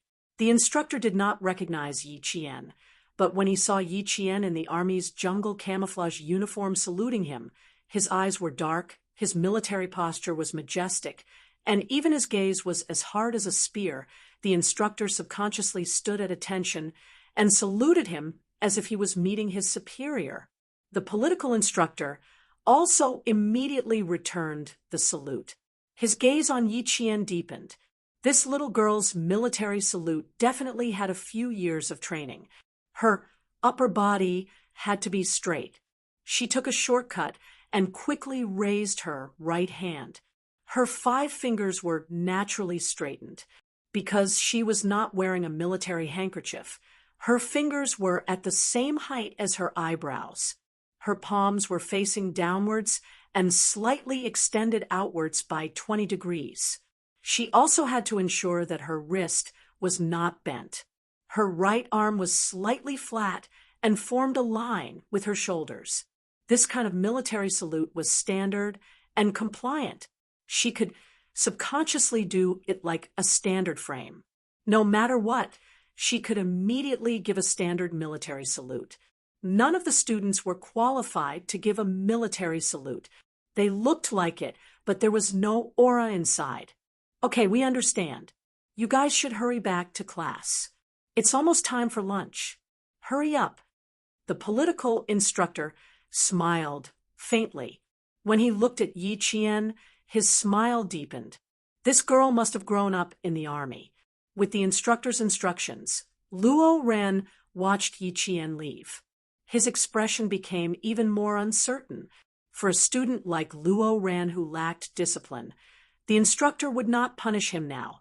He just glared at him coldly and left with the instructor without saying a word. Brother Luo, you're the most respected. Look, even the instructor doesn't dare to scold you. That officer, he is the same. He doesn't even dare to fart. After the instructor left, the boys all began to lick their lips to curry favor with Luo Ran. Luo Ran was smug with just one sentence. Brother Luo, that Yi Qian you mentioned looks quite pretty. A boy with a protruding mouth and monkey-like cheeks looked at Yi Qian's back with a wretched look. He suggested, why don't we call Brother Huang and let him handle this? Deal with him, a marijuana smoker. Don't mention him in front of me. After all, this was the military base.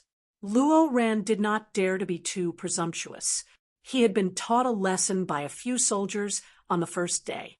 He would endure these soldiers for now. As long as they dared to go out on the streets, he would settle the score with them sooner or later. At that moment, he was thinking about how to deal with Yi Qian in the army. Liao Jian, ask Xie Sifeng from your class to look for Yiying. Don't tell anyone that I'm looking for her. Luo Ran didn't dare to be impudent in the army, but now that Yi Qian was here, he couldn't bear the thought of being hit by a basketball in front of so many people. He had to teach Yi Qian a lesson in the army. He had to let her know that he, Luo Ran, was not someone to be trifled with. He also had to let her know that Yiying was under his protection. Anyone who dared to bully Yiying was the same as bullying Luo Ran.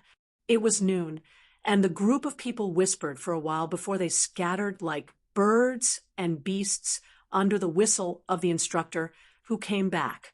Each and every one of them ran back to their own classes. When Yi Qian and the others arrived at the place where Class 1 was getting their food, they saw the few boys in charge of the food preparing to close the table under the instructor's instructions. The food was very rich. There was meat, vegetables, and even braised chicken.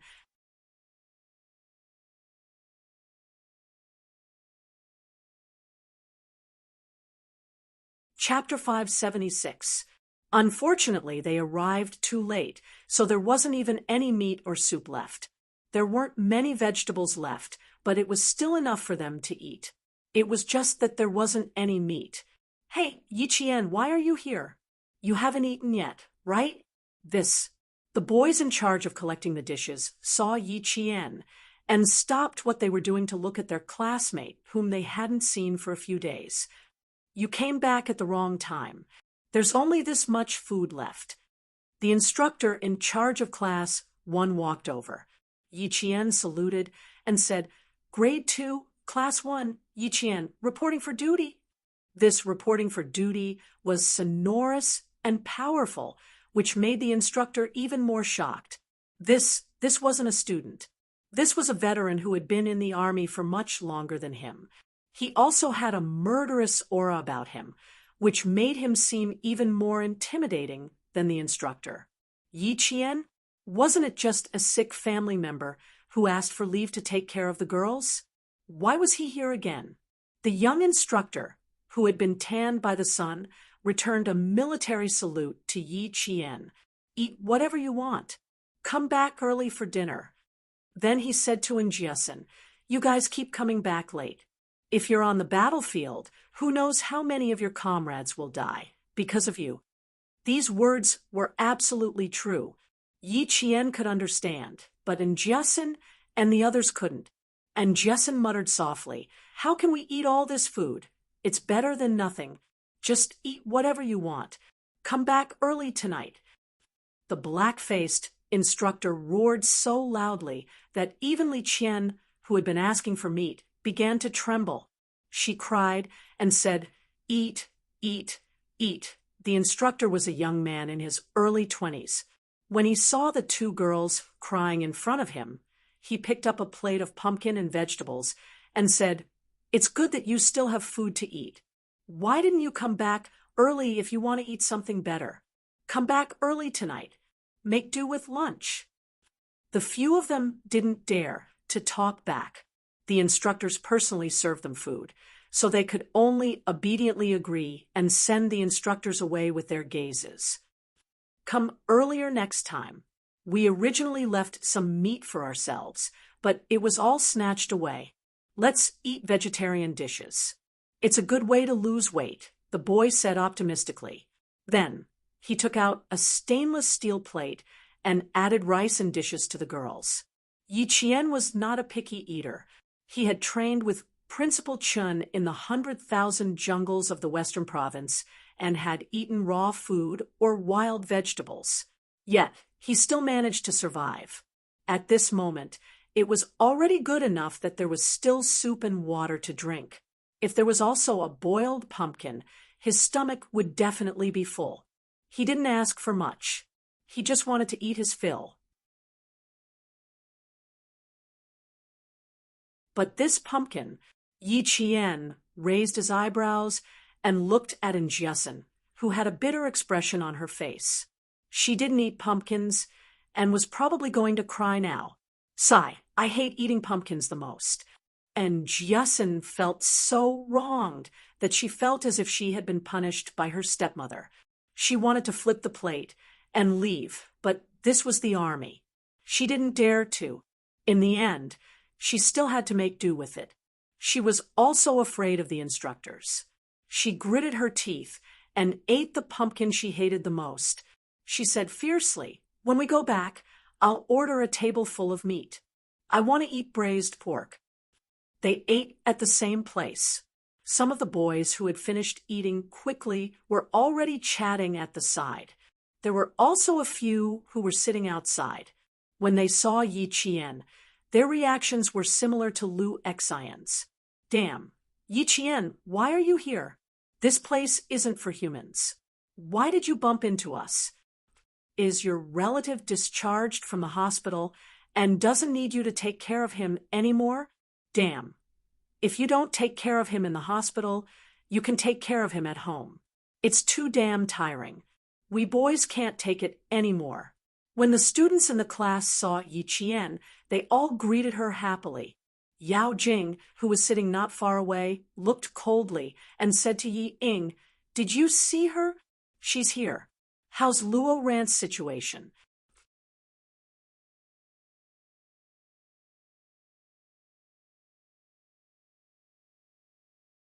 Chapter 577. Yao Jing had her eyes on Yi Qian the moment he appeared. She passed the plate in her hand to Yi Ying and smiled. "I'm done eating. I'm going to say hi to her. You should come with me."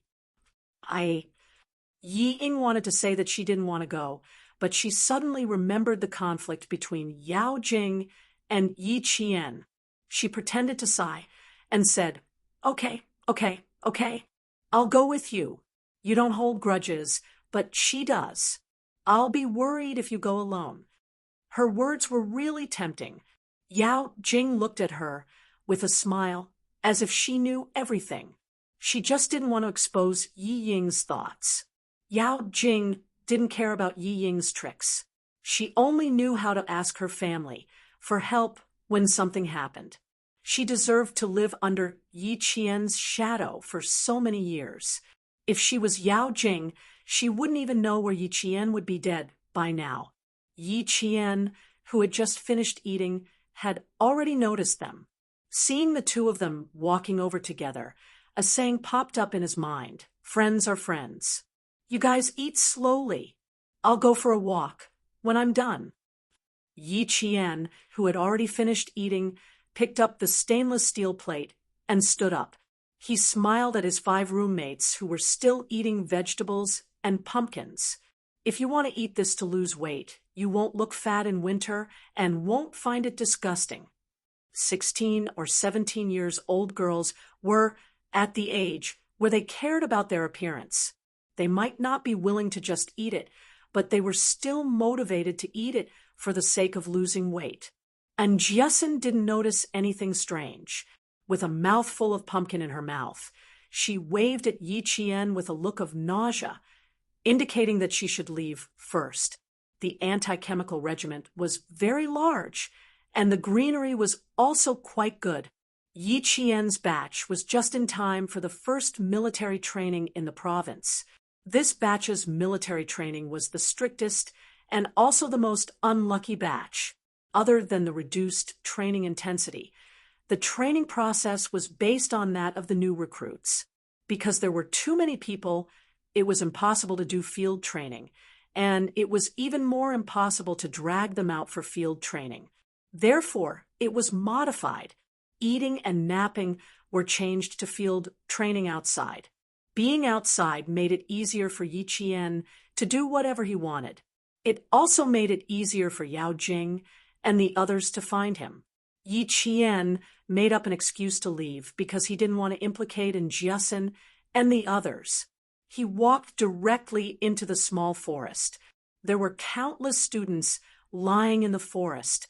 They were all wearing the same color camouflage uniform. Even his classmates would find it difficult to recognize them at a glance. "She's going there."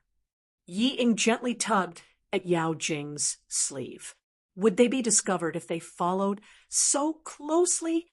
Also, Yao Jing's expression was not right. She looked like a criminal who had committed a crime. Her face was cold and fierce. The corners of Yao Jing's mouth twitched. She wasn't even interested in looking at her. She wanted to fight with Yi Qian with such little guts. It looked like Yi Qian had shown her mercy. Didn't she just say that she would walk a few rounds after eating? What are you afraid of? We're just going to greet her. We won't do anything. Just like what Yao Jing said, Yi Ying was indeed a little afraid of Yi Jian. She threw Xie Sifeng to the ground without saying a word and warned her several times to be careful. With all these memories, no matter how much she hated Yi Jian, she did not dare to follow her secretly like Yao Jing did. What if this wretched girl hit her? Thinking of this, Yi Ying was already afraid. Jing, let's... As she spoke, she suddenly realized that Yi Qian's figure could no longer be seen. The two of them had unknowingly walked into the depths of the small forest. Through the dense foliage, they could faintly see a green net encircling them. In front of them was a restricted area.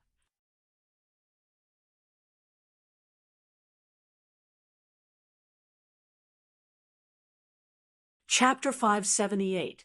The forest was a little cold, and the leaves were so dense that even the sun couldn't shine in. Perhaps it was the intention of the anti-chemical regiment, but in some places, no one even cleaned up the broken branches. It was as if there were some fierce beasts living in the forest, and they were biting off these branches, making people feel scared for no reason. Yao Jing had been staring at Yi Qian, but because Yi Ying was tugging on her sleeve, she realized that Yi Qian had disappeared. She glared at her and gritted her teeth. Can you be a little tougher? Don't be like a child who can't stop drinking milk, okay? Let's go ahead and take a look. I don't believe she can fly. She couldn't fly, but she could climb a tree. The broken branches on the ground attracted Yi Qian's attention. It didn't look like it was broken naturally, nor did it look like it was broken by someone. Looking at the broken part, it looked like it was broken by a bullet. She climbed up the tree to take a look. It was indeed broken by a bullet. This anti-chemical regiment was interesting. This kind of training was also interesting, much more interesting than running circles. Climbing trees was also a necessary skill for a sniper. Yi Qian's barehanded climbing speed was so fast that even Principal Chun had to say very fast. He could climb at least 3 meters in a minute. It was too easy to shake Yao Jing off at this speed. After coming down from the tree, the two of them walked to the front. Yi Qian smiled coldly, but didn't say anything. Instead, he turned and walked outside. The restricted military area wasn't a place that could be approached at any time. It was none of his business that they rushed up to get scolded. Ever since Yao Jing scolded Yi Qian last time, she had been getting closer to Yi Ying. In the principal's office, she had admitted her mistake and had a good attitude. However, she had always been a proud person. She would admit that she had accidentally scolded someone she shouldn't have. But it was impossible for her to go over just like that. Yi Qian had made her lose face in school. Not only did the students of Class 1 speak ill of her behind her back, but even her own classmates did the same. Many times when she went to the washroom, she heard those gossipy women say that she deserved to be called to the principal's office for scolding a martyr. She could apologize, but she couldn't embarrass herself. Since she had already embarrassed herself, Yi Qian wouldn't have it easy either. She had to embarrass Yi Qian even more than she did. She had to let the whole school know that Yi Qian had made a fool of herself. Yi Ying was a shrewd person. Other than being narrow-minded and not being as tolerant as Yao Jing, she had great talent in reading people's minds. The relationship between the two of them seemed to have cooled down, but in the end, because of Yi Qian, their relationship became even better in the eyes of others.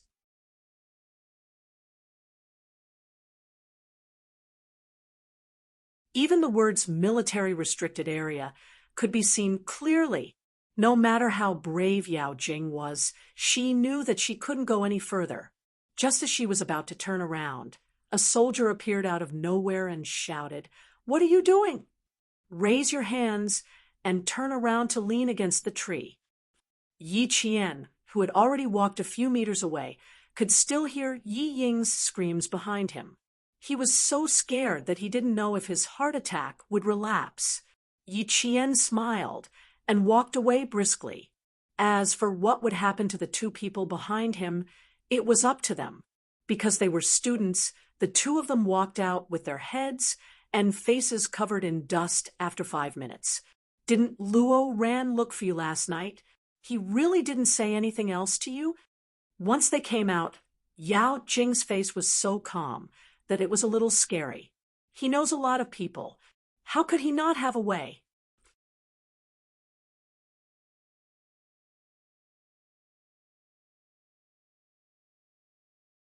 Chapter 579.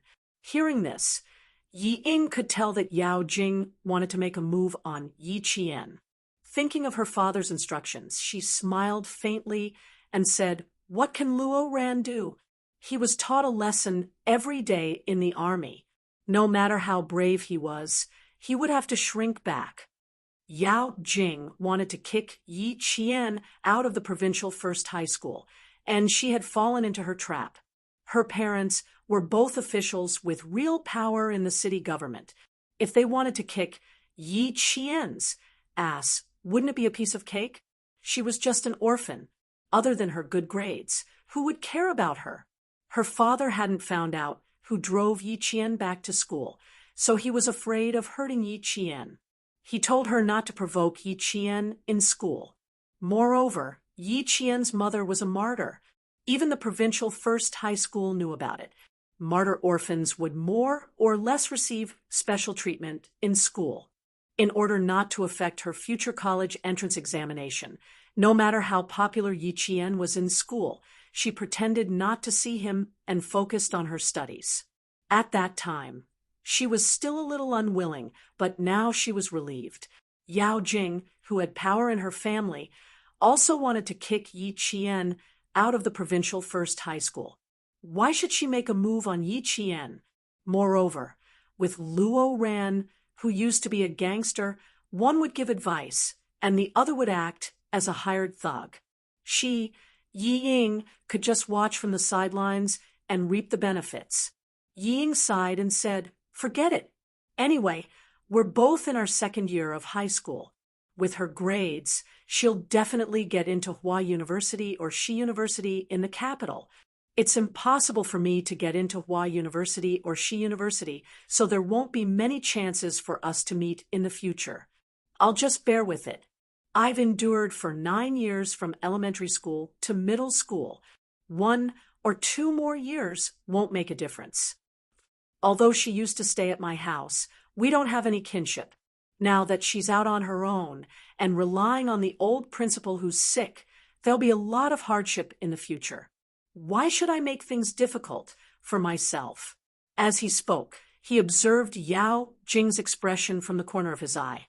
He saw her looking at him with a faint smile, as though she had seen through something.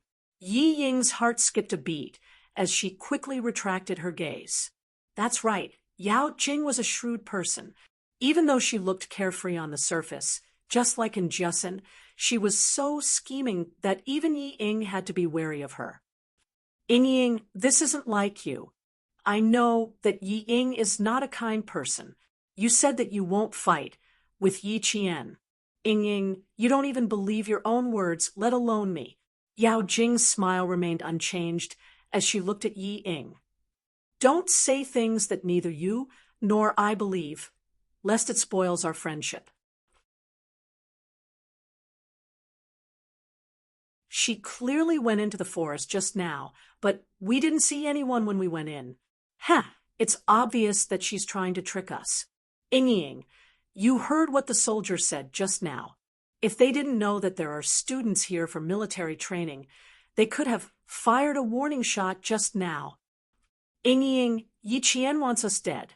I don't believe that you don't know." She kept smiling. Although she was smiling, her smile was so cold that it made the hair on Yi Ying's back stand on end. She was panicking. Similarly, Yi Ying used her smile to hide her panic. She smiled and asked, "You don't have to be so nervous. The soldiers' words were just to scare us. What else can we do? What else can we do? Yi Qian has a firm foothold in the school. Even if I want to kick her out of the province, do you think I can do it just because I want to?"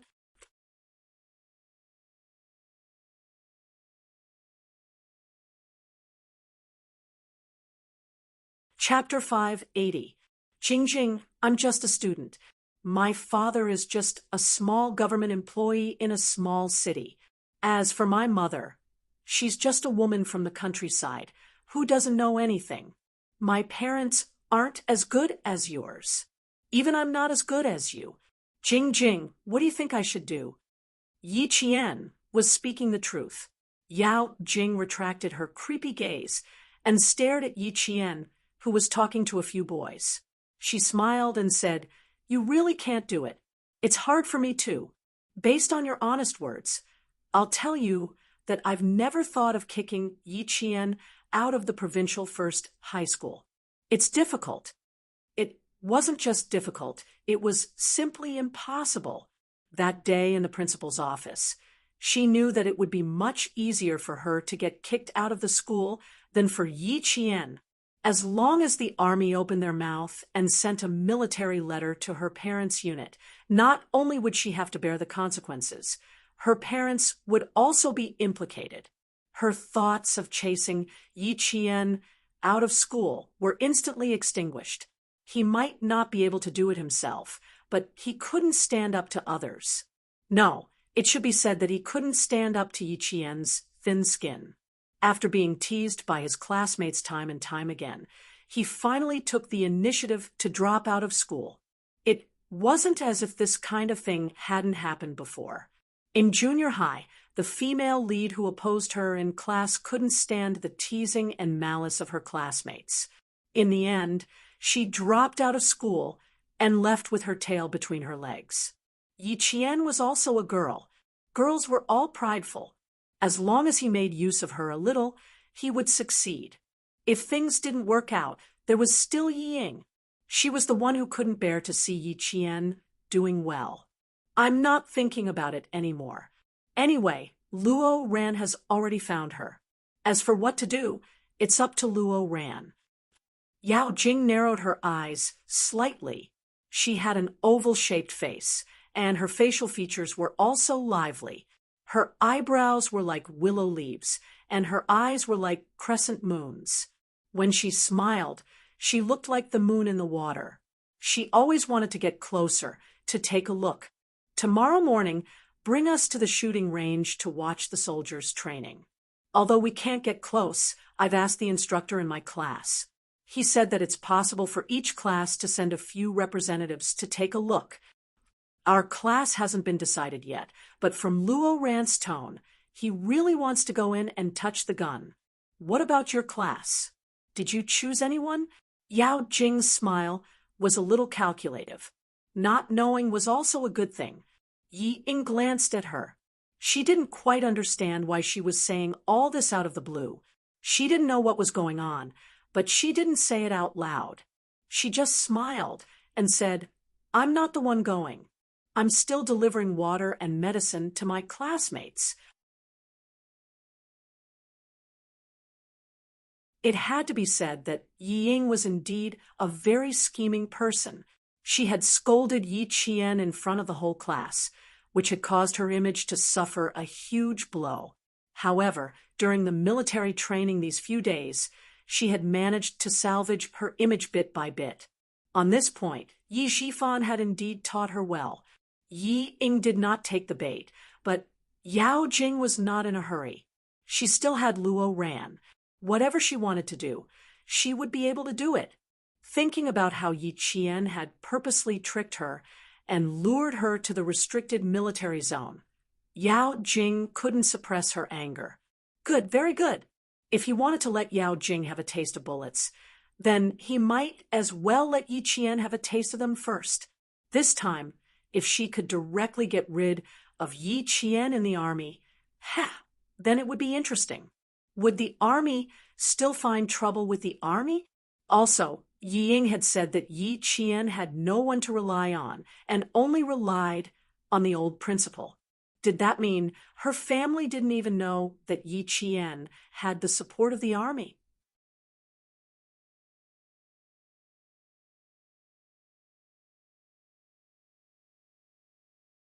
Chapter 581. She could make use of this to tie a simple-minded person like Luo Ran to a scheming person like Yi Ying. Sigh. She had promised the principal that she would not cause trouble for Yi Qian, but how could she guarantee that others would not cause trouble for Yi Qian? The person in front of her was someone who wished that she could immediately kick her sister out of school and trample on her for the rest of her life. Yi Ying did not know that Yao Jing was harboring such malicious thoughts. She watched as Yi Qian got along well with Jiasin and the rest, while she had given in to Yao Jing in all aspects during high school. She even risked being caught by the teacher to pass her the answers, but in the end, she did not get any benefits. Dandan and Lu Mei were the same. They relied on their family's wealth and did not care about her at all. She had to admit that Jiasun was right about one thing. Friends should not abandon each other, unlike her and Yao Jing, who would first think of not being implicated when something happened. Yao Jing was good at scheming. She did not dare to have a close relationship with such a friend. She could not easily reply to her words. She wanted to see what else she wanted to do with Luo Ran. After chatting and laughing, the students quickly took an afternoon nap under the shade of the tree. Yao Jing walked out of the forest and saw that Yi Ying did not reply to her for a long time. She stood up and yawned. "I'm going back to class. I'll look for you tonight. I'm so tired.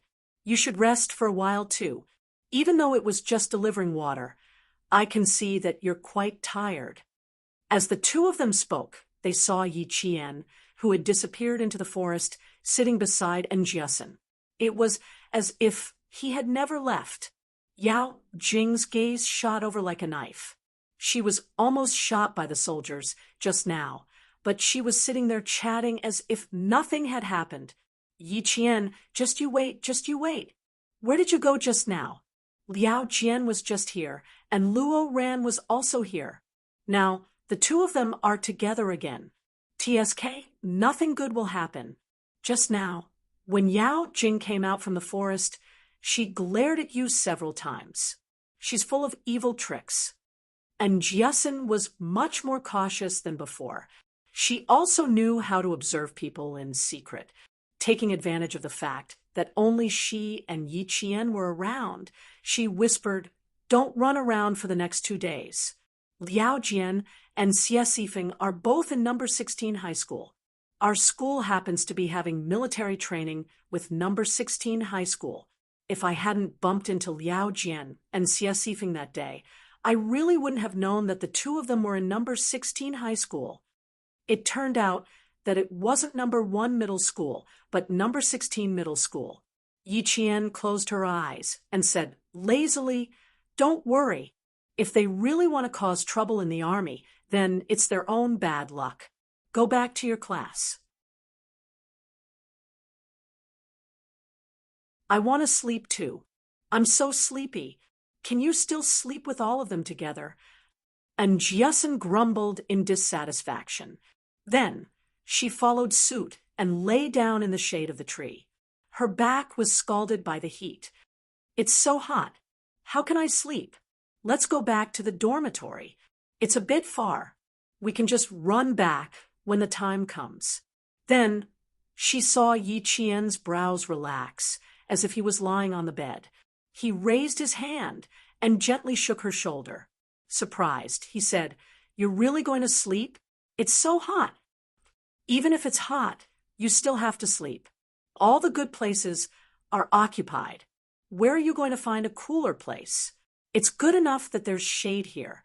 Yi Qian yawned. She hadn't had a good night's sleep in a while. Now that she was back in the country, she was in a familiar place in the army. She was with her best friends.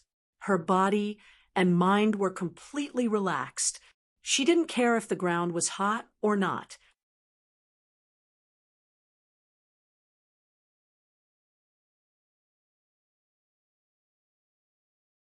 Chapter 582. Her eyebrows softened as she spoke, and her breathing became light and long. She was really fast asleep. It can't be. She really fell asleep just like that. And Jiasun clicked her tongue.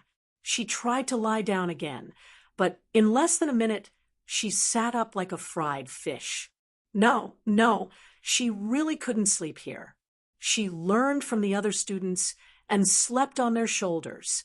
Out of the 50 to 60 students in the class, only Yi Jian and a few other boys were sleeping soundly on the hot ground. The rest of the students leaned against each other or went into the woods to sleep against the trees. It was indeed a bit far from the dormitory. They had to pass through 2 large fields before reaching the barracks. They really didn't want to walk under the sun. I really don't know if it's because you're so careless that you can still sleep with everyone together. One Liao Jian, one Xie Sifeng, and one Yi Ying. You've got all the bad guys in junior high. Now that you have Yao Jing and Luo Ran in senior high, don't you think you're born to be hated? And Jiesin poked Yi Qian's face with her finger. She couldn't stand the temperature of the ground, so she found another place to take a nap. Yi Qian slowly opened his eyes before she got up to leave. The shadow of the tree cast in his eyes was like a thin layer of fog, giving him an unfathomable coldness. Why? In her previous life, she really wanted to ask Ying why. Why was she always against her? Not only did she leave school early because she was framed by her, but she also became an unregistered student who couldn't prove her identity. She didn't have an identity card wherever she went. She gave in again and again, but ended up like that. She couldn't accept it. In her second life, there was no why, because as long as she rose up and grew, she wouldn't be restricted by others. She wouldn't be bullied by Yi Ying anymore. She took the right step and won every step after that. Why was Yi Ying still against her in this life? There was no need to ask. She knew in her heart that it was because of jealousy. Everything started from jealousy. She was jealous that she had to rely on Yi Ying to survive, but she suddenly learned how to resist. She was jealous that her grades were worse than hers, but she became the top student in class.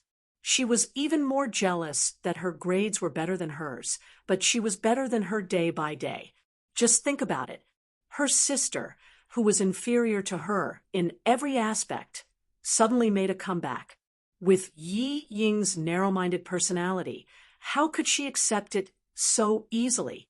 If she couldn't accept it, she could only think of ways to suppress it. However, if she wanted to maintain her good image, she would definitely think of using other people's hands. Xie Sifeng, Liao Jian, and Luo Ran were Yi Ying's hands. As for Yao Jing, she was not someone Yi Ying could order around. She could only order Yi Ying around. Yi Qian was about to fall asleep immediately, but because of Jiesin's words, his drowsiness gradually disappeared. Instead, he thought about Yao Jing. As he thought about it, Yi Qian vaguely realized the reason behind the conflict between them. Yi Qian, a girl from number 16 high school, is looking for you. A boy found Yi Qian and saw that her eyes were still open. He said softly, he said that he's a good friend of yours from junior high. He's waiting for you in front. The resting place was in the green forest of the Chemical Defense Regiment. There was a small forest beyond that. After passing through the small forest, there were sentries standing guard. It was considered a restricted area. He pointed in the direction of the sports field. Yi Qian stood up and looked over. She saw a girl standing in the shade of the trees and pacing back and forth impatiently.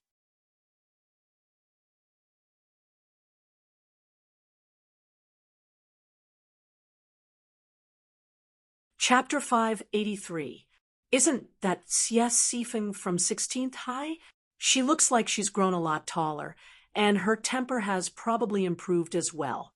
The boy yawned and left, but Yi Qian had no intention of going over. She wasn't so close to Xie Sifeng that she would go over just because she called out to her. After taking a look, she saw Jiesin leaning against a tree and falling asleep. Yi Qian smiled and walked over to sit next to her, using her back as a pillow. After a few minutes, Yi Qian quickly fell asleep again. Xie Sifeng, who was standing not far away, waited for a full 10 minutes without seeing Yi Qian. Her impatience had already expanded to boiling point. Chewing gum in her mouth, she didn't have the patience to wait any longer. She glared at the direction of the little forest and trotted away. Liao Jian, are you sure you're not mistaken? Yi Qian didn't come. Xie Sifeng, who hadn't seen for more than a year, had not only grown a lot taller, but also picked up some of the bad habits of society, such as getting tattoos, dyeing her hair, skipping classes, and going online. 16th High was a place where problematic students gathered, but it was also a high school where parents hoped their children could get a high school diploma. It was known throughout the province for smoking, fighting, drinking, and causing trouble. However, because it was a high school in the province, the entry requirements were relatively low, so there were still quite a lot of students. Xie Sifeng's grades were average, neither high nor low, and her parents ran a small business, so she could only be sent to 16th High. Liao Jian's situation was the same as hers. He didn't want to go to the city and couldn't get into the good schools in the province, so he simply came to 16th High.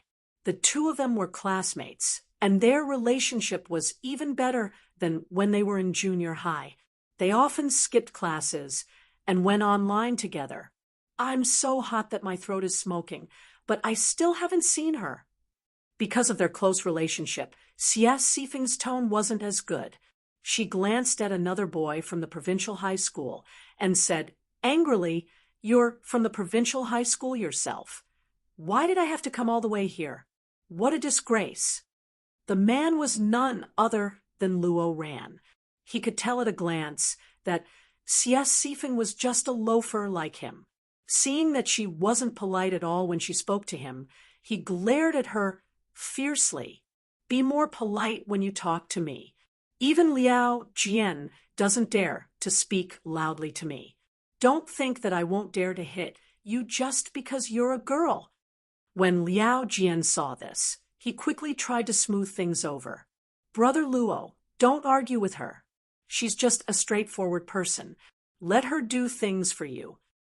She then pulled Xie Sifeng, who looked unhappy, and said softly, "He is the brother Luo that I always tell you about. He is very nice, loyal, and generous."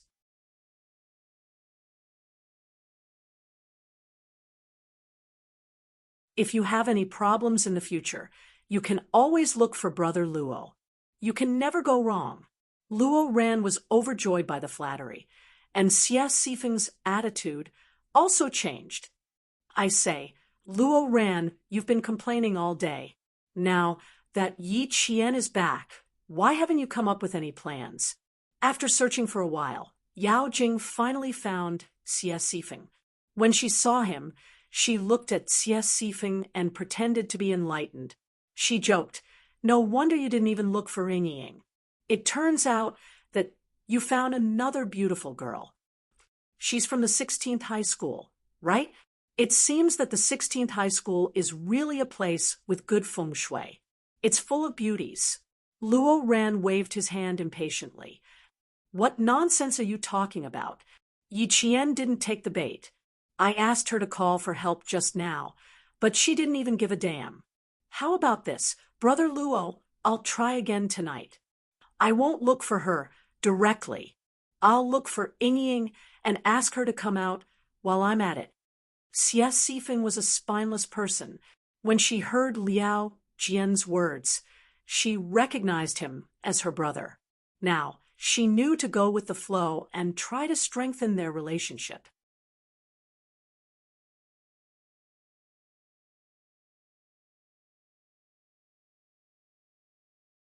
Chapter 584. Yao Jing's eyes flickered. After asking around, she found out that this girl named Xie Sifeng was in the same class as Yi Ying. In just half an hour, Yao Jing had found out everything about her. She also knew that this girl hated Yi Qian. After thinking for a while, she brought up the incident where she and Yi Ying were almost shot by the soldiers in the forest. Xie Sifeng exploded when she heard that. How dare Ying say that she has nothing to do with it? Is she stupid? Whatever Yi Qian did to her, she should return the favor. Let her know what's good for her. How can we return it? Yao Jing sighed and said, helplessly, Ying is kind, and I don't want to be a busybody. Let's just leave it at that. We don't have anything to do anyway. Forget it. You can't do that. Ying was almost forced to drop out of school by Yi Qian because of this. You guys were almost shot this time. You can't tolerate it. She should have a taste of what it feels like to be shot. Xie Sifeng was a pushover. She looked smart, but once she opened her mouth, she would fall into a trap. She was led into a trap by Yao Jing step by step. In the end, it was Yao Jing who was persuading her. Don't. We're in the military. We can't cause trouble. Besides, as long as we don't go near the forest, we'll be fine. Liao Jian secretly gave Xie Sifeng a lot of looks, but she didn't notice. Instead, she became more enthusiastic and said to Luo Ran, "Brother Luo, we can't just ignore this. As long as Yi Qian is around, Yingyin will have a hard time. If I don't teach her a lesson, my surname won't be Luo." With her adding fuel to the fire, Luo Ran's eyes became even fiercer. Yao Jing, on the other hand, was secretly laughing. These people, for Ying, all of them seemed to have lost their souls. They were so foolish. Don't mess around. Ying and I are fine. Don't cause trouble for us. No, I'm not talking to you guys anymore. I'm regretting it now. Seeing that she had achieved her goal, Yao Jing pretended to be remorseful. She frowned and reminded Luo Ran not to cause trouble and not to go to the forest before leaving. The cicadas were still screaming hysterically. The sun shone so brightly that the ground was white. It was not until 1:30 p.m. that Yi Qian, who had slept for a full hour, finally opened his eyes. Just as he was about to stretch, he saw a familiar face looking at him with a smile. "You're as tanned as a pretty boy from Africa." Yi Qian saw that Jiasen, who was leaning against her, had fallen asleep on another girl's shoulder. She got up gently and walked to Yang Heng's side. "It's only been 4 days, and you're already so sunburned. After 7 days of military training, I'm afraid your classmates won't recognize you anymore." Yang Heng raised an eyebrow. "Why is he called Feizhou's gigolo? He's slightly paler than an authentic African. Naturally, he's an African pretty boy." Yi Qian explained with a smile. When he saw Yang Heng's handsome features, an idea suddenly flashed through his mind. That day, when Yao Jing came here angrily, the first thing she mentioned was Yang Heng's name. After figuring out the key point, Yi Qian grasped the main clue. After some careful consideration, he came up with a bold guess. Yao Jing came to class 2 to cause trouble for him because of Yang Heng. Did this mean that Yao Jing actually had a crush on Yang Heng? As this thought flashed through his mind, Yi Qian couldn't help but laugh coldly. If that was really the case, it would be interesting. Rumors in school were that Yang Heng liked Ying. Even Yao Jing herself had joked that Yang Heng had a good family background and was perfect for Ying.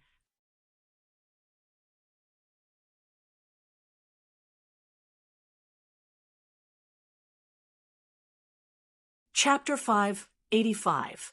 Yi Jian instantly thought of the key point as if she was enlightened. She looked at Yang Heng with a meaningful gaze. She didn't have much contact with Yang Heng, so she didn't know him well. However, in her previous life, she was forced by Yi Ying to judge whether the person she was taking in was a good person or a bad person based on their facial expressions. Therefore, she had some understanding of Yang Heng, a 16-year-old boy who had everything written on his face. He was a bad boy, but not at the root, but at the rebellious stage. He had a bottom line and knew what he could and couldn't touch: smoking, fighting, and surfing the internet. As long as he didn't cause any trouble, he could do whatever he wanted. Besides, his grades had always been in the top 5 of the grade, so that was enough for him to do whatever he wanted.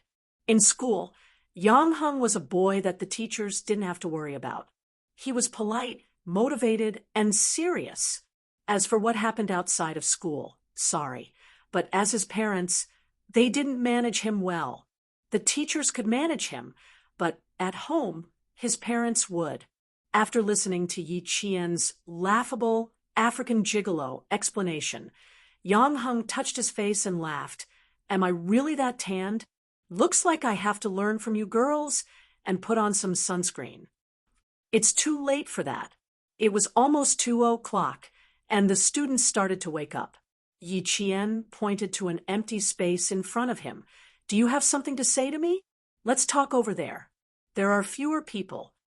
There were too many people, and Yang Hung was a famous person in school, so Yi Qian thought it was better to avoid him. Yang Hung was indeed looking for Yi Jian, but it wasn't convenient for him to talk about it here. Yang Hung nodded and took the lead with his long legs. Since he was tall and had long legs, he had an advantage in walking. His 1 step was equivalent to Yi Jian's 2 steps. Yi Qian, who had lagged behind, was impressed by Yang Heng's attention to detail. He walked so fast because he wanted to avoid arousing suspicion. There were a few spray nozzles on the field that were used to spray plants. They were turned on so that the students who woke up could wash their faces and get rid of the heat. Yang Hung came over after washing his hair. There was a faint shampoo fragrance. His handsome eyes looked at Yi Qian, and the first thing he said was an apology. He was apologizing for the incident where Yao Jing had caused trouble for Yi Qian in the classroom. He was also apologizing for implicating Yi Qian. Yao Jing and I grew up in the same courtyard. Humans are shrewd from a young age, and the older they get, the more shrewd they become. However, we're good at putting up appearances and aren't stingy with money, so we have a lot of friends. It turned out that they had known each other since they were young.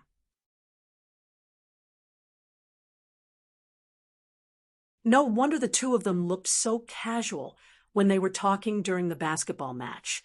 Yi Qian was not in a hurry to speak. Instead, the corners of his mouth curled up. He looked calm and unruffled in the midst of chaos. With a slight smile, he waited for Yi Qian to continue.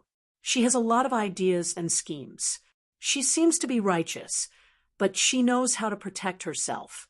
You see, her friends are always in groups of 3 to 5 wherever she goes, but there aren't many who are close to her. Yang Hung, who knew Yi Qian, did not intend to hide anything. Yao Jing was someone who could help the Public Security Bureau find a suspect in 4 hours. She was also someone who could draw the facial features and height ratio of the suspect to more than 90%. If you really wanted to be on good terms with such a meticulous girl, you had to be honest with her. Yang Hung thought about every word he said, and he did not say it out loud. He knew that Yao Jing and Yi Qian were at odds with each other, so he had been looking for an opportunity to say it to her.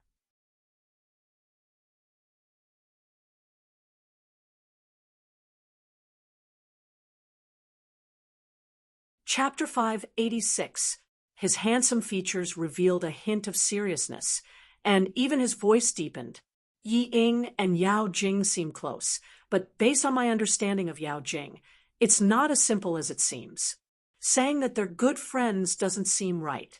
Saying that they don't have a good relationship. Yi Ying is the closest classmate to Yao Jing other than Wang Dandan and Lu Mei. He was a boy who wasn't used to speaking ill of others. He was just analyzing what he knew to Yi Qian. He believed that with her intelligence, she would understand what he was trying to say. What you're trying to say is that I should be wary of Yao Jing, right? Yi Qian only raised her gaze slightly. Her expression was like the faint white clouds in the blue sky, light and indifferent, exuding a quiet and elegant calmness. Actually, regardless of whether I'm wary of her or not, Yao Jing has inexplicably started to hate me. I'm not someone who can take a loss. That day, Luo Rant's basketball was obviously aimed at me, and I was just giving him a warning. As for Yao Jing, she rushed into the classroom and even dared to insult my mother. Yang Hung, do you think something like this can be guarded against? I've never provoked her in the classroom, but an unexpected disaster came knocking on my door. I believe that you also know what kind of relationship she has with Yi Ying. You and I are both well aware of what kind of secrets there are. Everything she said was the truth. Yang Heng pondered for a moment and sighed. Yao Jing can be very annoying sometimes. How about this? I'll tell her not to cause trouble every day. Please don't. Yi Qian couldn't help but laugh. Her dark eyes contained a hint of a meaningful smile. She said indifferently, if you tell her, it won't change anything. Instead, it'll make her angry. Yao Jing is a bad person. You said that she's not someone to be trifled with, but now that she's provoked me, this matter won't end easily. You don't have to get involved in this matter, lest others say that I'm using you to deal with Yao Jing. Also, they said that you like Yi Ying. Why do I feel that you're purposely making people think that way? Yang Heng's eyes were filled with astonishment. He did mean that, but he didn't expect Yi Qian to be so direct. This was a little different from the girls he had met before. At least, he hadn't seen one so direct. It's a little intentional. Who can stand people asking you who you like? If you need her help, if you're too shy to do anything. Yao Jing has been asking me since the second day of middle school. That day, I saw that she pushed Yi Ying, so I might as well let her wish come true. A casual remark from Yang Heng had ruined Yao Jing and Yi Ying's friendship. However, Yao Jing was a patient person. She hid in the dark and did not reveal any of her thoughts. She observed both Yi Ying and Yang Heng. What a pity! Yi Jian sighed softly. What a pity, now that she knew Yang Heng. And this guy was not bad. She could not treat him as someone who would sow discord between Yao Jing and Yi Ying. You really don't mean what you say. This matter is enough to make Yao Jing worry. Yi Qian sighed inwardly. Seeing the instructor of the first class walk towards their class, she knew that it was time for the assembly. It's time to assemble. You should go back to class. Don't get involved in the matter between me and Yao Jing. It's not as simple as you think.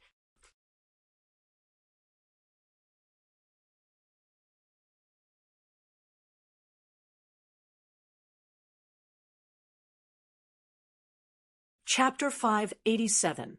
Also, help me keep an eye on Luo Ran. He can't find trouble with me in school, but he still has a chance in the military.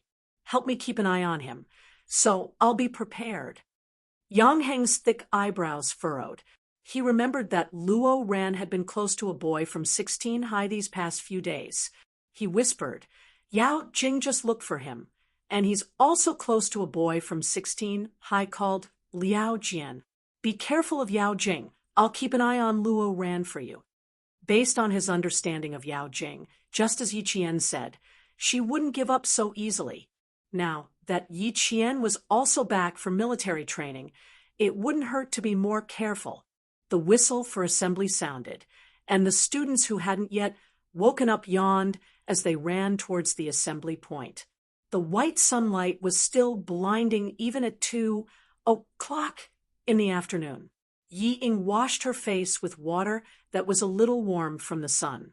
She subconsciously looked for Yi Qian, who she hated so much but couldn't do anything about. She saw a scene that made her eyes light up. It was actually Yang Heng and Yi Qian talking. The whistle got louder and louder, urging all the students to assemble. Yi Ying looked at the time. What a pity, it was only 3 seconds away from 2 minutes. Otherwise, she would definitely pull Yao Jing over and let her see this scene. She would definitely be so angry that her liver would hurt. The Anti-Chemical Regiment, in layman's terms, was a military unit that prevented the spread of chemical weapons. They were responsible for earthquake resistance, flood resistance, and wearing gas masks to prevent epidemics. On a deeper level, they were responsible for guiding the military to protect against nuclear, chemical, biological, and incendiary weapons. They were also responsible for coordinating with the infantry in battle, This type of military unit didn't appear often in the past, but now that they were an important force in the country's anti-terrorism unit, they were increasingly appearing in the public eye. Listening to the shocking shouts of the real soldiers in the field, Yi Qian's entire body was straight as a pencil under the instructor's instructions. He followed the students in the class from the basic movements in the posture of a soldier. After the assembly, Yi Ying gave the instructor a bone-deep military salute and stood aside to watch the other students train. She's just pretending. The instructor knows that she has heart disease and asked her to take a rest in the shade. She said, "I can hold on now. If I really can't hold on, I'll definitely take a rest." And Jiasin almost rolled her eyes. She couldn't stand Yi Ying's behavior anymore. Yi Qian was afraid that her eyes would hurt, so he said softly, "That's enough. She won't bother you. Just don't pay attention to her. Also, she's close to Luo Ran now. Don't let her hate you too. If she hates me, then so be it. I can't wait for her to hate me a little, so that she won't only stare at you every day. See, I'm looking at you again. If you keep talking, you'll be the first girl to be punished by the instructor in the afternoon training." Yi Qian noticed the instructor's sharp glare and reminded him, "Don't do the same thing more than 3 times. If you say another word, you'll definitely be dragged out." Knowing the consequences of being punished, and Jiasin immediately shut up. Yi Ying originally wanted to stand for more than 10 minutes and pretend that she couldn't hold on any longer. But when she saw Yi Qian here, she began to think of a way to embarrass Yi Qian.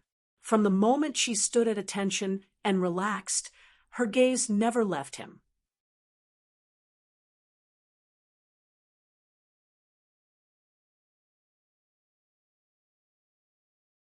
Chapter 588. As the last student to participate in the military training, the instructor naturally paid more attention, especially when the girl reported to him. She stood at attention and saluted. That standard was even more exemplary than that of a veteran soldier. She exuded a piercingly cold military might that made one's heart tremble. Now that he paid more attention, he could see how solid the girl's basic skills were. "Yi Qian, step forward." 20 minutes into the drill, the instructor gave the order to take a break, then called out Yi Qian's name. "Come, stand in front and demonstrate." She stepped forward. The first one who couldn't hold back was Yi Ying. She stood at the back, looking as if she would collapse from heat stroke at any moment. She said softly, "Instructor, I saw that her posture when she took a break just now wasn't right. She didn't look as good as the other students. We still have a drill performance. It's a competition of ranking and points. If one person doesn't do it well, the whole class will be dragged down." She spoke slowly and softly. It sounded as if she was really thinking for the class. Some of the students in the class also supported Yi Ying's words. After all, this military training would be recorded in the files. There were only benefits and no disadvantages. Everyone wanted to get a good ranking so that the instructor could write a few beautiful words on the file. Hearing this, some students nodded in agreement. Seeing that some students nodded, Ying wasn't surprised at all. On the contrary, since she said it, she was sure that someone would stand up for her. She said, "We only have 2.5 days. It's not certain if we can train well. Tomorrow is the field training for the 5 classes. It's still a question whether she can keep up." After saying so much, she just wanted the instructor to train Yi Qian harshly and make her suffer under the sun. "Why don't you, Yi Qian, don't participate? Anyway, you didn't come for the first 4 days. The teacher won't blame you. The instructor won't scold you either. Don't drag the class down." The one who spoke was a girl. Usually, she didn't talk much with Yi Qian, but she was a girl who was very strong in her studies. Yeah, why don't you, Yi Qian, don't participate? It's a thankless task. Don't do it. It's not that big of a problem. Yi Qian can choose not to come, but since she's here, it means that she's a member of our group. Why should we not allow her to participate? Yi Qian has only just arrived. He'll definitely drag us down. You guys are stupid. No matter when you come, you'll always be a hindrance. This morning, you've practiced the midair rotation technique, for God knows how many times, and now you've learned it. Can you not act like a big shot here? Yi Qian is Yi Qian. What makes you think she can't do it? We are the first batch of military trainees in the whole province. The requirement is to have a standard. What if Yi Qian doesn't make it? What if I can't keep up? There's no what if. Since Yi Qian dared to come, it means that she will definitely succeed. She was not one to put on a brave front. If he came, he would succeed. I'm definitely not inferior to you guys. In an instant, the students were divided into 3 groups. One group opposed, one supported, and one watched from the sidelines. And Jiasin wanted to step forward and say a few more words, but she tactfully glanced at Yi Qian, who had been pushed into the limelight by Yi Ying. Seeing her gently shake her head, and Jiasin shut her mouth tightly. Seeing that the voices of Class 1 were getting louder and louder, they were particularly eye-catching on the field. Many classes turned their gazes over. Because the students' voices were too loud, each and every one of them was filled with the smell of gunpowder. The instructor immediately blew a sharp whistle to warn them when he realized that his loud voice was not enough to deter them.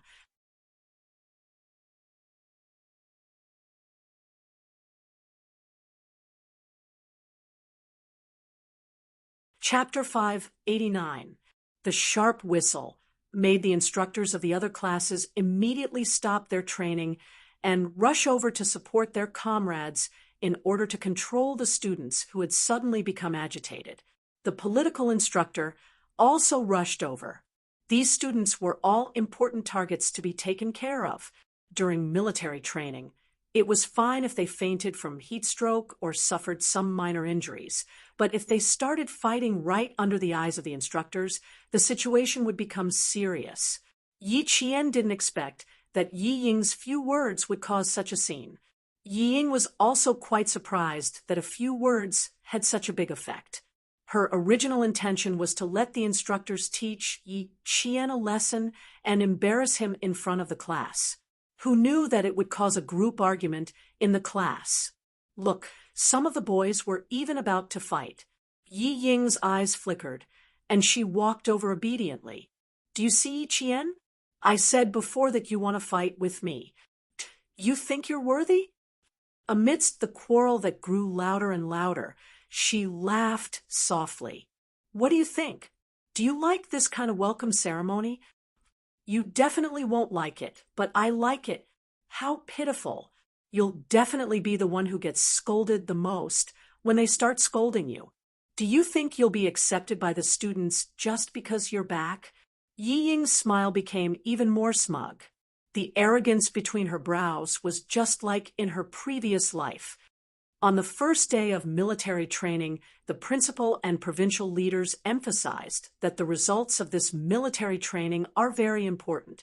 If we don't face the consequences, well, there will be serious consequences. Do you know how many students in our class want to get into university?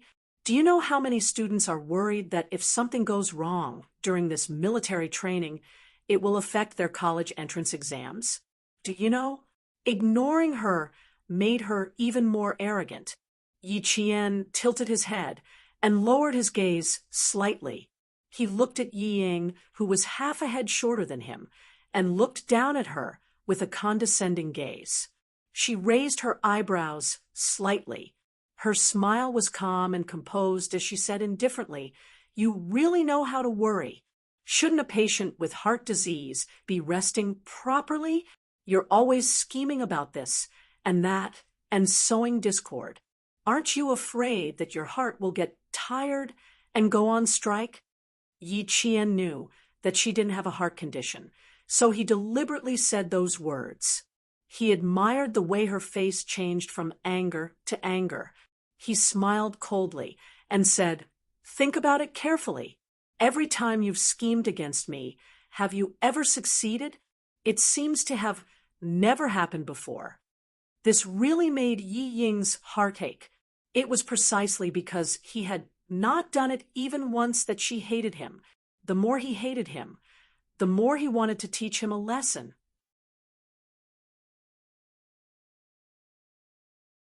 "Yi Ying, cover your face properly. Don't hit it too hard later." After Yi Qian finished speaking, she lifted her chin slightly. The coldness in her bright and exquisite eyes deepened, making her seem even more profound and unfathomable. Today, Yi Qian was able to deal with accusations calmly. She was confident that she could easily resolve such a small matter. She also had the ability to plot against Yi Ying time and time again, and finally turn it into a slap to Yi Ying's face. Yi Ying's expression suddenly darkened. She gritted her teeth and said fiercely, "Don't be so smug here. This time, I'd like to see how you're going to explain this to your classmates and to the school. The whole class is fighting over you. Yi Qian, you really have a lot of face. With such a big face and such a big stance, I'd like to see how you're going to deal with this."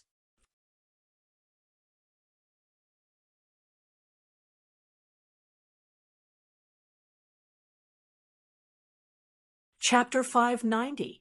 Of course, they would deal with her as they should. In the face of Yi Ying's uncontrollable arrogance, the corners of Yi Jian's mouth curled up slightly.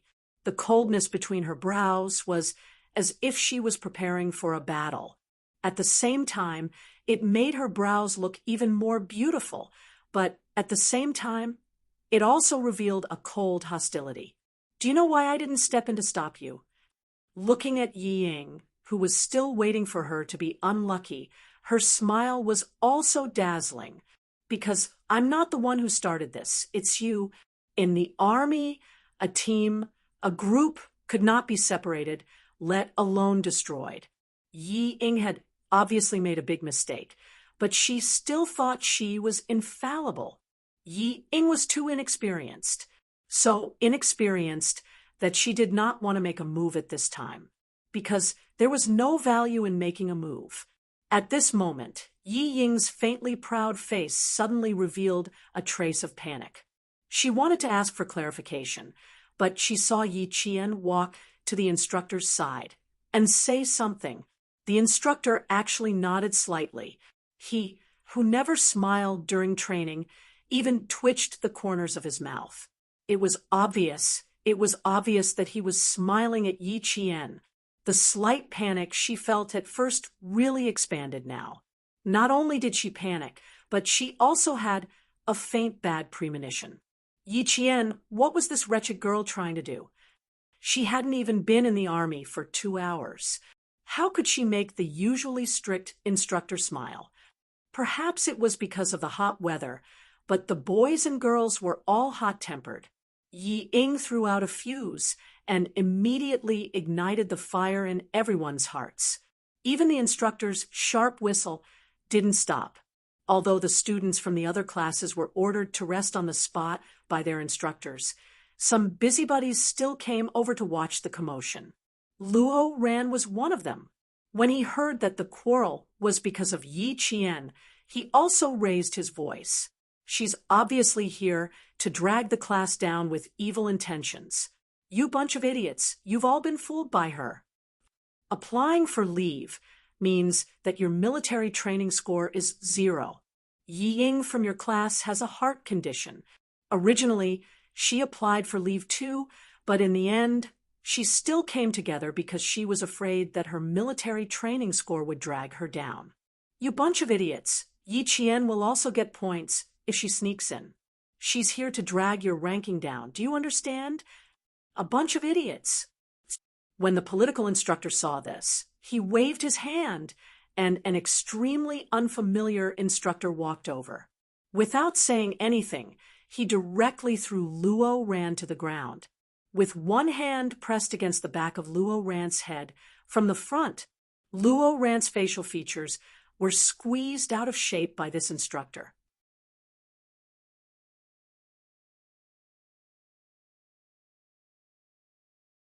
Woo-woo.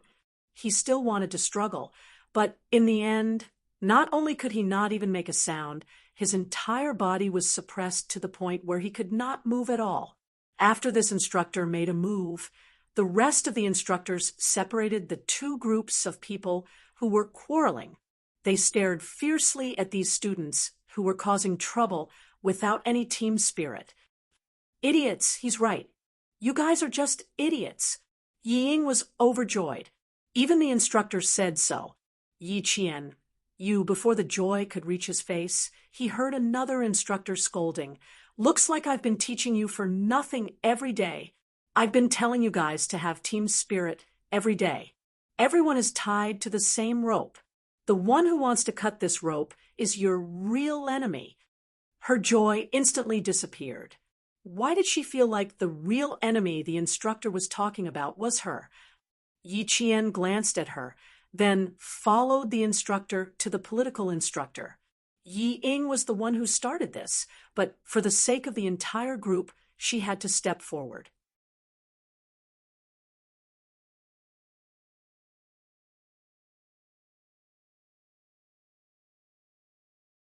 Chapter 5, 91.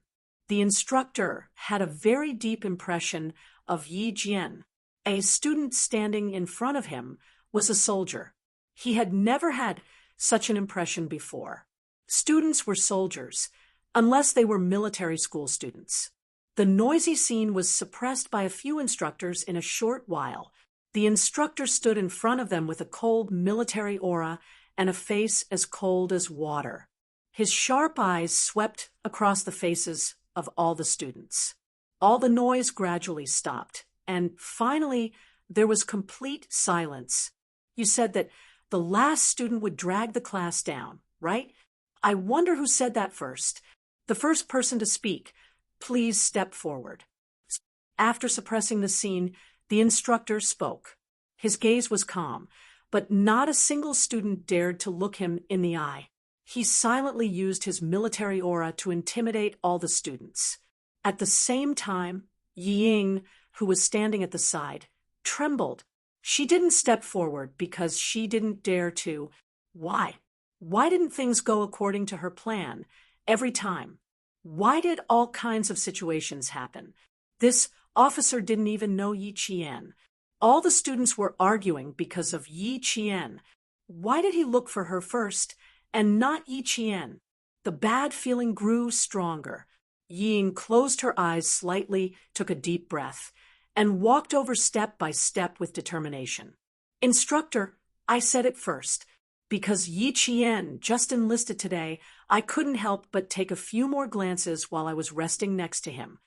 One thing about Yi Ying that was quite admirable was that she would take the initiative to admit her mistakes.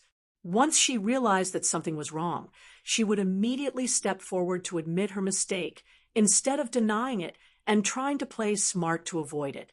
Yi Qian also admired her for this.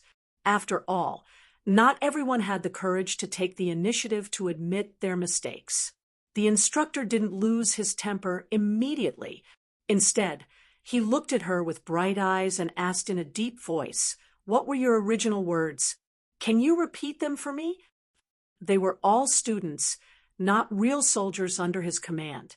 He couldn't beat them or scold them. He could only educate them. No matter how he educated them, he had to look at the source of the chaos. I didn't say anything else. The instructor asked Yi Qian to step forward. I only said that I noticed that her, at ease, posture wasn't right. It wasn't as good as the other students. He also mentioned that we have an exercise performance and that we have to compete for rankings and scores. If one person can't do it well, the whole class will be dragged down. Yi Ying repeated what she had said, and her frantic heartbeat gradually calmed down. She did not say anything else. She was thinking for the sake of the class. She did not say anything wrong either. Even if the instructors were to pick and choose, they would not be able to find fault with her. Yi Ying's speech was indeed difficult to find fault with.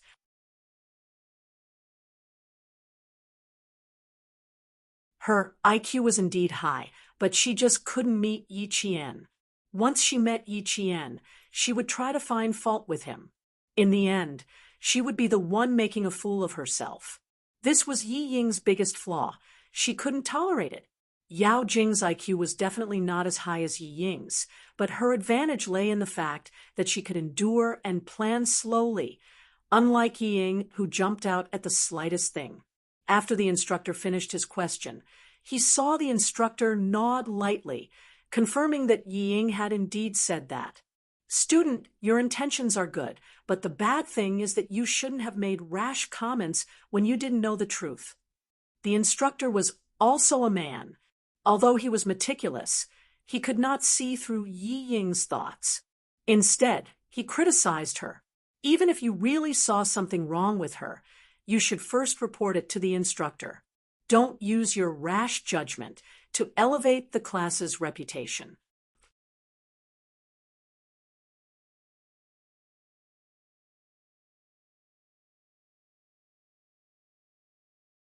Chapter 592.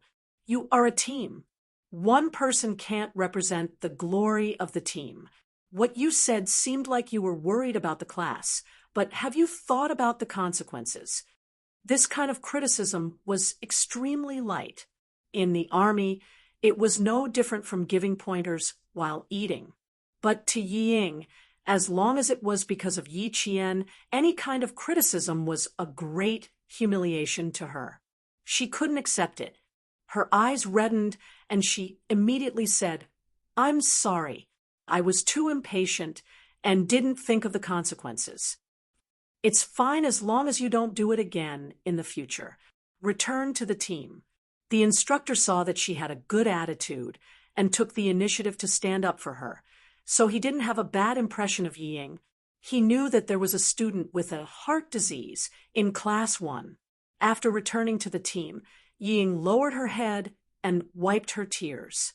She bit her lower lip and held her head high with a pale face. She would not admit defeat. She would never admit defeat to Yi Qian, that wretched girl. Endure. She had to endure.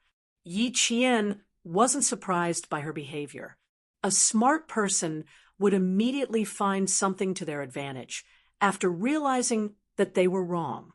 Yi Ying had always been good at this kind of thing. The current Yi Ying wasn't worthy of her help, but what about the future Yi Ying? She was really looking forward to it. The instructor gestured for Yi Qian to stand beside him and blew a whistle at all the students in Class 1. He shouted with a cold voice, "Everyone, listen to my command. Line up to the right." Under the covetous gazes of the 4 instructors, including Luo Ran, who was still being pressed to the ground by an instructor and couldn't move at all, the students who almost started a fight settled down one by one. They lined up to the right and lined up to the front. Although it wasn't really a straight line, they still stood in a good line. I can understand your feelings of wanting to be ranked. Everyone wants to be ranked, even your instructors. However, you're splitting yourself apart for the sake of a ranking. You're clearly giving up on yourself. You said that the students who came last would drag you down.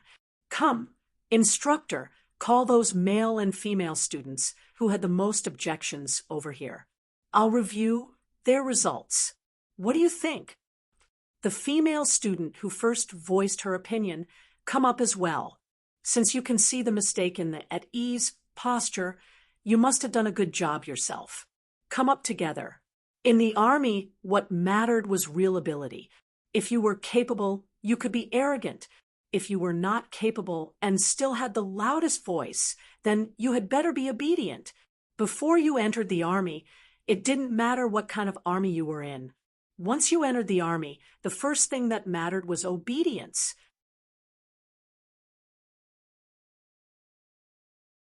If you don't have the ability and you still refuse to obey, I'll first train your skin, flesh, tendons, and bones until you become obedient. If the students couldn't train too hard, then let them open their eyes and see who would be the one dragging the class down. 6 boys and 4 girls, a total of 10 people stood up. Yi Ying stood against the scorching sun. Compared to the other 3 girls who were already terrified, her body was very straight. Although she didn't practice with the rest of the class every day, she still participated in the morning exercises. Compared to the wretched girl, who only practiced for less than half an hour, she didn't believe that she couldn't win. With confidence, she naturally straightened her back. She even reminded the girl beside her whose shoulders were curled up, "I'm not afraid. So what are you afraid of? She didn't even practice for a day, but you practiced for 4.5 days."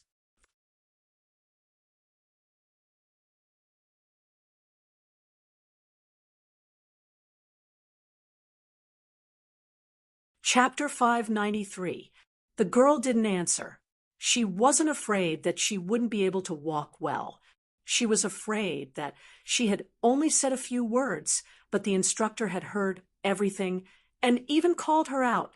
What if the word disunity was added to her file? What should she do? It's over. If you were the one who did this, Yi Qian would have to bear the consequences. Wang Dandan, who had a good relationship with Yao Jing, said softly. Her eyes flashed with a look of disappointment. Yi Ying is still too inexperienced. She's obviously smart, but why can't she grasp the opportunity? This was the sophomore class 8. They were divided into classes 1, 2, 3, and 2. Class 6 happened to train at the same time as Class 1. So Class 6 was the clearest about what happened in Class 1. Initially, Yao Jing was quite interested. Yi Ying's little tricks were indeed hard to guard against. This time, her little trick was brilliant. In an instant, she had turned Yi Qian into a target of public criticism. But when she saw her moving closer to Yi Qian, Yao Jing knew that her trick had gone wrong. If it were her, she would definitely be the one to mediate when the students started quarreling. She would talk as she mediated and make the whole thing worse. She would even incite the students who were watching from the sidelines to join the camp for Yi Qian to withdraw from the military training. Then she would make the boys fight. Even if Yi Qian had a backer in the army, she would never be able to participate in the military training. Because of her, the whole class was at odds with each other. No matter how capable such a person was, the instructor wouldn't take a second look at her. Nothing had happened during the 4 days of training. If she caused trouble as soon as she arrived, she would become unreasonable no matter how reasonable she was. Yi Ying can't stand it. She shrinks her neck at the slightest sign of trouble.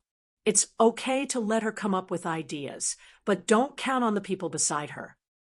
Yao Jing watched Yi Ying walk out, then watched her and the boys stand at attention, and salute. She snorted lightly and said, "What a pity. She has a good life and a good brain, but she wasn't nurtured from a young age. She's scheming and capable, but she's still lacking a little bit of maturity." Yao Jing's parents were government officials. Her grandfather and maternal grandfather's family were both involved in politics. From a young age, her knowledge and methods were much better than Yi Ying's, who was held back by Sun Dongqing. If Yi Ying had such a family instead of being raised by Sun Dongqing, she would definitely be much more capable than Yao Jing. If she was really powerful, would you still be with her? Wang Dandan smiled. Even though her parents were not officials, her family was even more well off than Yao Jing's. Her princess-like heirs were no less than Yao Jing's.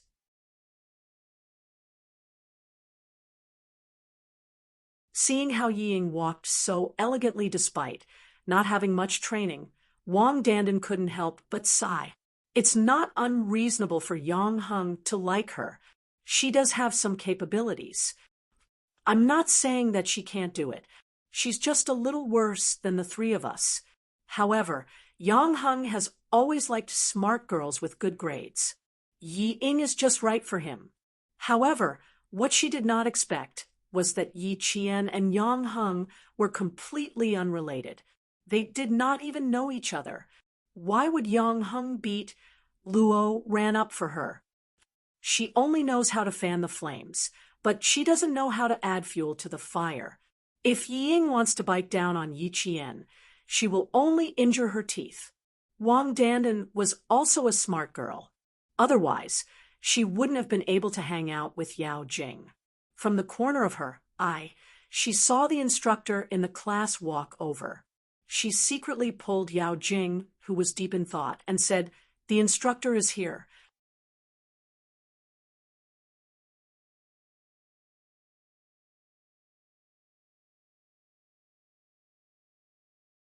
Chapter 594. The ruckus in Class 1 had stopped. The instructors of each class had returned to their own classes to continue the military training in the afternoon. As usual, the main content of the lesson was to execute the formation command. After the whistle sounded, they took a break and stood at attention rhythmically. Sweat had already soaked through their hats, collars, and backs. Even their waists where their belts were tied were drenched in sweat. The students of Class 1 had completed the process of standing at attention, taking a break, saluting, walking in unison, marching, and running.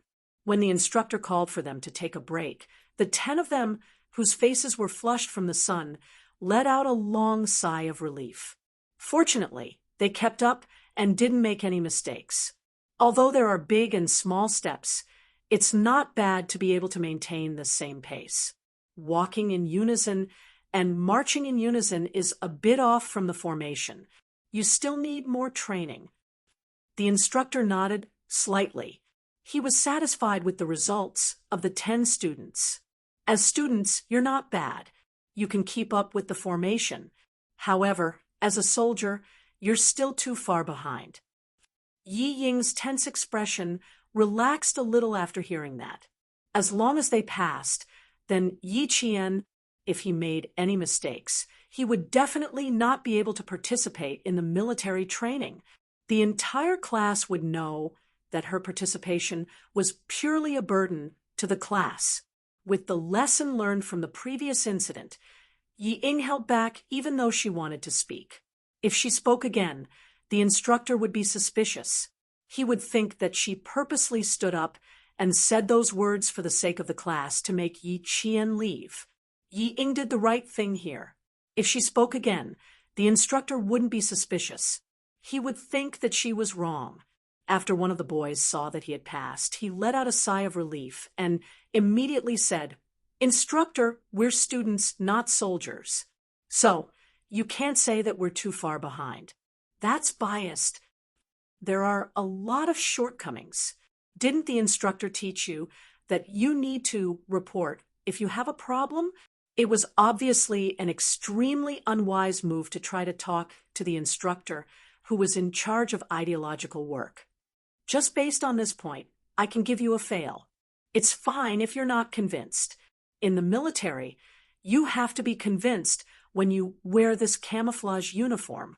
The last sentence was no less shocking than a sudden clap of thunder.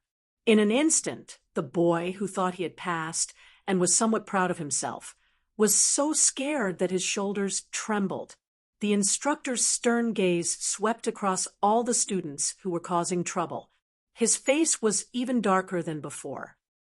You haven't even done your job properly, yet you dare to stand out and criticize others.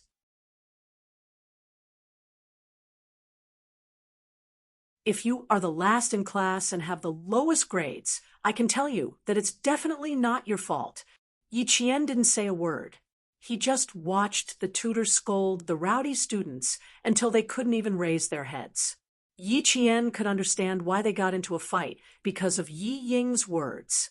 But if she had to speak up for them, Yi Qian's lips curled up slightly, and there was a cold glint in her eyes. That was impossible. These people had been dissatisfied with Yi Ying ever since school started, when she casually said that it was unfair, especially one of the girls, Meng Wen, who immediately stood up to oppose Yi Ying after she finished speaking. Meng Wen usually didn't talk much to her.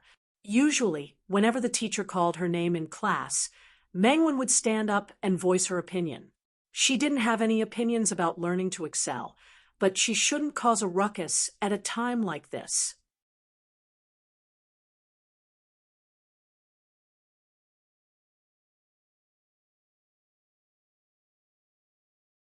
Chapter 595.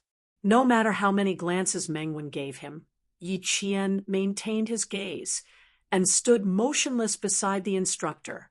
After the instructor shocked the entire class, he looked at the girls standing proudly like a pine tree and asked in front of the entire class, "Yi Qian, do you dare to walk with a real soldier? Let your classmates see who's the one who's dragging who down. This is my suggestion. You can choose to reject it." That sentence caused an uproar in the class. How could that be? Yi Ying laughed. She was being forced into a corner. If she said she didn't dare, then it meant that she would be dragging the class down if she participated in the military training. Her classmates, who were supposed to protect her, would also lose face. If she said she would, she would lose even more face. She hadn't even participated in a single training session, yet she dared to walk with a real soldier after less than half an hour of training. She wouldn't be afraid of bursting if she agreed. And Jiasen was about to suffocate from a heat stroke. When she heard the instructor's words, she was so anxious that she was sweating like beans. Yi Ying, that bastard. She was putting Yi Qian on the stove to roast alive. Just as Jiasen was cursing Yi Qian in her heart, she heard Yi Qian's calm voice. His strength shook her heart as he agreed to the instructor's suggestion. "Instructor, I have no problems. I'm ready to be inspected at any time." Under the sunlight, Yi Qian's brows were like green mountains and clear waters, but the expression in his dark eyes was carefree. He stood upright, with his temperament, like a pine tree and snow. When the slanted sunlight shone on his shadow, it was like an unbending spear. The instructor's suggestion wasn't very good, but it contained some probing elements. He wanted to see what this cold-blooded high school girl, with the temperament of a soldier, looked like. As the first province to expand military training for high school students, the inspection on the 7th of October wasn't just limited to a few leaders.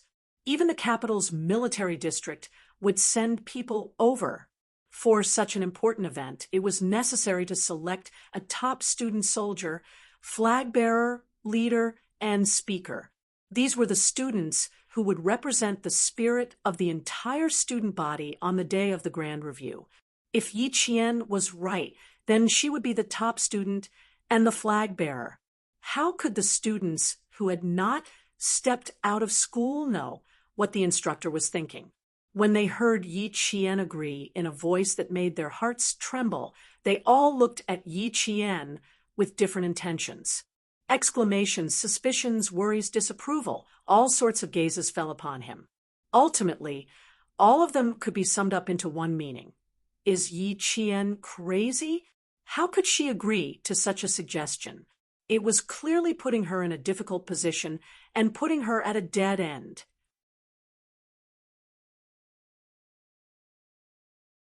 The students who supported Yi Qian started to worry.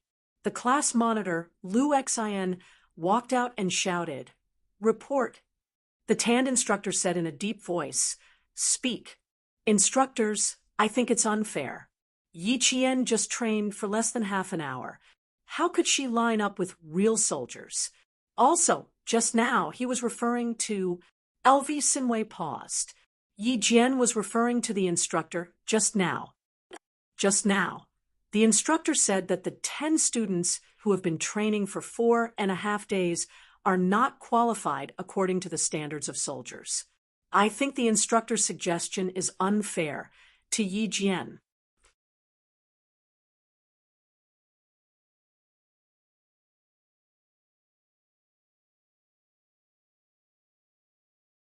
Chapter 5, 96. Most of the students in the class agreed with Lu Xian's words. He wanted to speak up for Yi Qian, but he saw the instructor's stern expression disappear. He smiled and asked Yi Qian, "What do you think? You want to continue?" Instructors all had the heart of a fox and were good at playing cards. Yi Qian looked at him as if he was looking at political commissar Yen. When he heard this, he took 2 steps forward and stood in front of the class. He smiled brightly and said, "The sun is too bright. Everyone is angry because of me again. Let's all take a break. For the sake of unity in the class, for the sake of not dragging the class down during the big review, and for the sake of all the students being able to train without worrying about me affecting the class ranking, why don't we all sit down and watch the instructor's heroic bearing?" As soon as she opened her mouth, there was a round of applause. It was enough to show how popular Yi Qian was in the class. The students who had opinions about Yi Qian could not deny that she had always been the most tolerant girl in the class. No matter who had a problem with a topic, she would always look for her. Even if she had something on hand, she would put it down and help explain it to the other students.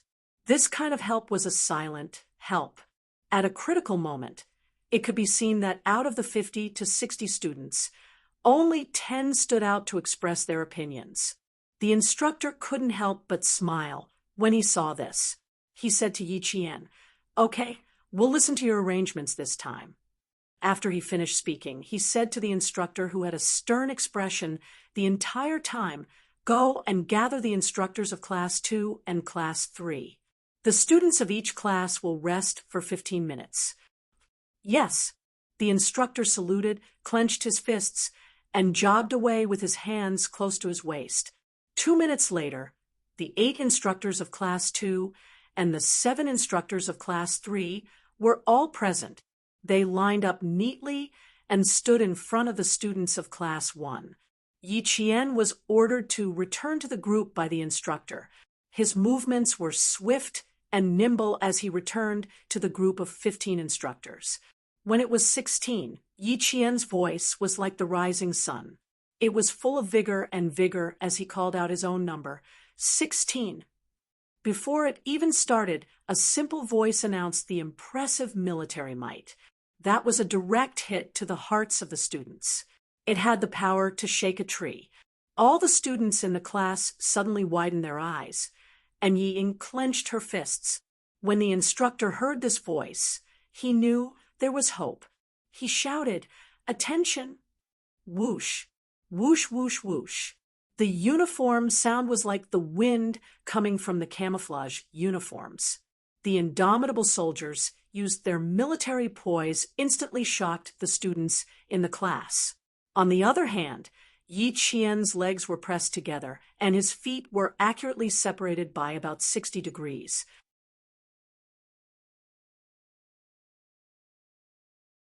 His upper body was straight, his stomach was tucked in, his chest was puffed out, and his shoulders were spread out. The 5 fingers of his naturally hanging hands were gently clasped together. His thumb was pressed against the second joint of his index finger. His head was straight, his neck was straight, and his chin was slightly tucked in. His eyes were like sharp swords unsheathed from their scabbards as he stared straight ahead. Her eyes, like all the other instructors, were looking straight ahead in the direction of the students of Class 1. The ones closest to her were Yi Ying, Meng Wen, and the other 10 students. In that instant, they felt Yi Qian's gaze burst out with a cold light, which turned into a cold substance and directly brushed past their faces. Cold, dark, sharp. It was just a gaze, but it made their necks shrink in an instant. It was as if they shrunk back a little later, that solid gaze would fall down their necks and make their heads fall to the ground. This feeling made them tremble in fear. It made them extremely frightened, and it made them lose their aura even before it started.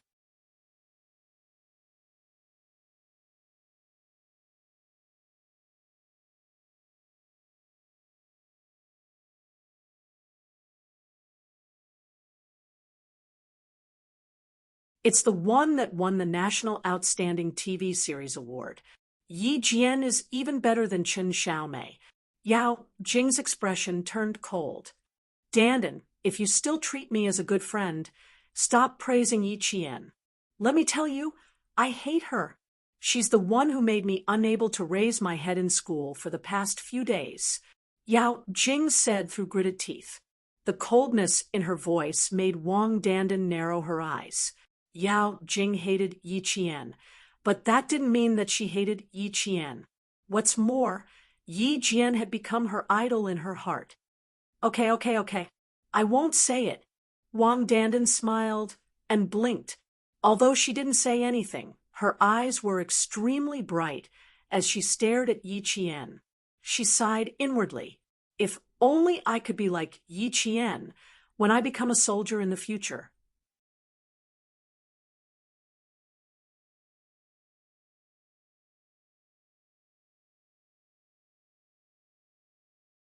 Chapter 598. Wang Dandan was not the only one who thought so. Most of the girls and boys thought so as well. After setting up his position, Yi Qian gave the command to attention. His left leg moved forward by about 50 centimeters, the tip of his foot pointed out by about 30 degrees. His two legs were straight, and his right leg took a shortcut to his left leg. Just looking at his back made everyone applaud. Yi Qian, you're amazing. Holy sh**t. Yi Qian, you're my idol. My idol. How can you be so amazing? Yi Qian, be my girlfriend. I need a girlfriend like you who can make me feel proud. Handsome. You're so handsome that no one has ever been before. Yi Qian, how can you be so handsome? Applause rang out, but Yi Jian remained calm. Her heart was as still as water, without any ripples. Before the instructor gave the command, she maintained the posture of a pine tree and did not move at all. She did not even blink and looked straight ahead with determination and fearlessness. At this moment, what you saw was a soldier, a qualified soldier, who had returned from a bloodbath. What you saw was a soldier who had earned everything she had through her own efforts. She used her unwavering steps to create her own wonderful soldier. She was a female Special Forces soldier who stood out like the sun rising from the east. The instructor was used to seeing the soldiers in formation, but when he saw Yi Qian's posture, although his expression was calm, his eyes burned with passion. This was definitely a girl with a story. She was definitely a female soldier who could be brought to the battlefield as soon as she was born. She had military might, a murderous aura, and a murderous aura. Marching. It was time to test one's basic skills. The applause also stopped at the instructor's command. All the students held their breaths as they stared at the instructors, and also at Yi Qian. Marching in a straight line was the best way to display the bravery of a mighty army. That was the military might of an army that had been forged into iron.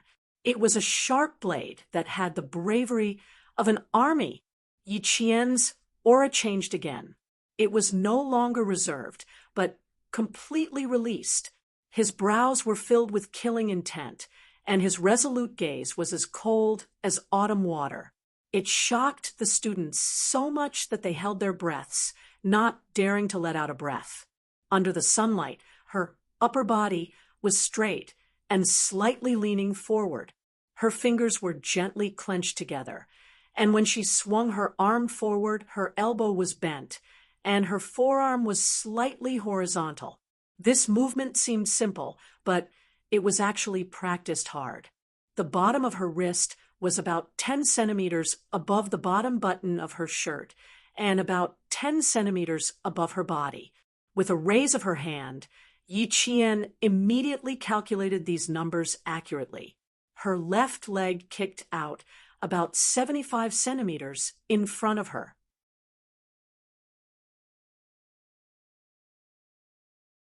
Her long and slender legs were stretched perfectly straight, and the tip of her foot naturally pressed down.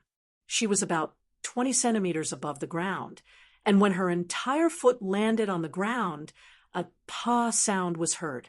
When she and the instructors raised their feet again, there was actually a cloud of dust. There was no applause in the audience, only absolute silence. All the students were stunned. They saw Yi Qian's marching in a straight line that surpassed the military might of the instructors. He walked at a height that they could only look up to, and he walked with an aura that made them feel ashamed of their inferiority. It was too standard, too perfect. It was even more perfect than a textbook and even more impressive than the movements of the instructors. Suddenly, there was applause, followed by a wave of thunderous applause. All the students who were resting on the ground stood up and applauded and cheered for that valiant and heroic posture.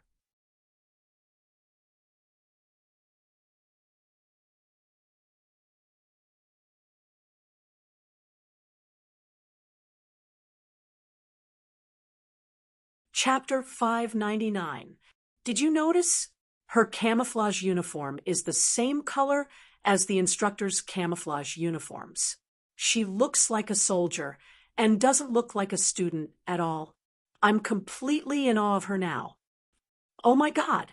Didn't Class 1 cause a ruckus just now because Yi Qian only arrived today and would drag down their class ranking and scores?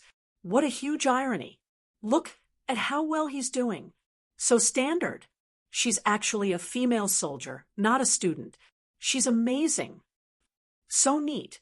If I didn't know that the last one was a student, I would have thought that she was an instructor too. TSK, TSK, TSK. She said that she only arrived at noon. How long has she been learning? She doesn't look like she just learned.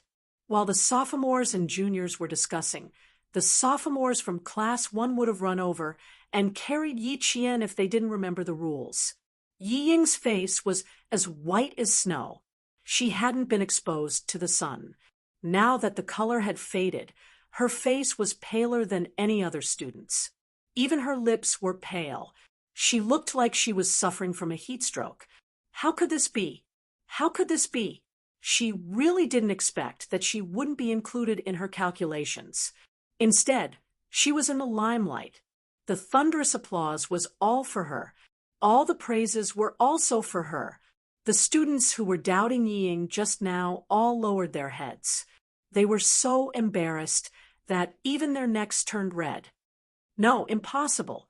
How could this be? She really couldn't believe that what she saw was the truth.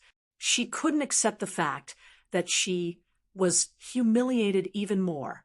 Her face turned from white to green, and her originally pretty facial features instantly became distorted like an evil witch. She wanted to rush up and drag Yi Jian, who had become the center of attention, down. She wanted to drive her out of the army and to the dirtiest place. She couldn't accept it. She really couldn't accept it. Why did Yi Qian, that wretched girl, win in the end? She couldn't accept it. She really couldn't accept it.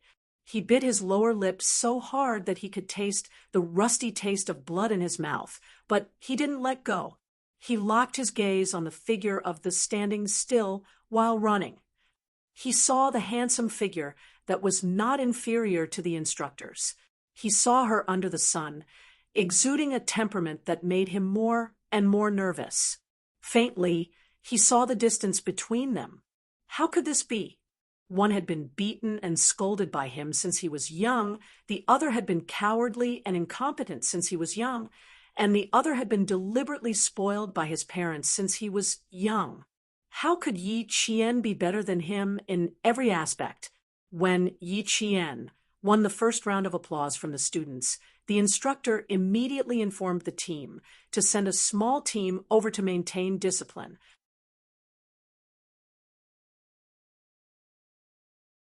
With the guidance of the soldiers, the 8 classes of the second year sat on the left, while the 7 classes of the third year sat on the right. In the middle, there were 18 valiant figures with impressive military might. The instructor immediately decided that Yi Qian would be the top student soldier and flag protector. There was no one more suitable than her. The applause didn't stop for a long time. Because Yi Qian was there, even the soldiers who came to maintain order looked at Yi Qian in surprise. It was rare to see a girl who looked more like a soldier than a soldier. At first, Yang Heng from the third-year class didn't recognize Yi Qian as the last instructor. When he first saw Yi Qian and the other 17 instructors walking together, their backs facing him. When Yang Heng saw the familiar face, he choked on his water and started to cry. You're tuning in to the Mystic Fist YouTube channel. Don't forget to subscribe and join us on this journey to catch the most captivating stories.